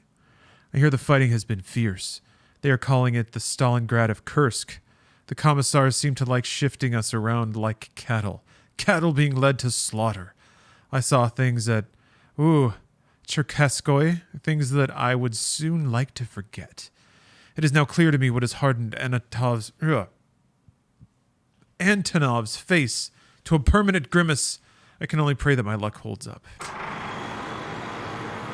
Listen well, comrades. Just beyond this hill to the north, we will advance to a train station. I'm done with Starfield. I play it. I've played it a little bit. The station has been secured. We will press our advantage until the only Germans left in Pondieri are dead. Move out! There's still some things I want to do, I guess. I'm not quite feeling the tug like I used to be. Especially after Phantom Liberty came out. Like, why would I play Starfield? Maybe once I finish everything in Phantom Liberty, which I will do, then it's back to Starfield. Kind of like idling around the galaxy. I really do think that, honestly, I think that they made a game for the people who bought Skyrim 4 times. I really think that that was the intent. That was the design. A game that's like cozy, reliable, familiar, seemingly endless lists of things to do, even though those things are all largely the same activity. You just, run up to the glowing thing and hit A or whatever. But that's on purpose, because you're meant to go back to it every 3 months. You're meant to be reminded that it exists when it gets re-released in 4 years. What's interesting is making something like that for Game Pass.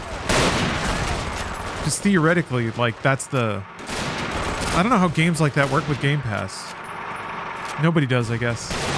But I guess if Starfield is like somebody's Friends or somebody's The Office, then it will lock in a portion of that subscriber base for life. And it will be that for some people. So if the goal was that, then it did exactly what it was supposed to do. Even though I don't like it, it surely wasn't designed. It wasn't designed for Game Pass the whole time. But I could definitely see it being designed to be the next Skyrim in terms of the business. Because Skyrim just kept selling and selling and selling. It's the first game to do that, I think. The re-releases, of course, help, but a lot of games get re-released, and it's just like, I think Diablo 3, they both launched around the same time, right? No, Skyrim was a couple of years before it. It was like 2 years. Anyway, both of those games just kept selling and selling and selling. They just didn't stop. They cooled off, but they just didn't stop. And I guess that was during a phase of gaming expansion too, so like, just more and more people would get consoles, and with those consoles, there were just like some games that would sell all the time by default.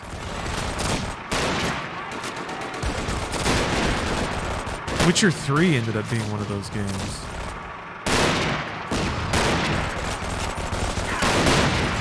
And of course GTA 5, I mean, there's nothing like that.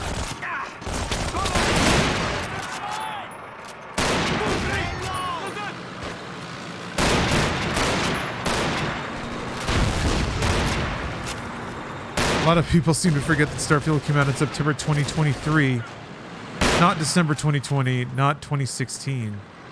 Yeah. Yeah, it's weird how easily impressed everybody got, but that's good. That's good. I can't catch myself like sneering at that because you want that. That's the good version of things. When everybody's like, wow. Physics. Yeah, physics. Games can do that.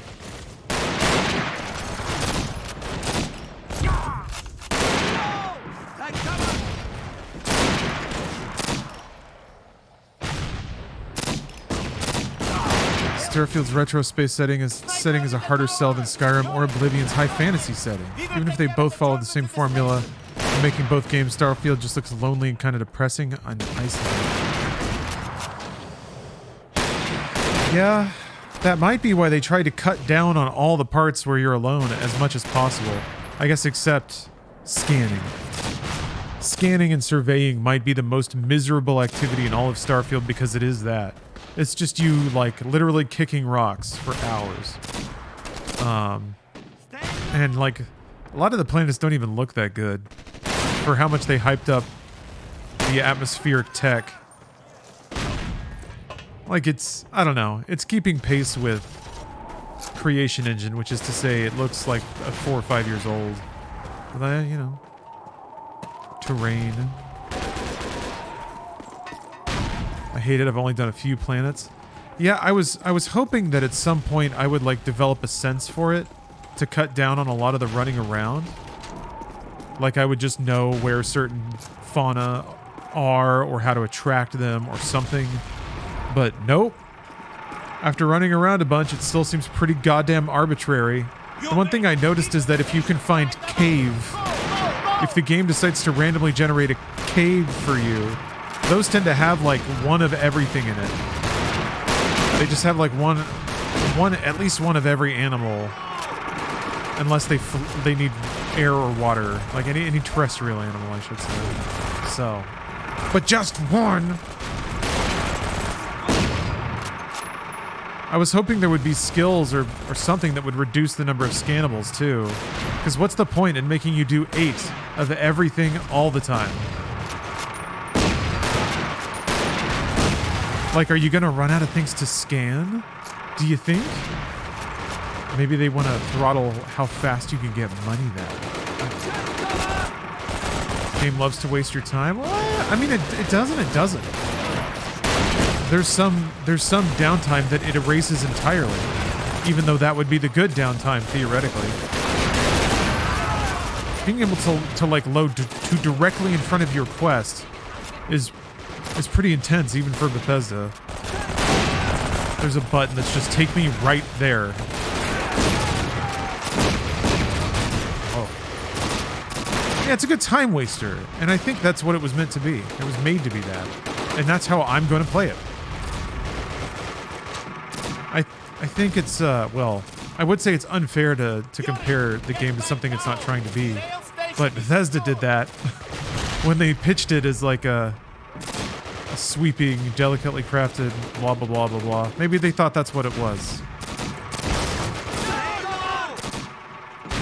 Go where you want. Be who you want.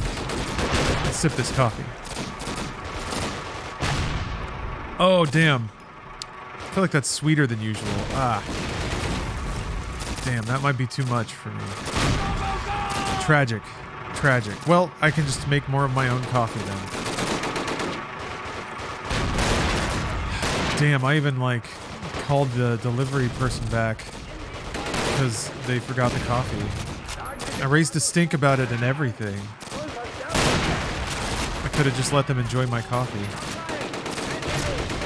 Nicely done, then. We have them on the run, so let's keep it that way. Wait, what? Spider-Man?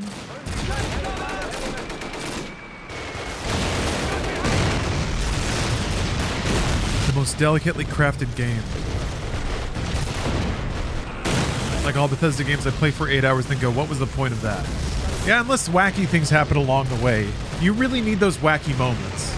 But the problem is a lot of those aren't really handcrafted by Bethesda. Unless they're campy. It's like Bethesda trying to write, and then you get like members of Constellation that are just dull as dishwater. But sometimes they like, where did my other gun go? I want it back. Damn it. Sometimes there's a magical, what the hell is going on outside? Sometimes there's magical moments where their own woodenness works in their favor and you get like, fuck. You get moments of just camp brilliance. I've had a few of those. Whoa.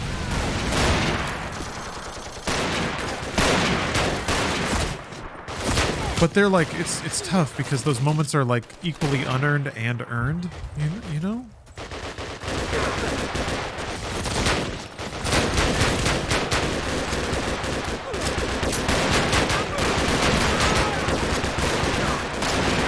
Yeah. Phantom Liberty's out. Cyberpunk's patched. And what a game. Ow. And Baldur's Gate 3 is right there too. So it's like, I don't know, I realize as silly as it is, and honestly as pretentious as it is, well, I want to say it's not fair to hold Bethesda to standards that they didn't ask for, but at the same time they did. The way they marketed the game.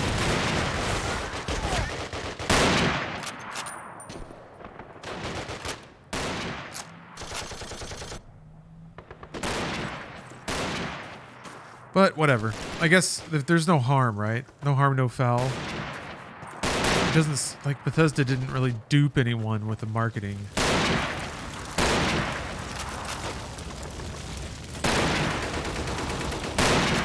Although it is weird to, like, it is what it is. I'm glad Starfield exists, and I occasionally have fun playing it.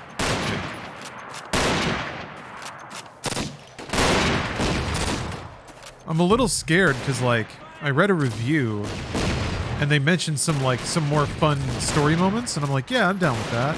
Except the problem is almost all the examples they listed in the review were exactly the things that I had done too. So I'm like, did we both just do the list of fun things and that's it? Surely not.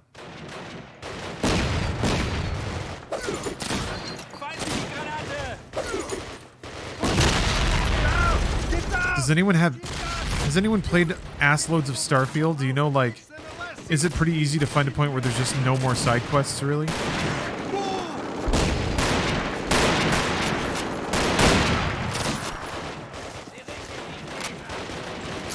Even if you do all the activities?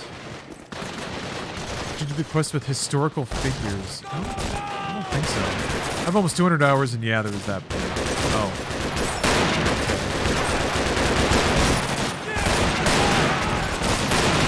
Well, 200 hours isn't that bad. Really? Fallout 4 had more quest-wise? Damn. I haven't done any of the faction stuff, though. Or any of the, like, working for the corporation stuff. It doesn't last forever, 0 out of 10. I guess for me, it's more that, like, the lift is pretty low on Starfield content. Like, it's not like the NPCs are nuanced masterworks of character. And it's not like every individual quest has a lot of unique stuff that needs to be made for it. So since the lift is so low, and the mechanical complexity is pretty low, you'd like to imagine there's just like Elden Ring levels of quirky stuff to do out there.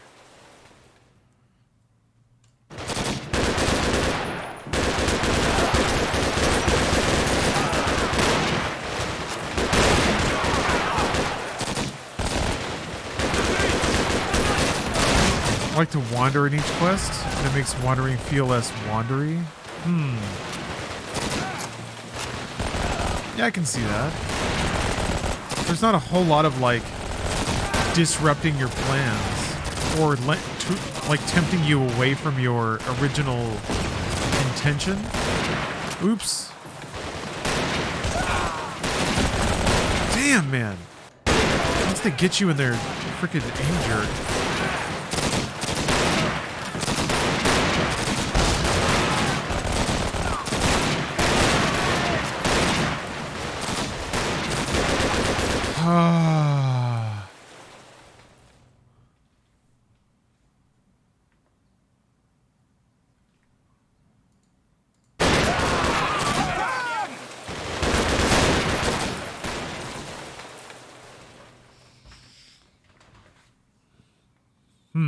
Started playing 2077 for the first time this week and was grinning at all the Keanu and V dialogue.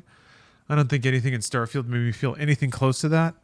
It's a different kind of writing for a different audience.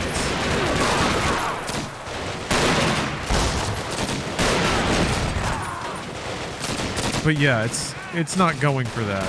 It's meant to be like palatable.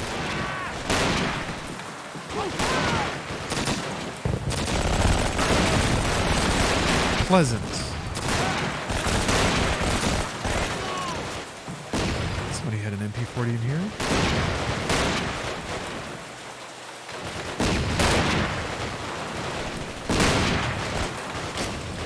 I was always kind of baffled that people would like straight up say that games like Skyrim or Oblivion had good writing. Like,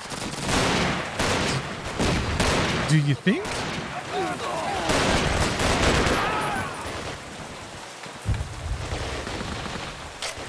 Did anyone say that? Yeah? I've heard people like look forward to... I remember talking about somebody, or Starfield with somebody, and they were like looking forward to the quests in Starfield, and I'm like, why? When have quests in Bethesda games ever been good? The worlds were immersive. Yeah, that's immersive worlds, I guess. The thing, there's no world in Starfield. There's all worlds, which means no worlds. It means whatever square you happen to be running around on.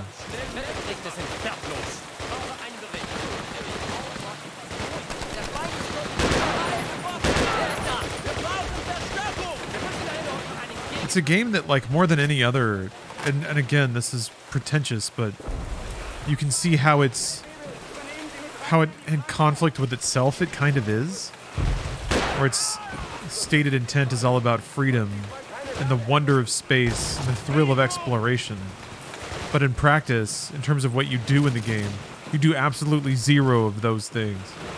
You do not explore, you do not discover, and the attempts of the game to put those things in the game are the most dull and terrible parts of it. So just gonna highlight something like the Outer Wilds. Starfield doesn't need to be that, even if it sold itself that way.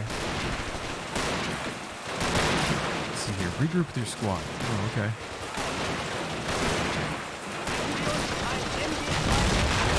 Cyberpunk is the better Bethesda game. Yeah. I mean, it's...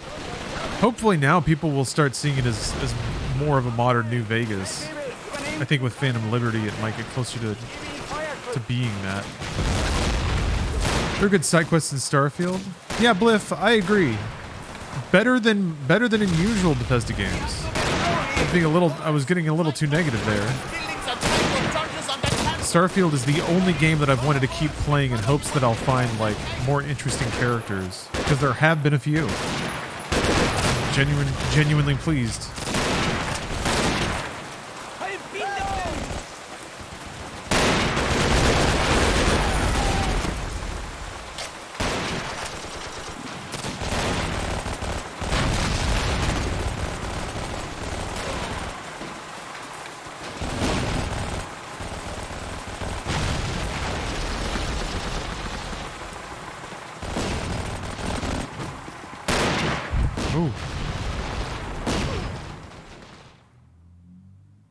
What?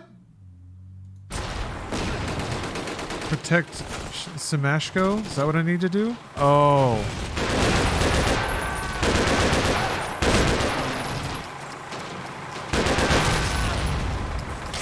I was just chilling out, man. Sorry, Samashko. Did a bang up job there, buddy.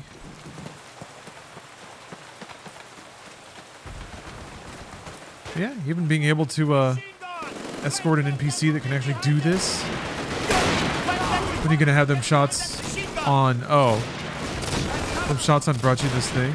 Them shots. You mean like a drunk gameplay?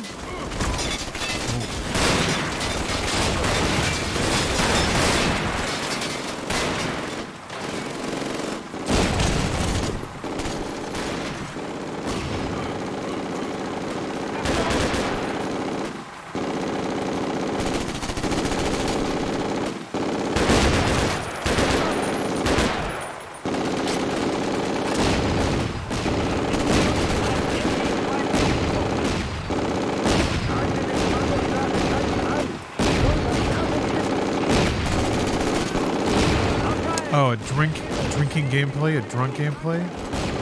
And maybe. I hate to say it, but we're all getting older. Binge drinking don't hit like it used to.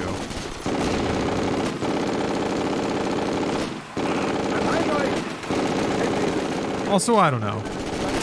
It's fun, but also even morally not the best to encourage binge drinking. It's portrayed in a fun oh no! Okay, no saving on this level.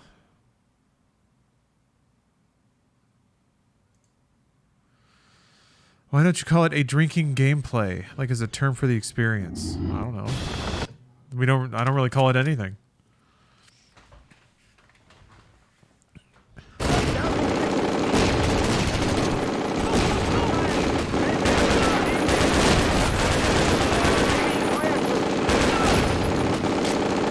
Yeah, romanticized alcoholism. Now that said, it is fun though. I don't know. Bruce is always down, so maybe the next big release we can do something. Spider-Man 2. Nothing says Spider-Man 2 like hard alcohol. Oh, you get to see him all crawling out.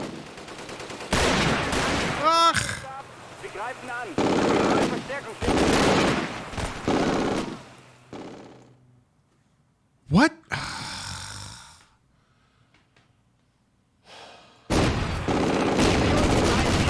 Jesus.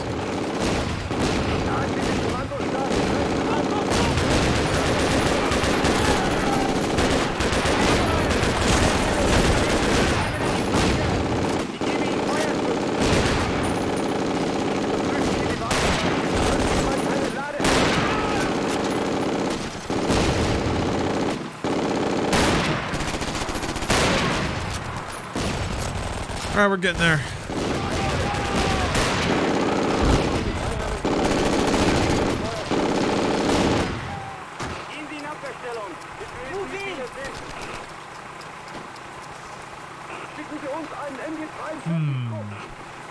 What else is coming out this year? There's still big releases. I guess there's Modern Warfare 3. Shadow. Thanks for the sub. 24 months. Oh, that's good stuff. Hold on. Mario Wonder. Ooh. That's not a bad idea. Mario Wonder. I always thought the juxtaposition of heavy drinking with like bright, shiny, happy Nintendo games was always pretty perfect. Oh, there's a WarioWare game coming out.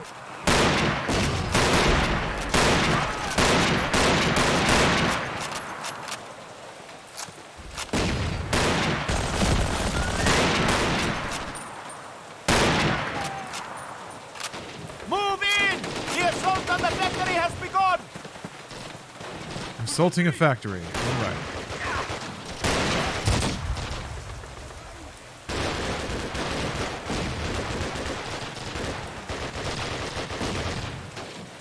Okay.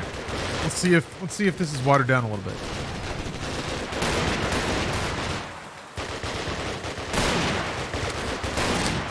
Whew. Hooey. Wow. I can barely taste the coffee. Into the basement! We will hold up the Germans here! I have my own Vietnamese coffee grounds, but they're kind of old. Wow. Man, I was not paying attention. What, when is Alan Wake again? Alan Wake 2? Definitely want to get a playthrough of Alan Wake 1 and Control in before that comes out. Solid Spooktober content. There's also a stack of Mario games I wanted to play through before Wonder comes out. Halloween? Oh, that's perfect. Okay. Yeah, for real, I'm not famous. Vietnamese coffee is very strong. So it's like a top drip. It's like a top decanted coffee. So you just put a bunch of coffee grounds into this like metal sieve and a little thingy that sits on top of a glass and pour hot water through it. It's kind of like espresso, but not as without the pressure, I guess. And then that's usually served mixed with condensed milk. So it's a pretty strong, pretty sweet coffee drink. I guess it's kind of like Cuban coffee.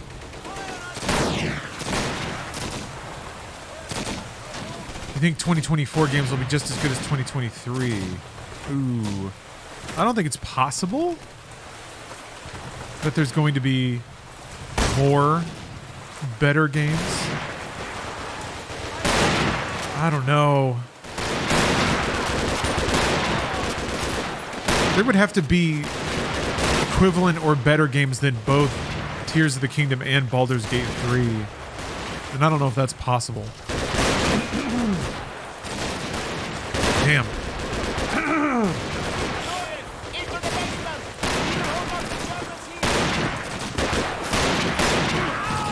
Got him. Nice.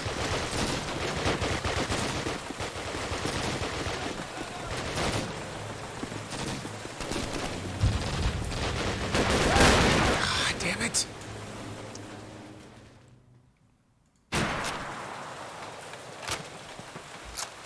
Move in! The assault on the factory has begun! Think Sony will push out a lot of games in 2024? Yeah, maybe. I mean, Spider-Man is going to carry 2023 for them. Theoretically. There's a lot of PS5s out there now. Yuri, into the basement!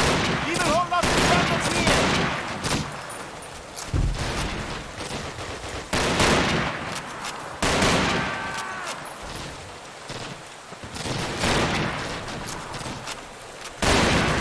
Oh my god.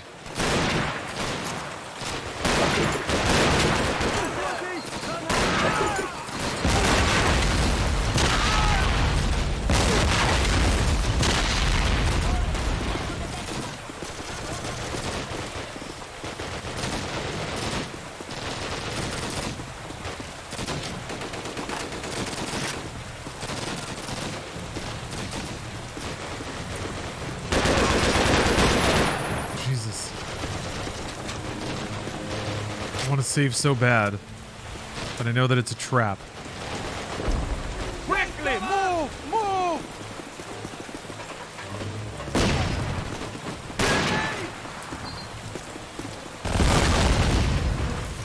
Damn, that still hurt me.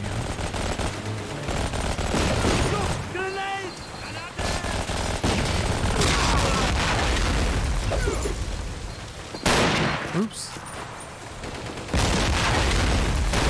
Oh yeah, I gotta check out the Devil May Cry trailer. I remember trying to watch the anime that came out in like the aughts. I mean, like, this is boring?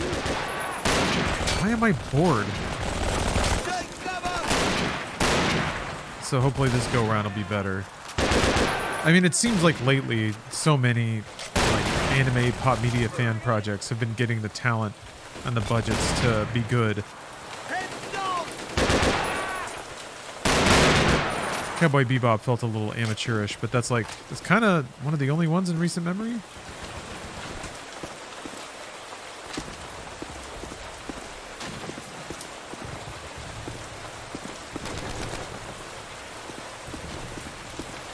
Oh, okay. It's just like a few seconds? Oh, geez. Okay, well, alright. I guess I'll wait then. That's no problem. Ooh.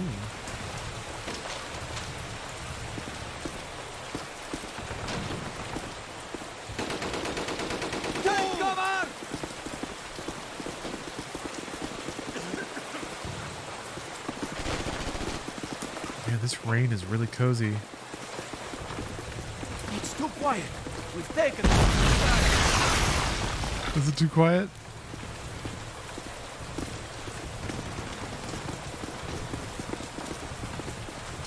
Yeah. People seem really happy with the live-action One Piece. Man, that's something I never thought anyone would be able to pull off. So, I don't know. Some things seem okay. People have their cartoons and their animes. It really just seems like there's no space to complain about much of anything in the realm of consumer media. Let's hurry to the factory floor! Unless you're just grumpy that things aren't done in the particular way that you want.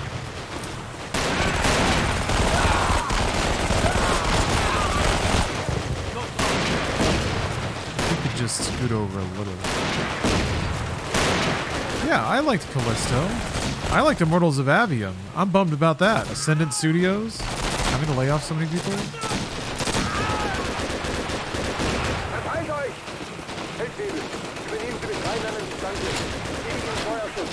There are some tragic tales. Not everyone gets free success in today's video games. But yeah, Pickle Fig, I agree. Maybe we're oversaturated.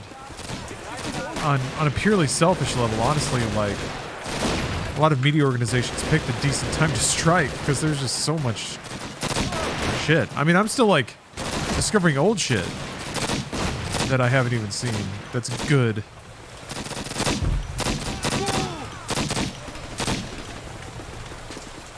While our forces keep them occupied, we'll slaughter them from within!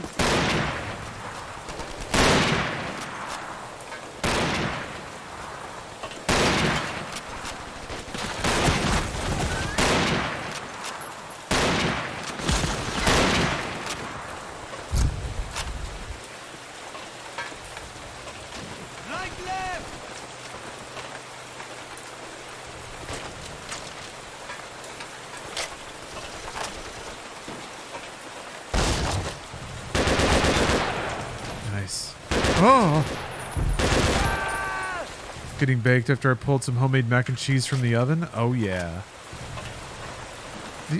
Maybe this is just age talking, but there are truly fewer things better in this life. From the king to the pauper, there's truly nothing better than, like, making some good food in the comfort and safety of your own home. And, like, safety is kind of the key part to, like, getting baked. Just feeling comfy and protected and having mac and cheese. You can think yourself into a grave, but you could spend that time getting baked and eating mac and cheese.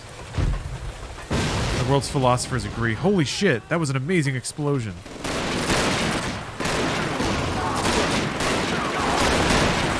Feel that way about baking bread? Yeah, yes. Every human being on Earth can access and enjoy the same bread. And they do, because bread is amazing. It's like,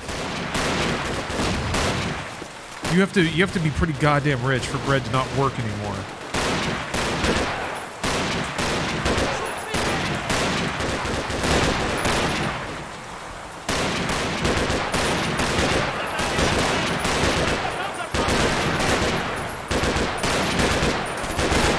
Kinda Panzerfaust. Shit, come on. Ow, come on, bro!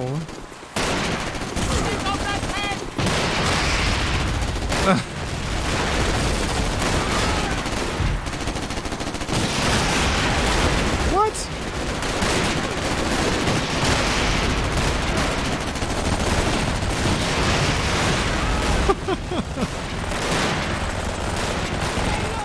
I love the animation of all the dudes crawling out the top. That's great. Tale of Callisto is tragic because the reason the game failed is different than what most people think. It was a game-breaking Day Zero bug that made it unplayable for everyone, took days to patch. People eviscerated it.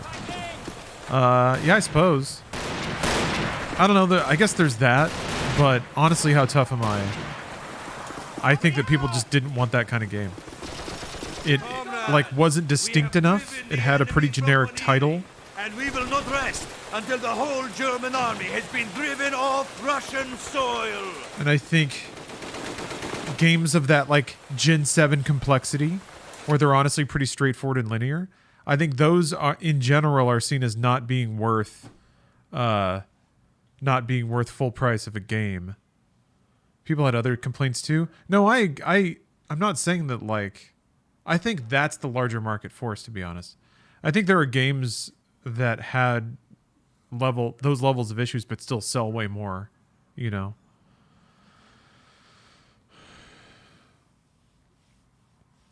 I think it's firmly a Immortals of Avium situation. Those games are just not trendy right now. I've noticed that gamers tend to give brand new IPs like Callisto a break. They think stuff like, this is just Callisto 1, the sequel will be even better. They don't really do that anymore, though. They only do that if the game is perfect to start. I don't really see that sentiment happening much. Starfield is the only game where people went out of their way to be like, no, it's okay. And everything else, people are pretty brutal. That's just my perception, though. That's just me. I think more often than not, people like pointing and laughing at games that fall short these days. More than rooting for the underdog to win, they love seeing something try and fail. And they'd rather see that than a plucky game kind of explode from nowhere. Although that does happen too. People do glow up about indie successes sometimes. Flossit says it's 3 where I'm at. Have a good day/night. Good luck on COD. Well, thank you very much. I'm excited to move through some of these earlier CODs and get to where the gas really starts pumping. Dearest Natasha, again I have been moved. This time I have been separated from my friends. There's been huge German armored offensive at Prokhorovka.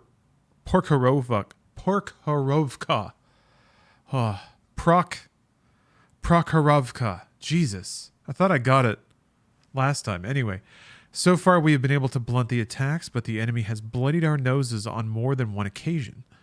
There's been a shortage of tank crew members, so they have been combining the infantry ranks, or combing the infantry ranks for those who have served with distinction. I am not sure that a transfer to the 5th Guards tank army could be considered a reward for good service. I only hope that I can rejoin my comrades soon. Attention! Listen up! The Germans are Ooh! Ooh! How cool is that? Move up! Tank level. Oh, why was Starfield different? Because, like, people were infinitely forgiving of that game's shortcomings. And technical... Keep your eyes open, men! similarities, I guess.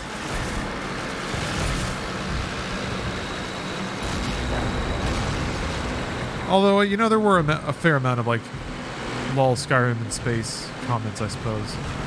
The bridge is up! Push through the river! Take out those guns!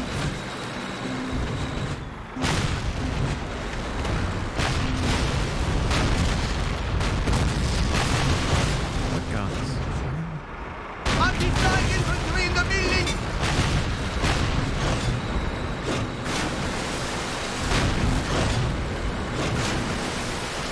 Starfield has gotten a lot of shit as of late. Yeah, I think the launch glow has worn off,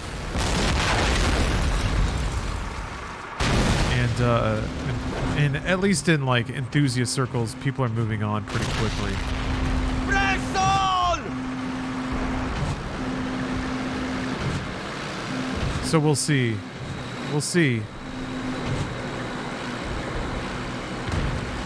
Again, I suspect that Starfield was designed to be the kind of game that simmers over the course of several years. Can I save? Oh, I can't. Hey, Ryan. Yes, we've already unlocked one extension for MediaTek, which means MediaTek will go at least 24 hours after the end of this stream. Every extension from here adds another 24 hours to MediaTek's runtime. And also, here's the ultra valuable thing.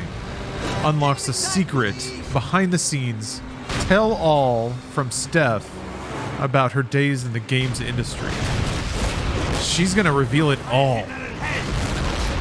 I'm playing it up for drama's sake. It's really up to her what she decides to tell. So she may not even pick an anecdote that involves some messed up stuff happening, but she might. Dun dun dun.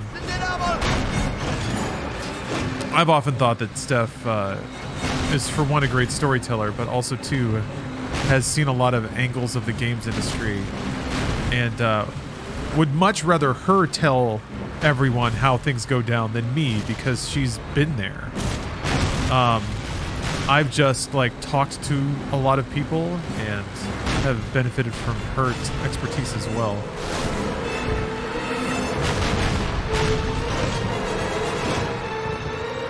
So anyway, yes, she is already going to reveal one happening, one story, one tale of consequence and conflict from the games industry.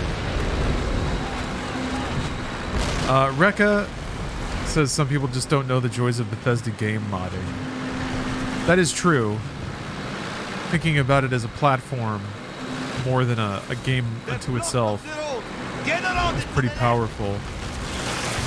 I feel like, I've seen some mods about flying from planet to planet, which is pretty cool. What's baffling is I feel like the first mods are probably going to be the exact things that Todd told us nobody wanted. And then the other stuff can kick in.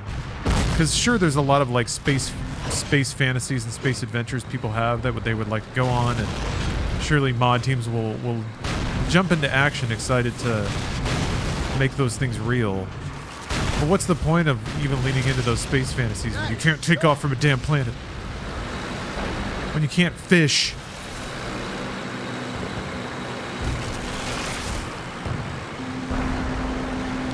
Yeah, I need a bouncing natural mod for Starfield. Think about all the soulless NPCs with just Fang and Rax.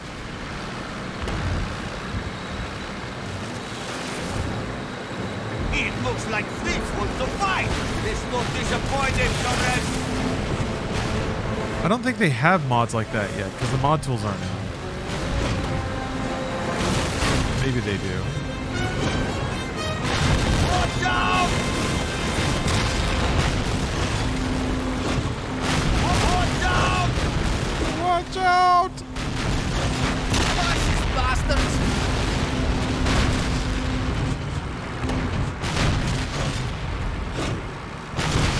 Good job, comrades! Is Todd just getting bad or lagging behind with his game design and development? Neither. I think he's doing what he's always done. And he's gotten better at it. But I think the gaming populace and sensibilities has shifted. Keep moving, comrades!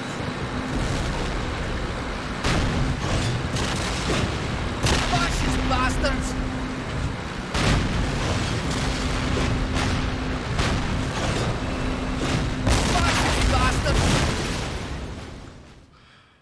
I saw my pistol fly in front of my face for a second. Oh, you do not get health back. Keep moving, comrades!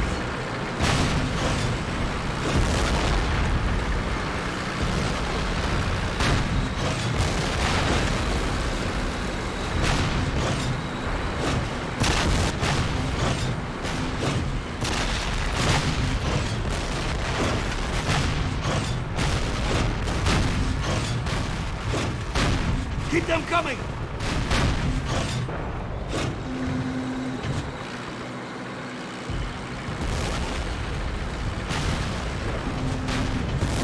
Yeah, Lootbox, this is real gaming.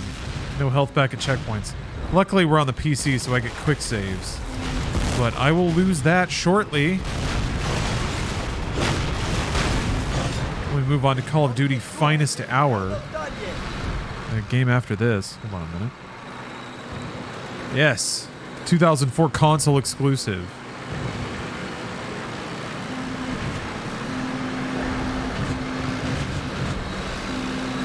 Might throw that on easy, because we won't even have the joy of motion controls on that one.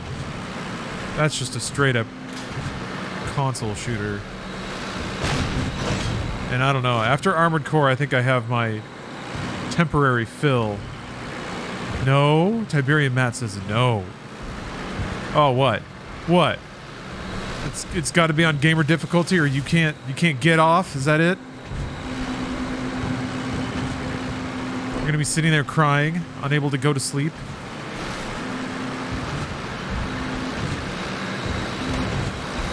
I know how it is. I know why people watch Twitch. Your dirty little secrets. I know. Oh my god. Ooh!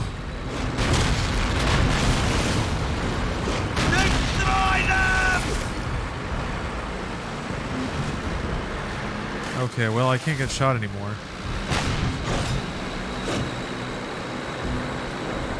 Alright, fine, I won't. Okay, fine. Play it on normal. And then you can have your fun.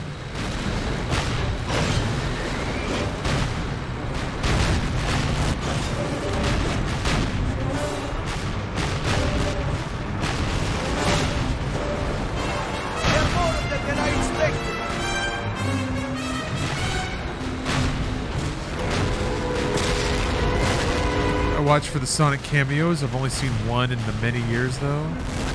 Yeah, he's ironically very shy and busy. Always like doing appearances and stuff. A lot of Make-A-Wish requests.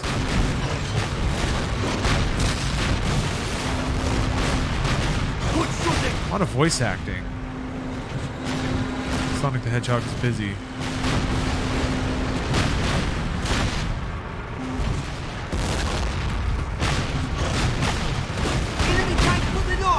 To the really? The north. Hey, Rigatoni. The tanks are to the north.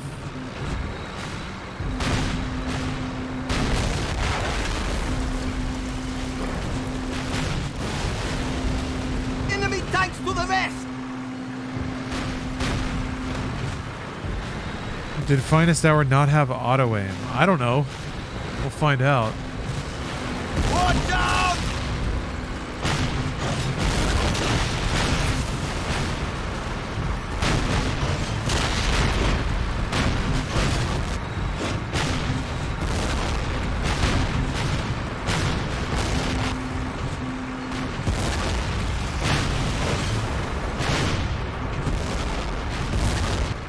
Still wish we had PNG Lara. He's around. Unfortunately for you, the weather's cooled off in California, so Attention, please. I don't have to worry about my camera overheating. Attention. In 20 years in this great army, I have never seen a group of men fight with the kind of bravery you have shown today. I am honored to call you my comrades. New York flooding today was wild? Oh no. We really are getting those global warming weather patterns, huh? No, Scott Hall, this is supposed to be Russian. Dear Natasha, we finally reached Kharkov. Thankfully, the 5th Guards Tank Army was reinforced and I was able to rejoin my comrades on the ground. We've been attached to a large force that is amassed on the edge of the city. Today we reclaim Kharkov from Mother Russia. We are to move as quickly as possible and capture the central train station so that our comrades may arrive and reinforce the strike force. Vasily and Sergeant Antonov have a grim look on their faces that is very unnerving. Perhaps they know something I don't. Nope. I have no idea what's going on with the compass ape. No stopping! Don't fall back! I don't know, man. I would guess it would be like a cheeky side effect of a community mod.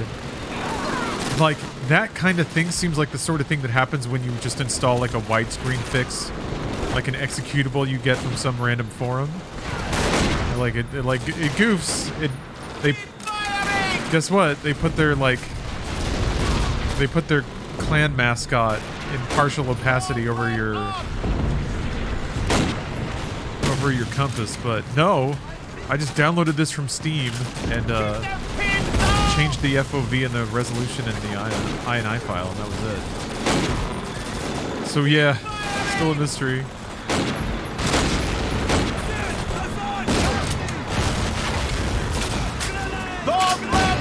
Hey. Whoa. Yeah, the Call of Duty feed. I like it.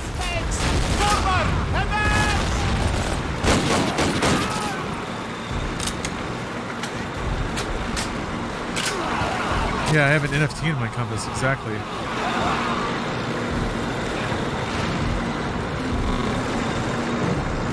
No Führer tonight.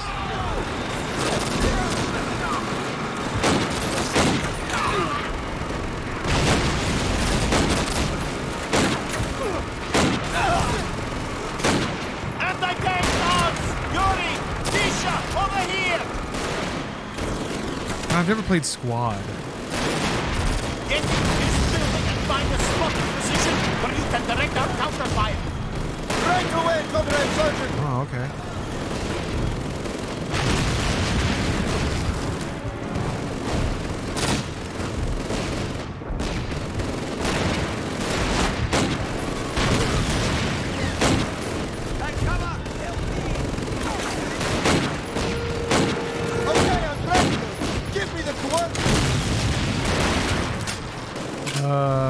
Oh.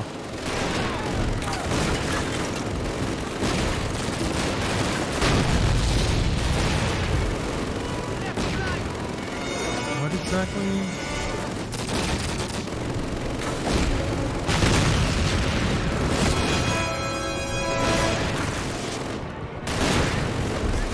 Oh, there. Ah! Okay. I saw it. When are you gonna play Cyberpunk? Sometime this weekend, probably. Find a spot position where you can direct our counterfire. Right away, Comrade Sergeant!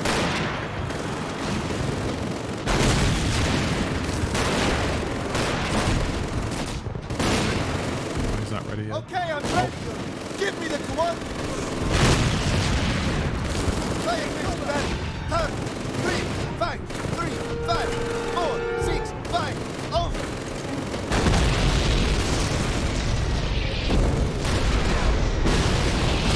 Let's move. There are more targets up ahead.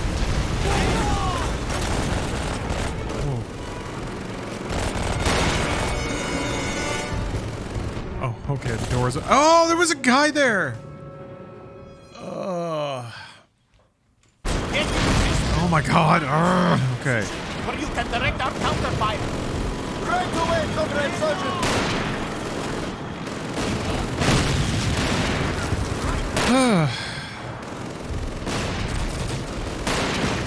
Missing out on all the milsim action. I think that's a little too sim for me.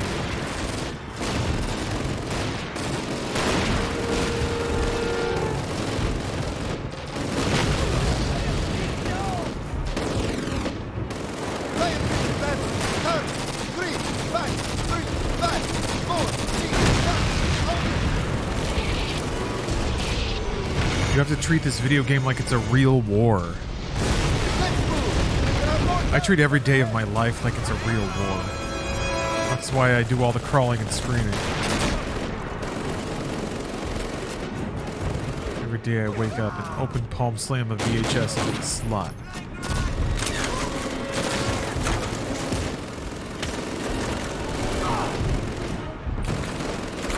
Huh? There's a trap? Oh. I would have never thought to jump off there.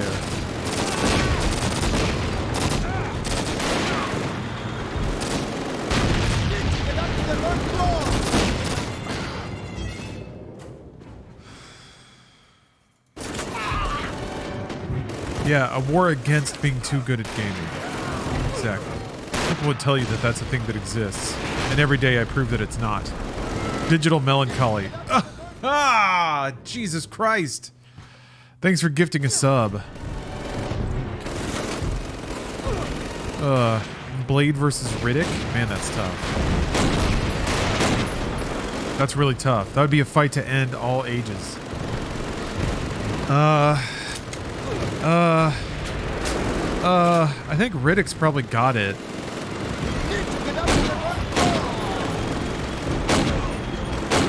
Riddick's basically like a demigod. He has Saiyan powers.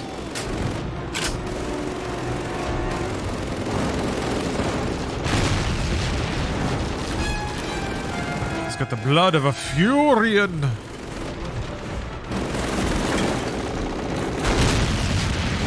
Hurry up! I'm waiting!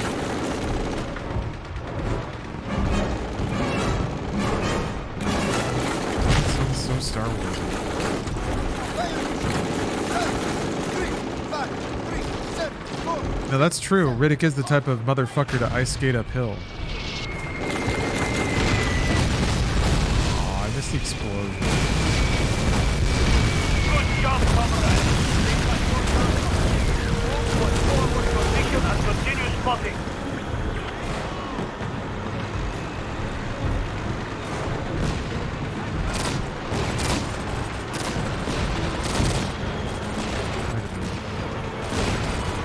Kicking that one? Okay.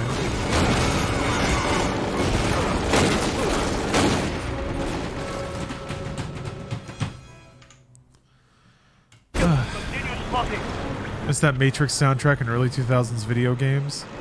Yeah, whenever you have like intense strings or the dissonant horns. Yeah.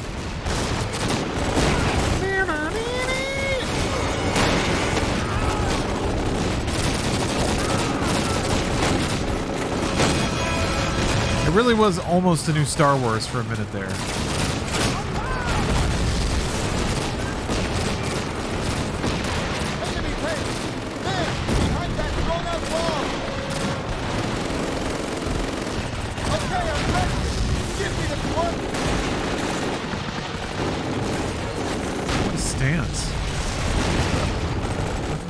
Health. Jeez. Ah! Oh, there it is. Fire mission back. Time. 3, 5, 4, 6, 8. Yeah, almost, but then the sequels happened. I thought Reloaded was fine. It was like probably way too heady for a lot of people. So I respected the fact that they, instead of backing off of some of the philosophical stuff, they dove hard into it. I was all about that. I thought the action got better. But man, Revolutions is something else. It's interesting to see the intent, like I guess the intent of Revolutions is to try to like realistically capture what a revolution is like. How changing systems can be really complicated and involve a lot of interested and disconnected parties that all have to be dealt with. I don't know. I don't know where I'm going with this. These are just thoughts. All Matrix aside from that, the newest one is amazing, and I will die on that hill. There's so much about it that I like, but the action could have been good. And I understand that it even exists in defiance of those expectations. But then even why even have action in the first place? Like, why even have it? That's like the one thing that gets me about it. I'm down with the concept. I think some of the scenes that they chose to, I don't know. Mr. Smith was kind of entirely pointless. Sorry. Oh, Supernaut, you never saw the new Matrix? Well, come on then. I don't know. The statute of limitations is up on that, I think. That was like more than a year ago.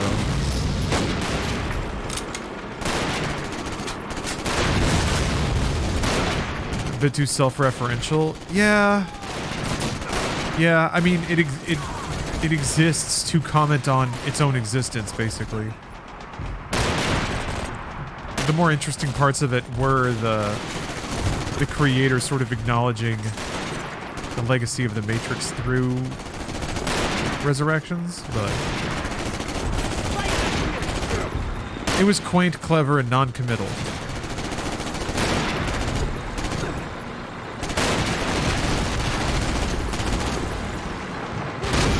Yeah, it was no Chronicles of Riddick, that's for sure.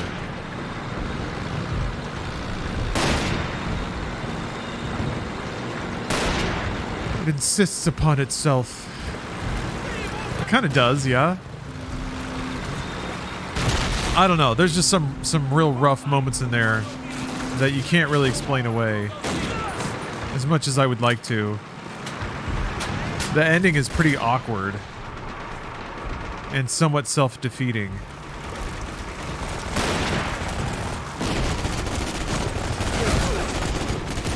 Thoughts on Dread? Fucking rules. Dread is the best. Wow, I have no health.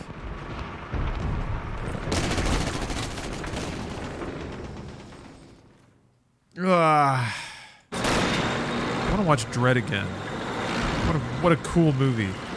Dread might be like, aesthetically speaking, is probably my favorite comic book movie because it nails like 90s pulp comics so well with the way it looks. Like all the like bright colors and black shadows. It's all like accent colors and just pitch black. And it's so good. All the angles they use, the like people standing and like casting long shadows and shit. Even the like the vision of tech in Dread, Dread Punk or whatever, it itself was very like 90s advanced. A lot of LED screens and like readouts, but nothing like no touch screens or things like that. Thumbprint readers. It was all very like 90s vision of the future.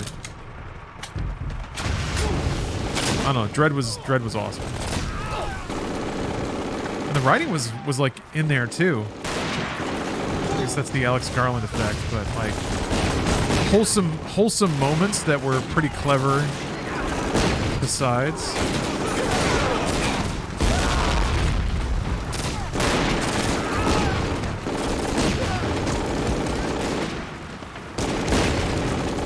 Managed to be respectful and intelligent about all of its characters. Dread is a good single episodic movie, just self-contained and loving it. Yeah, that's the other thing is like, goddamn, one of the very few movies that like just wants to be in a cool environment with cool characters telling a cool story. It doesn't have to shoulder the weight of being part of a universe or getting people more interested in going to a theme park to like take a ride or something.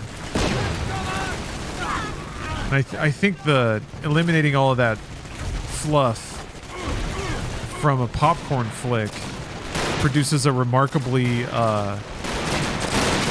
good experience, a remarkably like breezy, fun experience.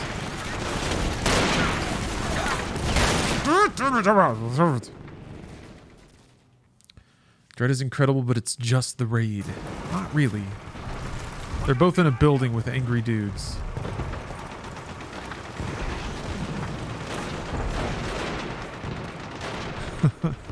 They're similar, and they came out at a similar time.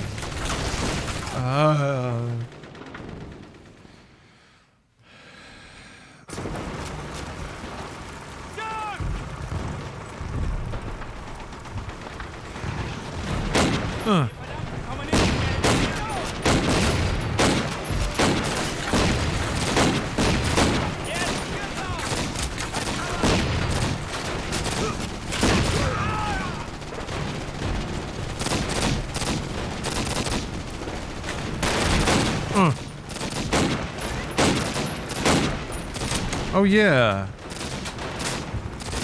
There's a new, like, I saw the trailer for the new Matthew Vaughn flick, Argyle. Interesting. It does kind of seem like Kingsman again, but that's okay.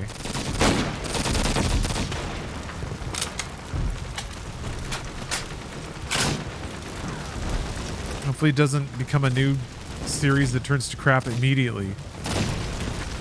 I'll take more Kingsman? Yeah, I guess. The King's Man wasn't the best. I guess it wasn't the worst. Continue south through those buildings. Man from U.N.C.L.E. plus Romancing the Stone? There was some like, well, maybe I was overinterpreting, but it seemed like there was some wacky like time ramp, bodies flopping around, 0G action sequence, Matthew Vaughn ridiculousness happening in the trailer.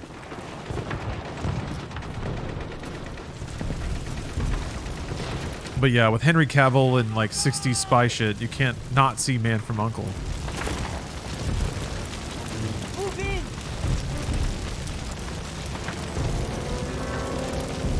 It's been a while since I've seen Man from U.N.C.L.E. I should check it out.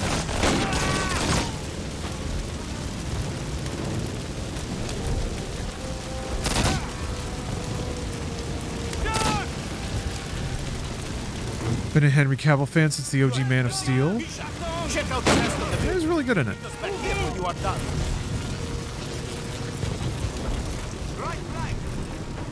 I like Man of Steel. Man of Steel enjoyed it. Even though I've only seen it once. I guess maybe... I don't know. Most superhero films that have... Like, with the glut of superhero films in the last 15 years. I feel like... I don't know. I feel like I only need to really see them once.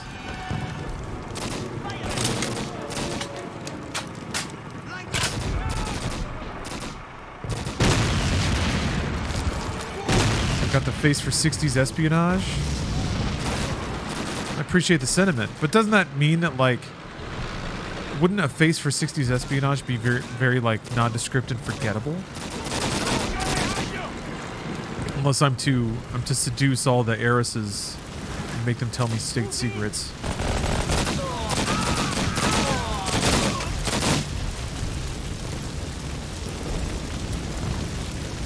AI's doing all the work and I love it. Oh! Golf Shirt Kid. Thanks for the sub.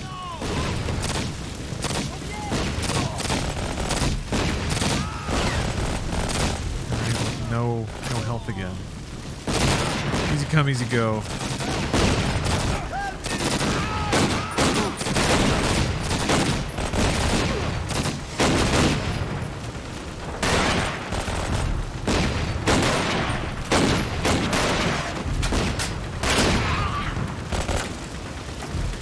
Kick this in, please. Maybe I drop down?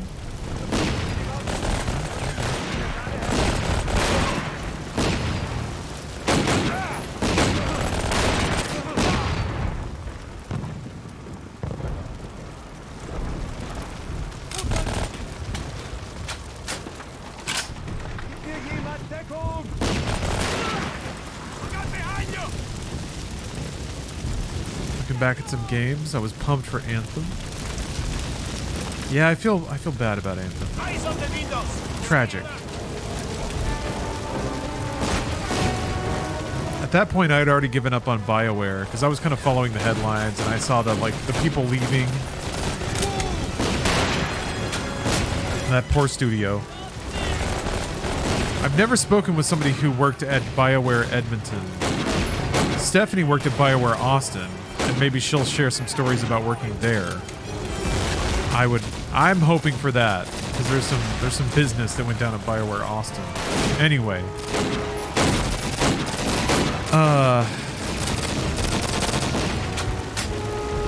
yeah, post like Mass Effect, the Richetiello years of EA really, a lot of important people left BioWare.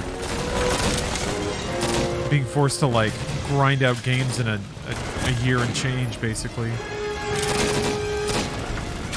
So I don't know. They had been hollowed out and turned into like a hit factory. Ugh. I feel bad for anyone that wanted to work there because they really loved Mass Effect or Dragon Age, or even had a respect for BioWare's legacy and history in RPGs. Just to like have everyone bail and have the logo basically mean nothing. And now they can't make a game anymore. Everyone left, I guess.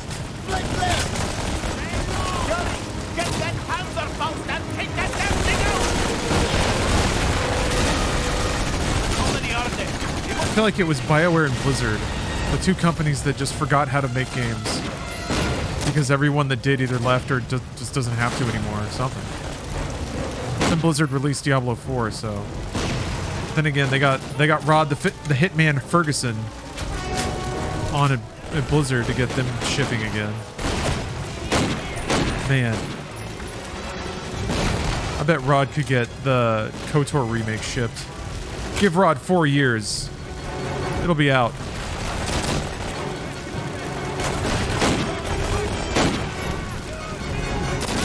He knows how to get product on shelves.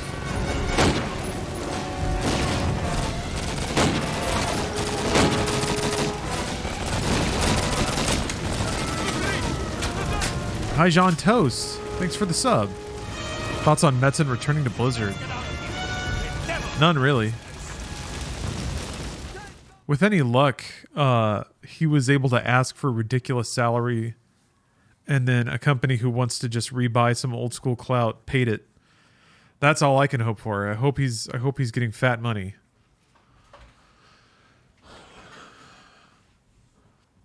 And I hope he's easy to work with.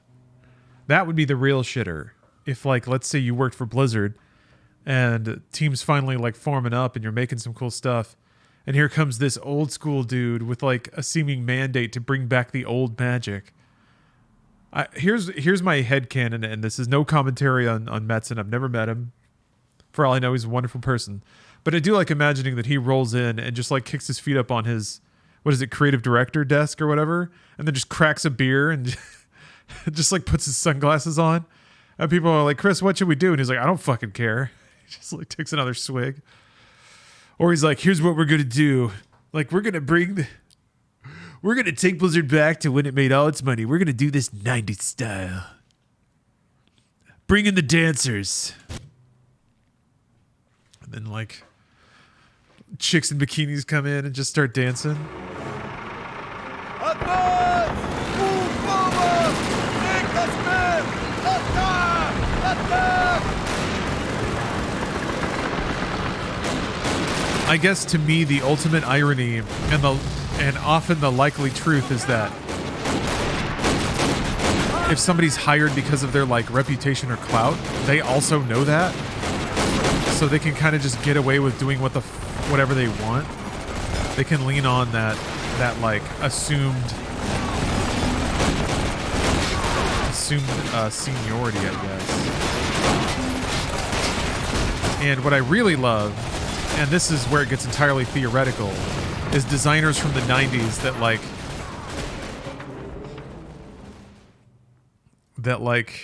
accidentally found gold, being expected to do it routinely and just being like, I don't know. And then they like try to recreate the conditions that made them that success, which is crushing brewskis and looking at hot 90s babes. That's my tactic as a low-level grunt at any job. Solid effort for 1 year, then coast. Everyone thinks I'm great when I'm actually lazy beyond belief. That's pretty smart, actually.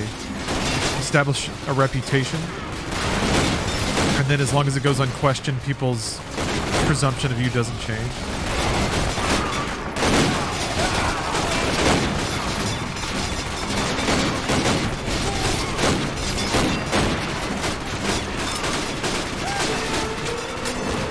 Make the boobs bigger.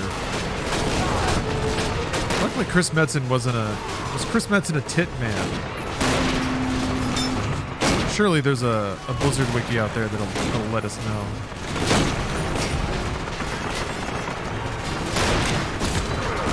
Oh yeah, CD Media. Oh, hold on. There's some mods that need to be brought to my attention. All right, let me click on these. Oh, a Riddick character preset. Oh, I wish I could show this. I suppose I can. Hold on. Skimpier outfits. Okay. And Judge Dredd. Anti-Xeno. So hold on a minute.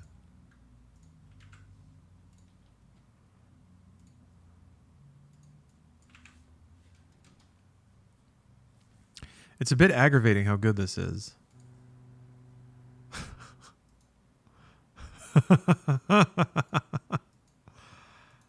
Damn it. How are people this good at character creators?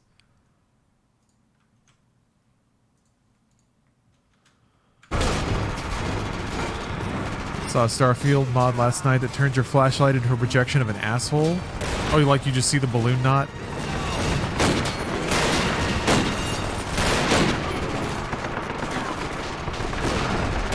Is it like... I assume it's been like... It's like a clean asshole.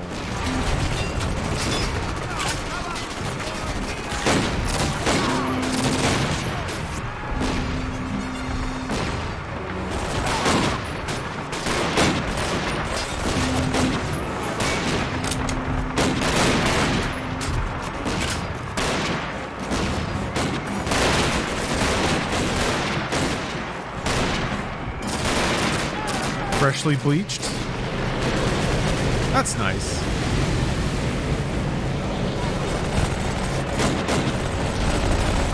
You've got to celebrate the simple pleasures in life, like fresh bread and a freshly bleached asshole.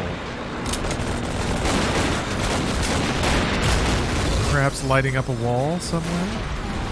A wall that has the very mineral that you need to mine. To research, I don't know, whatever the hell you research. I need to get butter in Starfield as well as real life. I need butter and cans of poutine to be able to research the next thing. Flame! Rain! The square is not secure! Get bleach on your t-shirt and feel like an asshole. Don't do that. Do what I do and coat your body in a garbage bag. Yep. Garbage bag. Step into that trash bag. Tear open a little butthole for yourself and then... Whoops. Hold up! Flame! Rain! The square is not secure! Gonna stream Starfield again? Yeah, at some point. I really do think it's the game I'll just go back to every couple of months. Try to remember what I was doing. God damn. Is there somebody up there? Hold up! Hold up! The square is not secure!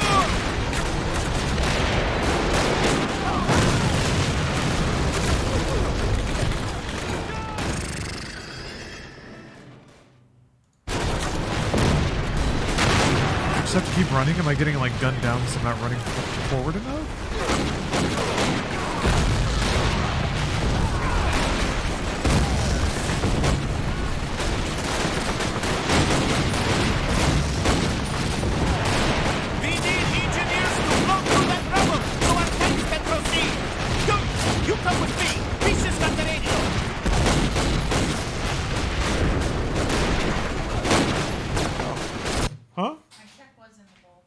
The bowl? Yeah.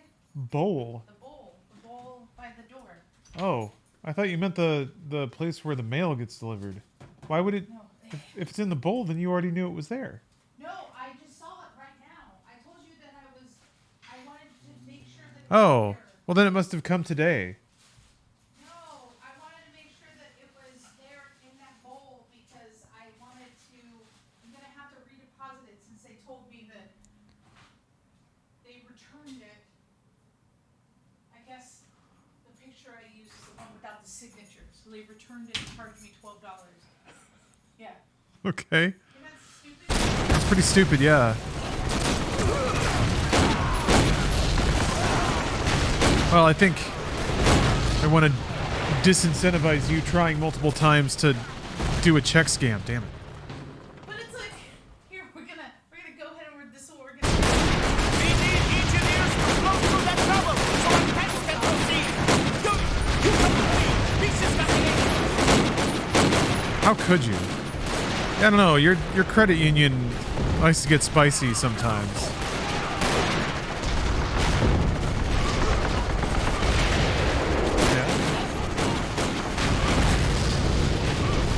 Yeah, it's pretty rough. I'll take it out in a minute because it smells bad.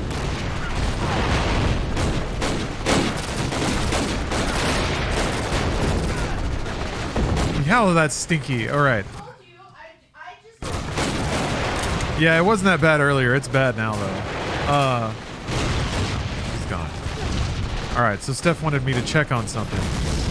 And I think I misunderstood her directions. I thought she wanted me to check the mail, but I think she wanted me to check a container next to the mail. She wanted me to check and see that something was there. So I was like, okay, she wants me to check and see if the mail's here. But no. She wanted me to check and see if something was in a bowl that I assume she put there. I don't know why she wanted me to validate that she had done something. Oh, whatever. The thing is, it all worked out. Nick Banana. Thanks for the sub. I do appreciate that. I'm gonna have to take a break here in a minute to, oh yeah, I need to what? Push up? Cover Sergeant Ant. Oh, I gotta take that trash out. That is some stinky, stinky trash. Ready? To that first tank! Stick with me! Go!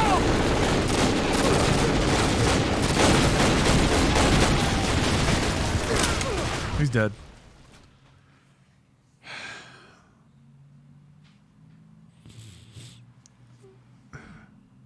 My thoughts on Dragon's Dogma 2? I actually got to go play it.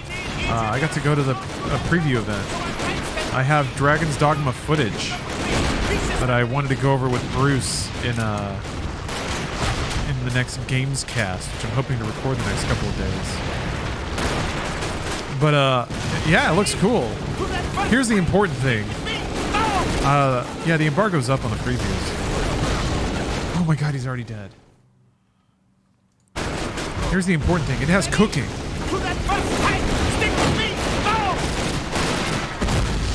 It has like 4K hyper cooking. Accelerate 987. Thank you very much for the sub. Yeah, it's like levels beyond Final Fantasy 15 video game food. So look forward to that.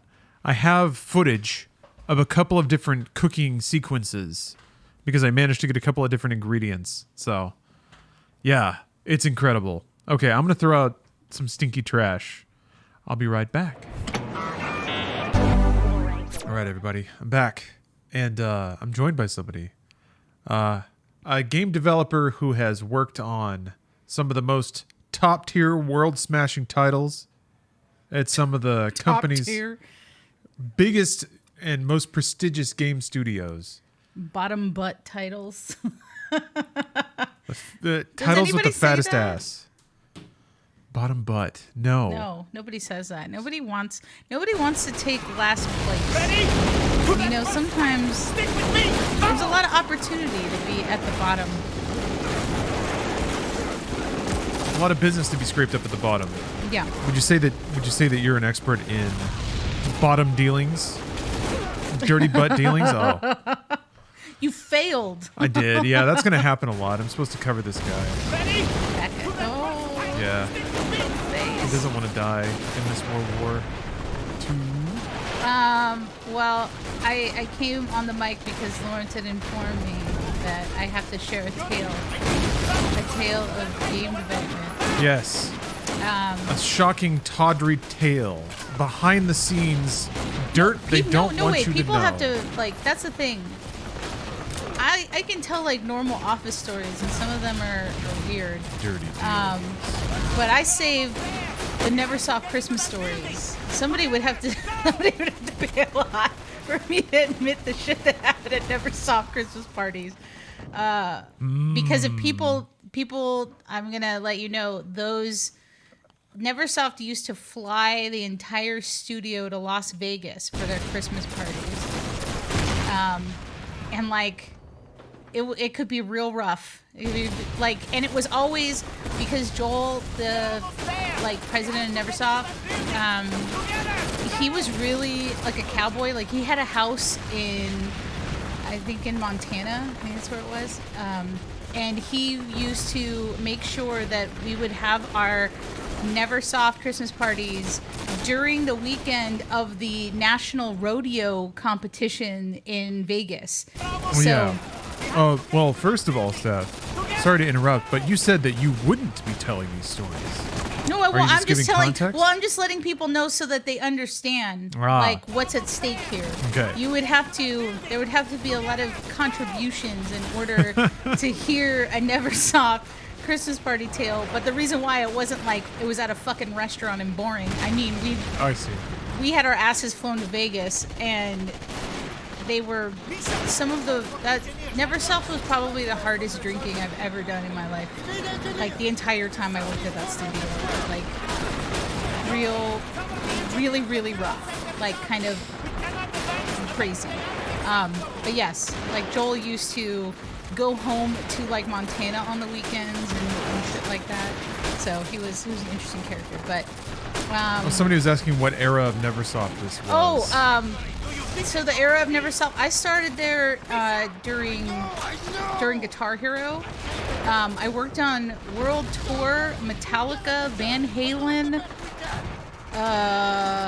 Band Hero 5, and the beginnings of 6. And then I went to BioWare.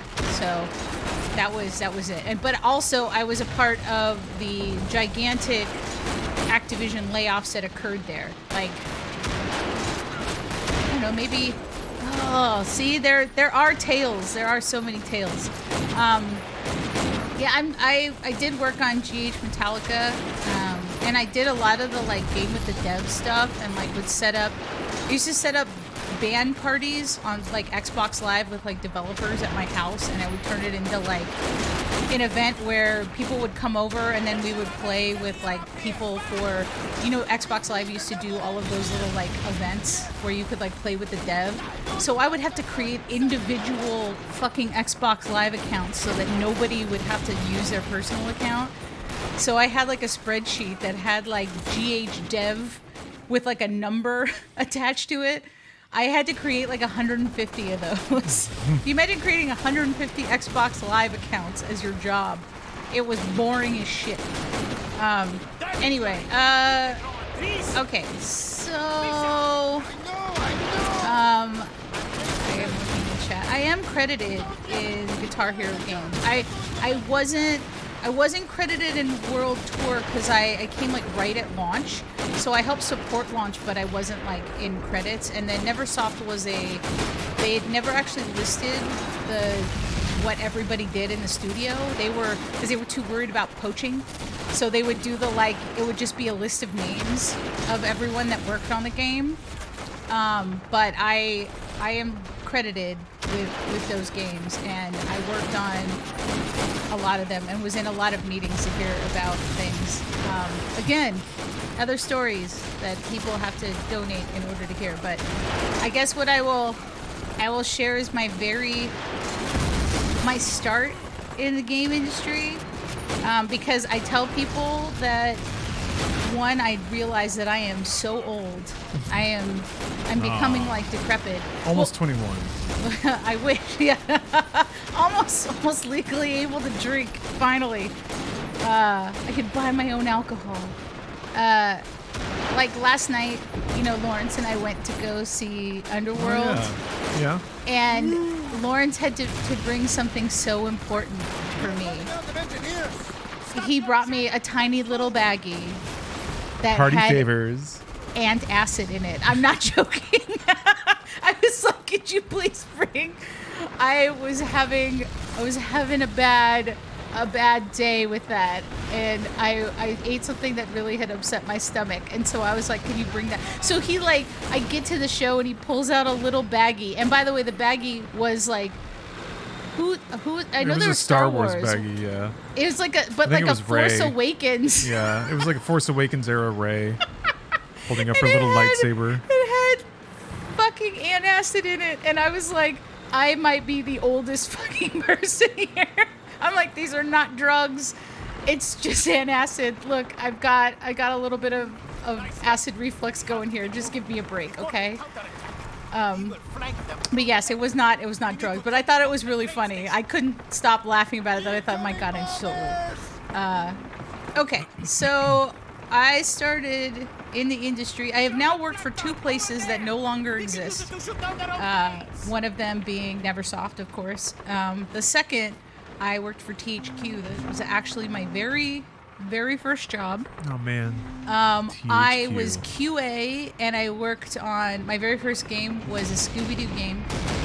It was called Mystery Mayhem. Like ham? Like a pig?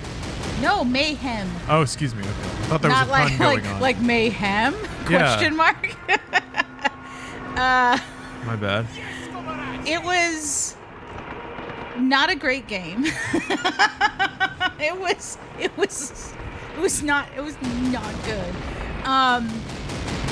I was a QA tester. That was what they called me. But here's the thing. I had been interviewing because I wanted to work in games, but I didn't know what I wanted to do. And my background, like my schooling, is actually programming. I thought that I was gonna be a programmer, and that's not what happened. And so I thought, well, I don't really know that much about game development, and this is a good place to start. So I interviewed at a few places. I actually did interview at Activision, and Activision was super weird back then. So wait, what year was this? This was like 2001. Okay. I went to interview at Activision, and what Activision would do is that you wouldn't be a full-time QA tester at the time. You had to do customer support half of the year, and then you had to do like quality assurance on a game. And like, of course, you never get to pick your game. You just get hired, and then they move you on to a project. And I interviewed at Activision, and they had me. It was really weird because they did like group interviews. They would bring you in like bulk. And I was like I interviewed somewhere else, another smaller studio that I don't think they exist either. But I always thought it was just kind of weird because I'd be in groups with like 6 to 9 other dudes, and I'd be the only woman. That's weird. And they would always be the I don't know, there were so many dudes that were absolute chuds. I just hated them. Like, oh God. What's a small... Okay, this won't count as a story. What's a small example of a chud behavior? They were like all trying to really show each other up. Like, oh, I went to school and I did this, or I've played this game so many hours, and I was like, oh, shut up. Oh, man. Like, it was very gamer peacocking. Yeah, it was really like gatekeepy and garbage trash. I mean, this was also the days where like one of my close friends that I still talk to today. We've been friends since we worked at THQ. He didn't even come out to everybody at the studio as gay, because at that point, people were still like calling each other slurs when they would test, and he felt really like worried about it. And one day he pulled me aside, and I was like, I'm going to tell you, I got worried because I thought, oh God, he's going to tell me he likes me, and this is going to be awkward because like we were friends. And then he was just like, well, I wanted to tell you like I'm gay, and I was like, oh my God. Oh, I'm so relieved. I was like, that's why we get along so well. Like, this all makes sense now. And, like, we're still friends to this day. But he kept that a secret at THQ because he just didn't think that other people would be kind to him. So that was what it was like back then. Man. But anyway, so there'd be group interviews. And at Activision, they actually took you to...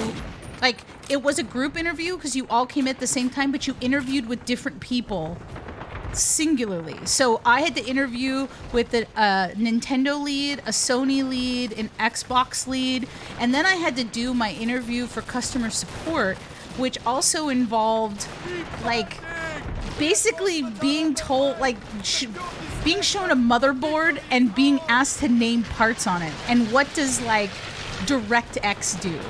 And I was like, okay. So I like answered these questions, and I was like, okay, sure.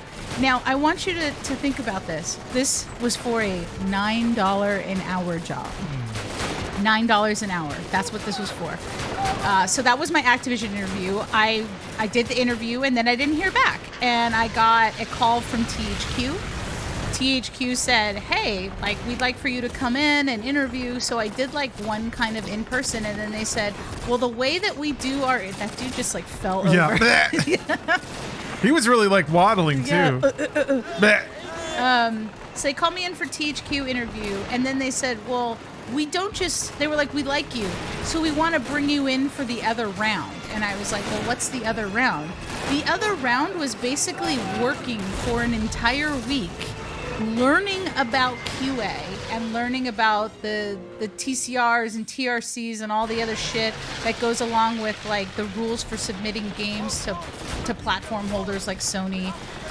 It was paid though. It was paid. I will say this.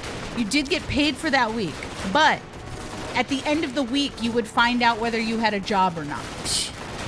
And part of this was like you went in, you sat in a group. Again, I was the only woman in a group of like 9 dudes. They put us into like this conference room that had like PCs or not even PCs, it was just TVs with VCRs on them, because this was the days when you used to have to record your bugs on like video cassette, because you would sometimes have to send those video cassettes to developers so that they could see your bugs. So they brought us in, and every day we learned something new. One day was focused on Nintendo, one day was focused on PC, one day's focused on Sony, one day was focused on Microsoft. And then on day 5, our final day, they brought us in where they watched us, and like, by the way, we didn't have PCs, we had to handwrite our bugs. They gave you bug sheets that would have like at the top where you'd have to put the summary of the bug, and then below like empty place for you to put step 1, do this, step 2, do that, blah blah blah. And then at the end, like you have to say the game should not do this, or like the expected behavior. You had to write a sentence that said the expected behavior so that the developer would understand it. So this final day was a test. It was like a final. They asked us like questions about all of the standards for the different platforms, and then they gave us a game that had already come out, that they already knew a lot of the bugs that were like in that particular build, and they had everybody basically just try to write as many bugs as they could within like a 2-hour time frame. So we had to like search it and write the bugs and write all the steps out and then like hand them over. And then I kid you not, I had to write a fucking essay. I had to write an essay on why I wanted to be in QA.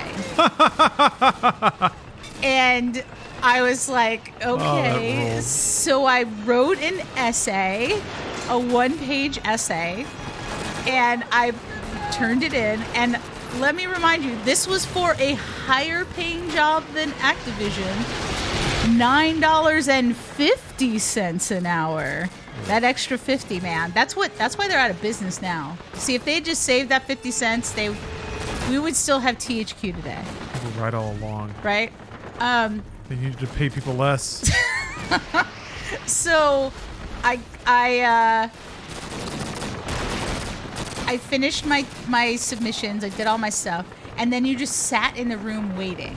And let me tell you, again, Gamer Chuds, there was a dude who at one point during the week fucking was asleep when the head of QA was talking about like the Sony requirements. I looked at him and I could see that motherfucker napping, and I thought, no fucking way. That dude is straight up sleeping. And I'm like, this is just weird. And like the thing is, you have no idea who gets picked or what. And apparently they changed it so that way if you tell your friends like, oh, you can apply for this job, here's what they made me do.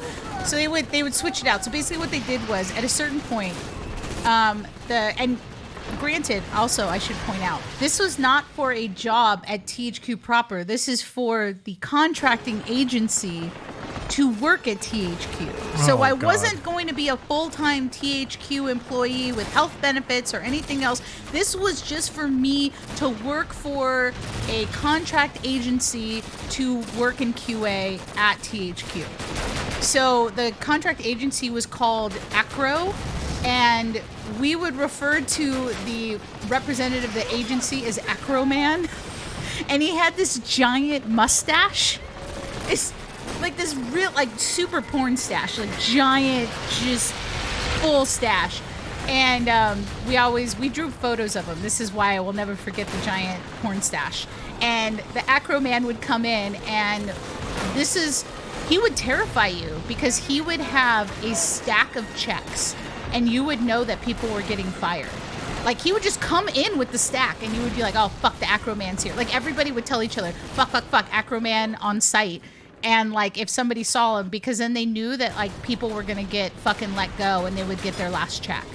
So, anyway, after I completed my test, did everything, they came into the room, the leads that were in our session and the Acro Man.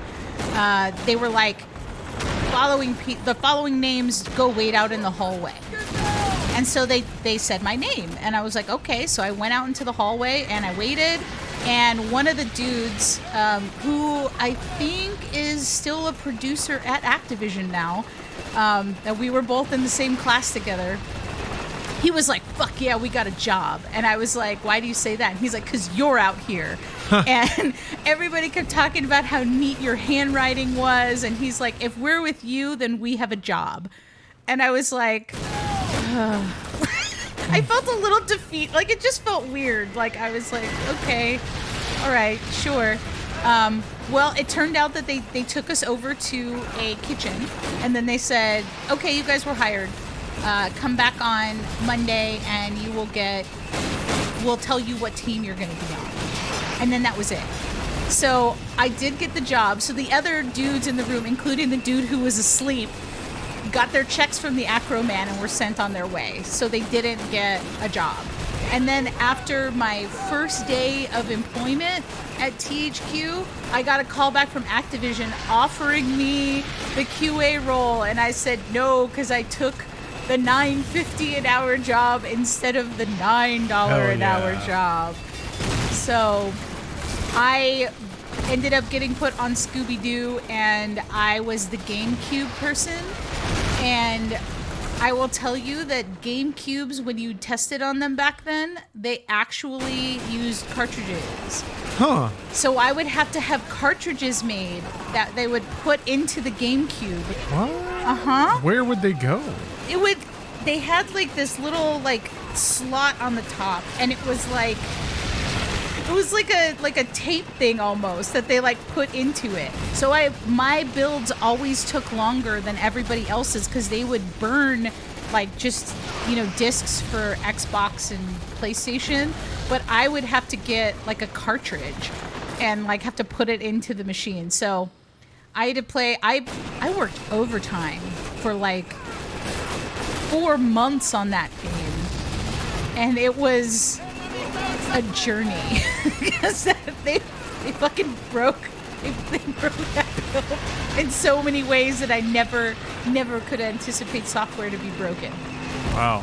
Yeah, it was impressive. And they were, I don't know, there's a link. Ooh. Hold on.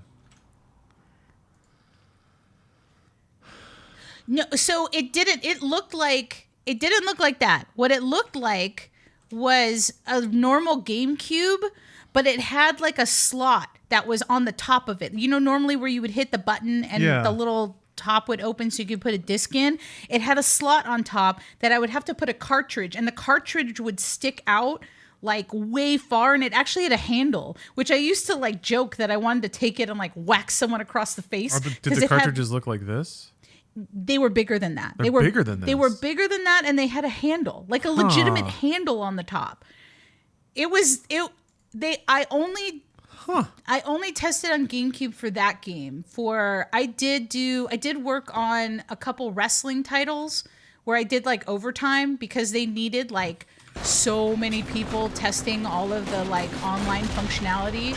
And then I did do early Xbox Live testing for Full Spectrum Warrior. Nice. And then I worked on like the Incredibles game, the GBA title, and which also you knew that you were hated if people put you on GBA. I'm not gonna lie, because testing on fucking screens that small was Oh. was very. And the only reason I got put on a title was because the lead who was taking over that team, is that dude just shooting you? I don't think so. Yeah, I think so. No, he was a good guy. I don't trust it. Oh, wait, there's another picture. Let's see. Yeah, it was similar to that, but it was taller. But yeah, that handle at the top, that's absolutely what I had. Like, because I used to joke like I would grip it from that handle, and I wanted to like yeah, whack I could see people that. with I it. would definitely want to smack somebody with a handle like that. Yeah, yeah. But it was super, super weird.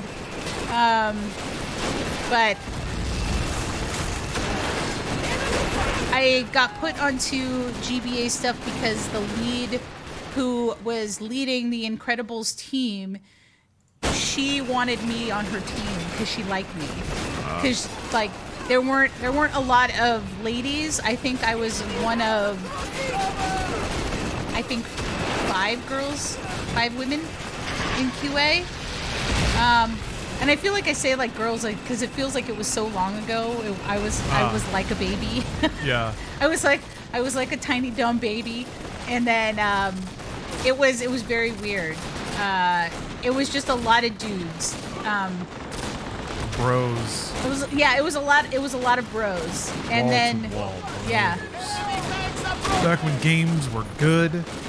I have many QA tales. Because when you have to work as many hours as you do, yeah, you start to find ways to entertain yourself. But I will wait. It has to be a sub thing, and then I could tell story. I'll tell a story about what we would do. Ooh. Yeah, you're gonna tease the next one already? Either the art contests. Okay. Oh yeah. Which were some of my favorite QA memories, or what we would do when people would leave. Like if they managed to get out. And survived. We did fun stuff. Okay. All right. Well, Steph, that's a great story. Always good to hear these stories. I love hearing this stuff. And honestly, like every time you tell it, I feel like I hear or learn something new that I didn't hear before. So I always love this stuff. Ramoni's gifting 5 subs. Oh. Your sales pitch is working. Yeah. Well, because, like, there's so much dumb shit. Yeah. Like, there is. that I've just kind of encountered or had to work on, or if people really are like, hey, when this was heydays of and by the way, even though I had that test where they made me like handwrite the bugs, that didn't mean that I got a PC when I started the job. I still had to handwrite bugs. We only had 2 PCs in the entire QA department, and if you were one of the lucky fast typists, you would be allowed to input the bugs for your leads. Ooh. So that your leads would like then put it into the database, and then you basically would get a sheet every time that they'd give you a new build. They would print out like all of your bugs on like just like a packet and give it to you, because whenever you got a new build, you had to retest all of your bugs to make sure they were fixed. And then you could start hammering the build to find all the new shit that got broke with the latest update. I had many closed acceptable crashes that got submitted. It got like they were just like, no one's ever gonna find this. And I was like, I found it. I wrote the steps. I could tell you the percentage. Uh-oh. I think I might have a save where I'm completely screwed. Oh, no. That's right. Steph's a real gamer. Well, I invite Steph to stick around. People are loading up with subs already, though.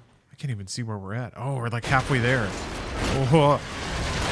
I like, though, that, like, so these are the subs for the stories that will eventually turn into Lawrence having to sit in an ice cave. Oh, yeah. Yeah, that's the reason for the season. We're extorting money from you guys to pay for bolt-on activities during my birthday trip to Finland. That's why Steph is offering up her advanced game knowledge in this way. Yeah, so that I can make sure that Lawrence has a magical birthday. It involves getting in really cold water. It's gonna. Well, I'll watch you get into really cold water. Or it's like a snow. You jump in snow for part of it. Oh yeah, that was one of them. One of them was like they have like 3 different kinds of saunas, and then they were like, are you brave enough to jump into the deep snow? And I'm like, no. Deep snow. Like, I read it and I immediately said no. And I'm like, you know what I like though? Saunas. I fucking love saunas. Saunas are great. I want to jump in the deep snow. You can jump in the deep snow. You know what? If you jumped in the deep snow, I know I'd probably end up jumping in it once just so I could be like, all right, I did it. And then never doing it ever again. Although I have done, I had gone, what was this? This was years ago. I had a company reach out to me that was based in Montreal that wanted me to teach a master class in community management, and they charged people like a shit ton of money to go to this. And I thought, you guys are all, I don't know. Are you giving away a story right now? Well, this isn't really about game dev. This was about my trip to Montreal. Oh, okay, all right. Oh, I just shot over that water tower. Yeah. Cool. So I got this company approached me. I went and I created a curriculum for like a 2-day class, and they were like, we'll pay for you to go to Montreal, teach the class, we'll pay you to be an instructor. And I was like, sure, okay. It was a lot of work, and I was like, imposter syndrome, like you couldn't believe, because I thought, my God, like I was panicked about it, because I thought, these people are paying money, I have to make sure that I give them like good information. I felt like legitimate like worry about it. So when I finally finished the class and I finished teaching it, the sense of relief that I had was so great that I signed up for my first marathon. That was one of the first things that I did, and that I was like, I can do anything, because and by the way, I did run a marathon, and I did finish, and I got my medal. And I don't know if I'll ever run a marathon again, but I did do it. But I was seriously like, I rule right now, and I found this like spa that exists in Montreal because I had like the weekend to like hang out. So I went and I went to this museum exhibit about when the Beatles first came to Montreal. I went and I found this spa where they have what is called the polar dips. So you could go into like, it was like 30-degree water, and then like to shock pores like close after you had been in like either a specialty steam room or in this like giant like sauna that had like all these herbs that they were like burning in it, so it was kind of sagey and like wacky. And they were like, oh, you should only do it like, once or twice. And I think I did it 4 times. Because I wanted to go to I wanted to try all of the things. Sure. I did also get good poutine when I was in Montreal. I will tell you, I went and I had tweeted out randomly, again, because I thought I was invincible in that moment, that I was like, hi, I'm in Montreal. Does anybody who follows me on Twitter, is anybody here from Montreal? And there was these people who ran a PlayStation website, and they were like, come and hang out with us at the beer festival. And I was like, where is it? Oh shit, it's across the street from my hotel. So I went to this beer festival with a bunch of it was a group of 4 dudes, and they were like, aren't you worried about coming out with 4 dudes? And I thought, you're all French Canadian and I can just crush your bones to dust. And then they looked at me, they were like, we believe it. And I said, okay. So I was like, as long as you don't fuck with me, I won't fuck with you. Cool. I did hang out with them. We ended up going to somebody's house. They got stoned and played NES. It was a real weird night. But they did take me for poutine, and they did try to take me to a exotic dance locale on Catherine Street, I believe. I can't remember. I'm pretty sure it's Catherine. The famous street where they have a lot of things, and they were like, you should go to this place. Yeah, I'll tell you, that was an interesting night. And then the next day I did the spa, the museum and stuff. And then I went to go eat at a bar. And then I was approached by a couple for a threesome. Ooh. And I was like, no. They wanted to take me to some like Indian gaming casino thing. And I was like, they were like, oh, you seem so interesting. And I'm like, I don't know, whenever people come up and they start being the like you seem so interesting. I'm like, oh no, I don't trust. I'm like, no, I will be murdered. Also, I'm not gonna get in a car with you weirdos to go out like an hour outside of the city. The casinos on the reserves could be fun. I wouldn't know because I didn't know any of those fucking people and I wasn't gonna go. At least if I was the people that I hung out with in the city, it was in the city, so I could still get a taxi. I was still near civilization. At that point, I was like, I don't trust these people. Who the fuck is this couple? You know, doing the like, oh, I like your freckles. And I'm like, oh no. No. I'm just trying to be chatty. I'm not trying to have weird sex with you people. There's no water sports here. Get out. Go. So, anyway. There was a lot of sub activity. I got a lot of people to thank real quick. Oh, yeah. Please. Oh my gosh, I have to roll it back a little bit. Roroni, I'm going to start from the beginning of Steph working the mic here. Oh my gosh, this level's ridiculous. Roroni, thanks for gifting 5 subs. Wubbly, thank you for the 5 subs. Halo Dudette, thank you for gifting 5 subs. Cyber Fisherman, thank you. James Fisto, Dirty Dimmy, all giving 5 subs. Thank you very much. Trying to squeeze them. Giving. Yes, trying to squeeze the maximum value out of the remainder of September. Gift subs are now on sale. But yes, thank you very much. NB the Sponge, thank you for the cheer. 420 bits. I unfortunately didn't hear what Barney was up to. I mean, it's hard to hear Barney over war. And CD Media, thank you for the sub. Well, I guess, yeah, you've worked on Call of Duty now at this point, Steph. Well, I mean, a little bit. It's actually funny that I feel like I probably would do pretty well at doing stuff for this, although honestly COD's so big now and it has so many people and so many people that don't seem to actually play the game or know anything about it but work on it. Uh-oh. Are you getting close to telling a story? It's dun dun dun. This is the shit. This is the real shit. No, I don't know. She's dishing on the games industry. We knew it. We knew it would happen. No, that's the thing. We knew they were frauds. God damn it. People that work at game companies, like, it's not a prerequisite to play games or to even, like, I don't know. For me, I'm like, you should at least like them. You should at least like them. You should have at least have played some or have, like, an opinion on something, because I feel like you have to enjoy what you're working on.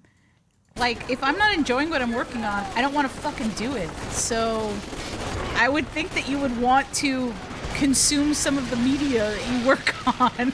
Yeah. Maybe not exactly that game because it's hard or anything or like whatever, but at least something. I don't know. I think the world would be surprised by the amount of people that just don't like games, don't care, don't prepare very well. I think, like, I remember interviewing a dude for a job when I was at PopCap that I already didn't trust his resume. Yeah. Well, I didn't trust his resume not because of what he had. It was the email address to contact him was like a weird email address with numbers at Hotmail. Ooh. And I was like, my man, you didn't even like secure a Gmail account? Like, it's like your name or something? Oh! The Stukas keep getting me. Yeah, I don't know. Well, I just didn't trust him, and when he was coming to work on Bejeweled, and I'd asked him, like, what Facebook games do you play? And he's like, none. Well, sometimes I played, what was it, like, what was the Zynga game? Mafia? Cool. Do you remember? No, do you remember the name of it? Fuck. Like Mafia Wars or something? I think like Mafia War. I think that's what he mentioned. He's like, I played Mafia Wars before, and I thought you couldn't even fucking. It's goddamn Bejeweled. It's a minute-long match. You couldn't take literally a minute. Literally a minute. It's a minute to play the game. To even play one fucking round of Bejeweled. 1 minute. One. That's it.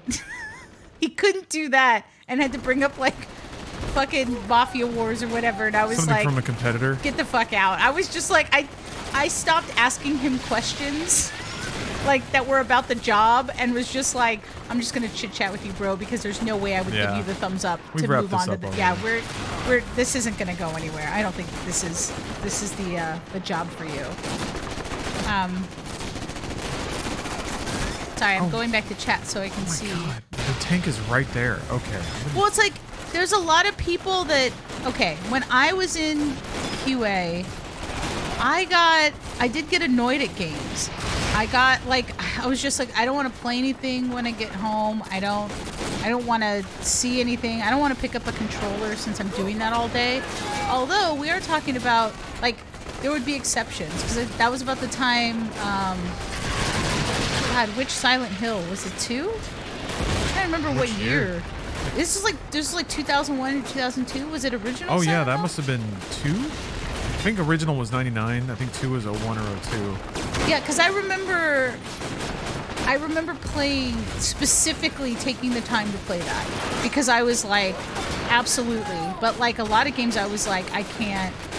I don't want to play anything. I've been playing like games literally from like 10 a.m. Which also, by the way, you want to talk about how like treating employees of a certain caliber and then the way that they like behave because of it. Like we had to physically clock in with like a biometric scanner because they didn't believe that we would be on time and or do our like clock in when we were supposed to. So we'd have to go to a thing where it would like take our fingerprint. Like, yeah, they wouldn't even let us have punch cards. Like, punch cards were not even allowed because they figured that people could just punch their friends in. So you would have to do it with your actual hand. You have to clock in with your hand and type in a number in order to, like, clock in and out during the day. And you have to clock out for lunch. And they would, like, come over to people's desks and stop them from working for their 15-minute breaks and make them physically walk away from their PCs. Like, you couldn't even just sit at your desk. You had to get up and, like, go outside or go do something else. And I thought, this is just so weird. Like, it didn't feel like an adult. It felt like I was in school. So it was definitely one of those, like, we don't trust any of you fucks. Yeah. It's just pretty, it was pretty impressive. The worst game that I QA'd, God. The worst, God, you know, it might have been the SpongeBob demo I had to work on because having to hear the same thing, like it was like I can't remember what the demo was. And don't get me wrong, I actually like SpongeBob. I think he's amusing. I'm glad that he's a true meme lord and is still like he's just all the memes. And Patrick. Let's be real. I was actually more of a Patrick girl. If you wanna be really clear, of course I like them dumb. So except for Lawrence. Lawrence is very good catch. Lawrence is very smart, and I love strive that to be dumb, though. He kind of does. He strives to be a true himbo, and I appreciate that. But I like dumb characters. They endear me like so much. So I love Patrick a lot. But anyway, I had to play. There was like a demo coming up for E3, and God, we just had to keep playing. It was like everybody had like one of the sections of the same level. So it wasn't even like we had a whole level to play through. And it was the fucking worst. It was like, it wasn't even that long I was on it, but having to hear the same jokes where we couldn't like you can't turn anything off. You have to listen to it. At least for Scooby and shit like that, I could actually play through the whole game. Like I had sections, but a lot of times I would also be the person that would just be like, does Critical Path fucking work? Like, just play the whole fucking game and go through the story. But, man. Anyway, yeah, so SpongeBob was probably the worst one. They target you with the bombers, and there's nothing you can do to not get hit. Oh. There's these two nerds who run up.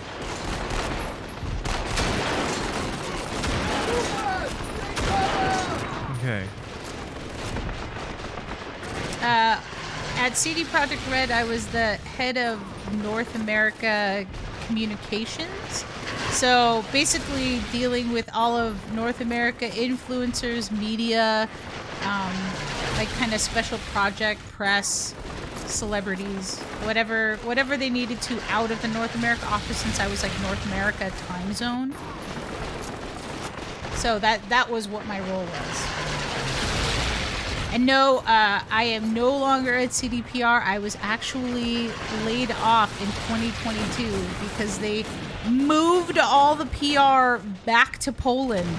And as you can tell, Lawrence and I do not live in Poland. We do not exist in Poland. We are here in California. Decided to not relocate? Yes. So so I was let go.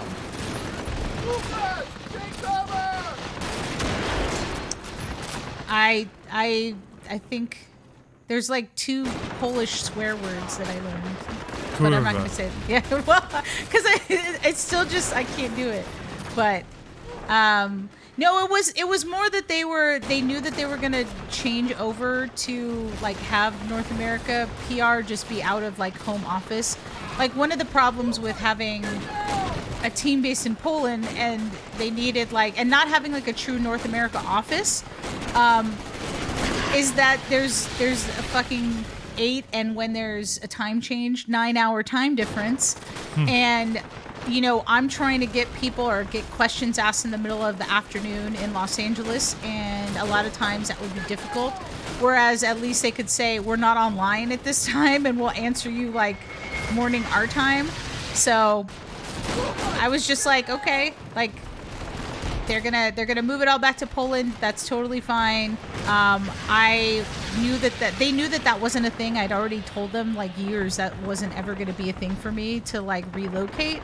So it wasn't really like a choice, but it wasn't like an offer on the table. But also that wasn't a thing that I ever had wanted or asked for or ever discussed with them. Like it was very clear that I was based in California. I'm based with North American media.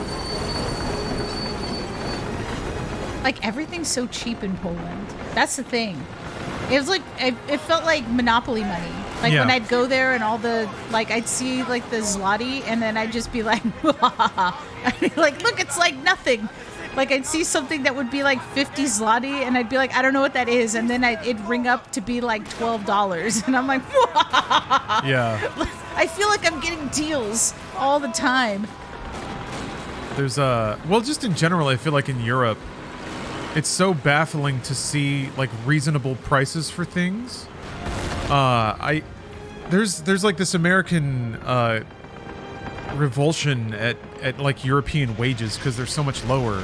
But it's astounding how far your money goes when it's not just like subject to American capitalism, and also you don't have to pay for your health care. So yeah, things are just a lot more clean and simple.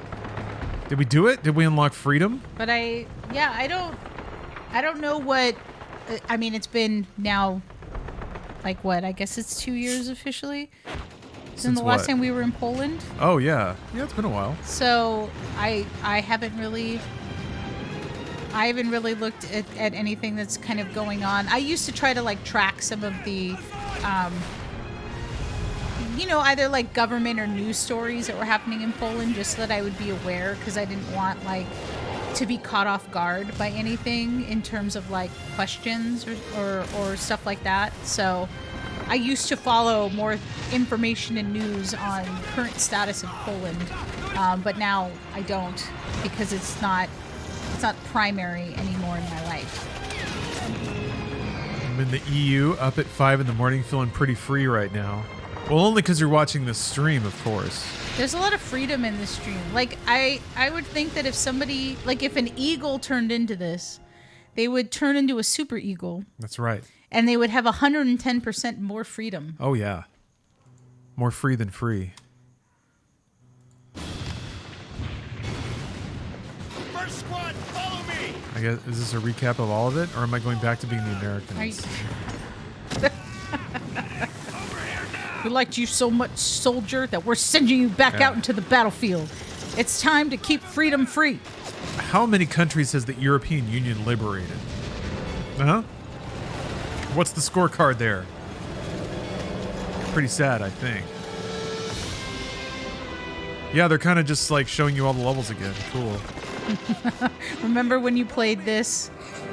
War is hell. Where's the like little interludes of like... That was the first train we saw blow up. Wait, no, it wasn't. That was the second one. No, it was the first one. No, I want it to be like, you know, war. War never changes. Wrong franchise. Damn it. In my revolution. Thank you for the sub. I think we finished our second Call of Duty, which ironically is not Call of Duty 2. Oh, yeah, that's right. Yeah. Now we got another Call of Duty that's still not Call of Duty 2, because Activision is a good publisher. Call of Duty, we're not sure which duty we're calling. There's always more duties to be called. More MK after this / no. I'm moving on to Call of Duty. He's got to get the list. Yeah, I got to pull up the list. You know what? You really need to get like a clipboard. Finest hour. Get your tiny glasses. Wait, I got to read this. Finest Zoom hours in. next.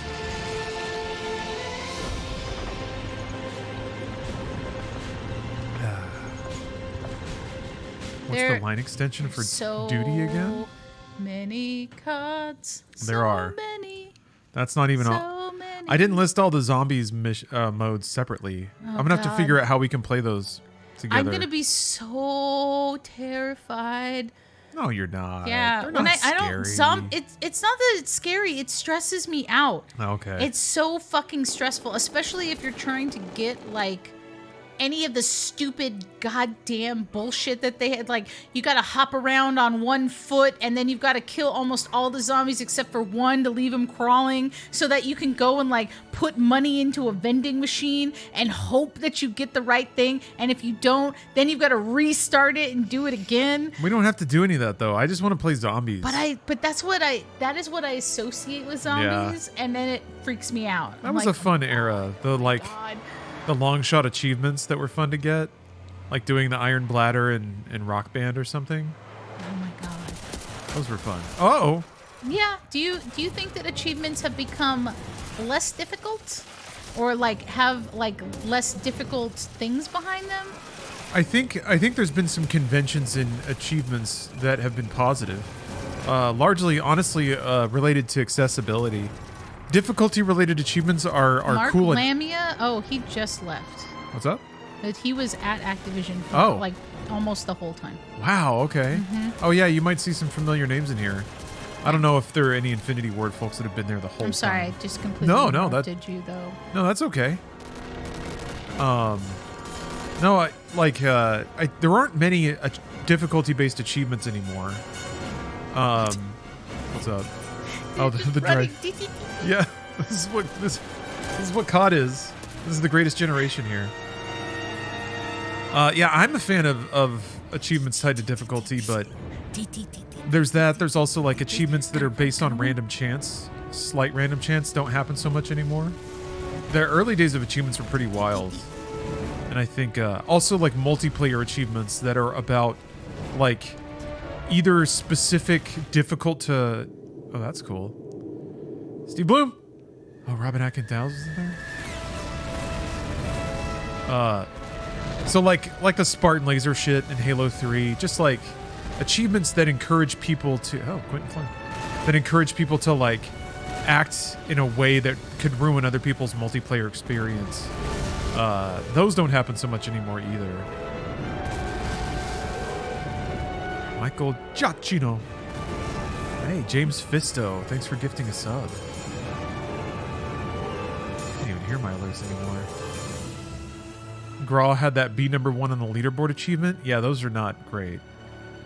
Yeah, some of those are a little like I'm I'm not down with the you have to be number one at something. You have to do that. I feel like, especially when it comes to like really competitive games, because I'm like, okay, look, they're already at number one. You don't need to give them extra points.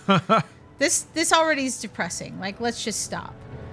But yeah, I feel like achievements ought to be either like cumulative actions, or if there was also like stuff like get 5 headshots in a row in a multiplayer match or something like that. Things that require successive actions that get harder and harder to do. Those are pretty rough. But achievements were pretty important in Generation 7. Games were getting so simple that achievements were really the only thing that made them interesting.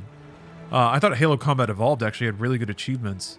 Just playing through the game was fun, but if you played through it hunting achievements, then there would be like restrictions placed on every level or various encounters that made those encounters so much more interesting to try to figure out. I mean, I still do feel proud with my Noam Chomsky achievement from Left 4 Dead. I never got that one. That was a fun era, though, of also like developers experimenting with achievements like that. But it was also really fun just because I've told Lawrence that story of it was that I wanted that achievement and I made my then partner at the time play with me, and he just, I would call him average at games. I mean, I was better than him in most of them. And that's not me trying to brag. I mean, he's stupid, so it's fine. But when we broke up, I had to play games to beat him to get some of them, and I did. Like Point Blank, because we had the at-home Point Blank, and I was like, oh, hell yeah. I want him, and he's like, no, we're gonna keep it. Like, I'm gonna keep it. I'm taking it with me. And I was like, absolutely not. You are. I was like, we're gonna play for it, and I won. So I got to keep the guns in the Point Blank games. You challenged your ex to a video game showdown to keep the video game? Yes. That's rad. Of course. So anyway, when I did that achievement with him, I told him, I was like, look, I'm going to need your help with this. Like, you're just going to have to deal with me with this. I'm going to give you instructions. I'm going to shout at you when I need you to do something, but you need to actually follow along. And he did, and then it got to the point where I went like you have to get into the helicopter as all the zombies are coming into that like concert venue. Yeah. And I went and I was like, there's the chopper. Like, I went and I grabbed the gnome. I went running to that chopper and I got on it, and I could see my ex like surrounded by zombies. But he's like, "Are you gonna come help me?" And I was like, "Fuck no! I'm in the chopper with the gnome. That's the whole point of the achievement." And he was like, "You're gonna leave me?" And I was like, "Absolutely, bye." Like, and I watched him get eaten, and then his credits rolled, and I was like, and then my little achievement went bing. I was like, got my achievement. And he was so sad that he was like, I can't believe you left me behind. And I was like, you knew this. I told you what was going to happen. I said that the whole point is me getting this achievement, not you being alive. Me, achievement, me. So he was very bummed out. But it was hilarious, and I still remember it fondly to this day. Yeah, you knew what you signed up for. Yeah. Lol, said the scorpion. Mao. Although the scorpion got achievements in this situation, so. Yeah. You scared him off to the MG Tau subreddit. Oh, man. What did he think about Gamergate? Did you ever ask? I never asked him. Oh. I don't think at that point, he didn't know he's not really on that anything wavelength. about No, so this was somebody that I was with for years. I should have, like, it's a thing of, like, it should have just ended so much sooner instead of just, like, kind of dragging on, because I knew that I wasn't invested in things. Not in the way that I feel so invested in Lawrence. I know that I love him very much, and I'm glad that he loves me. He got on my nerves so very often that I would have those moments of like, you know, when are you going to die? Like looking at him and being like, that's not healthy. That's not healthy. And I was like, yeah, this is bad. Including, when I got the job at THQ, that motherfucker got a job at THQ. And I almost, like, he didn't tell me. All that he did tell me was that, oh, I'm interviewing somewhere. And I was like, where? Like, oh, I'm going to try to get a QA job too. Okay, like, you want to get a...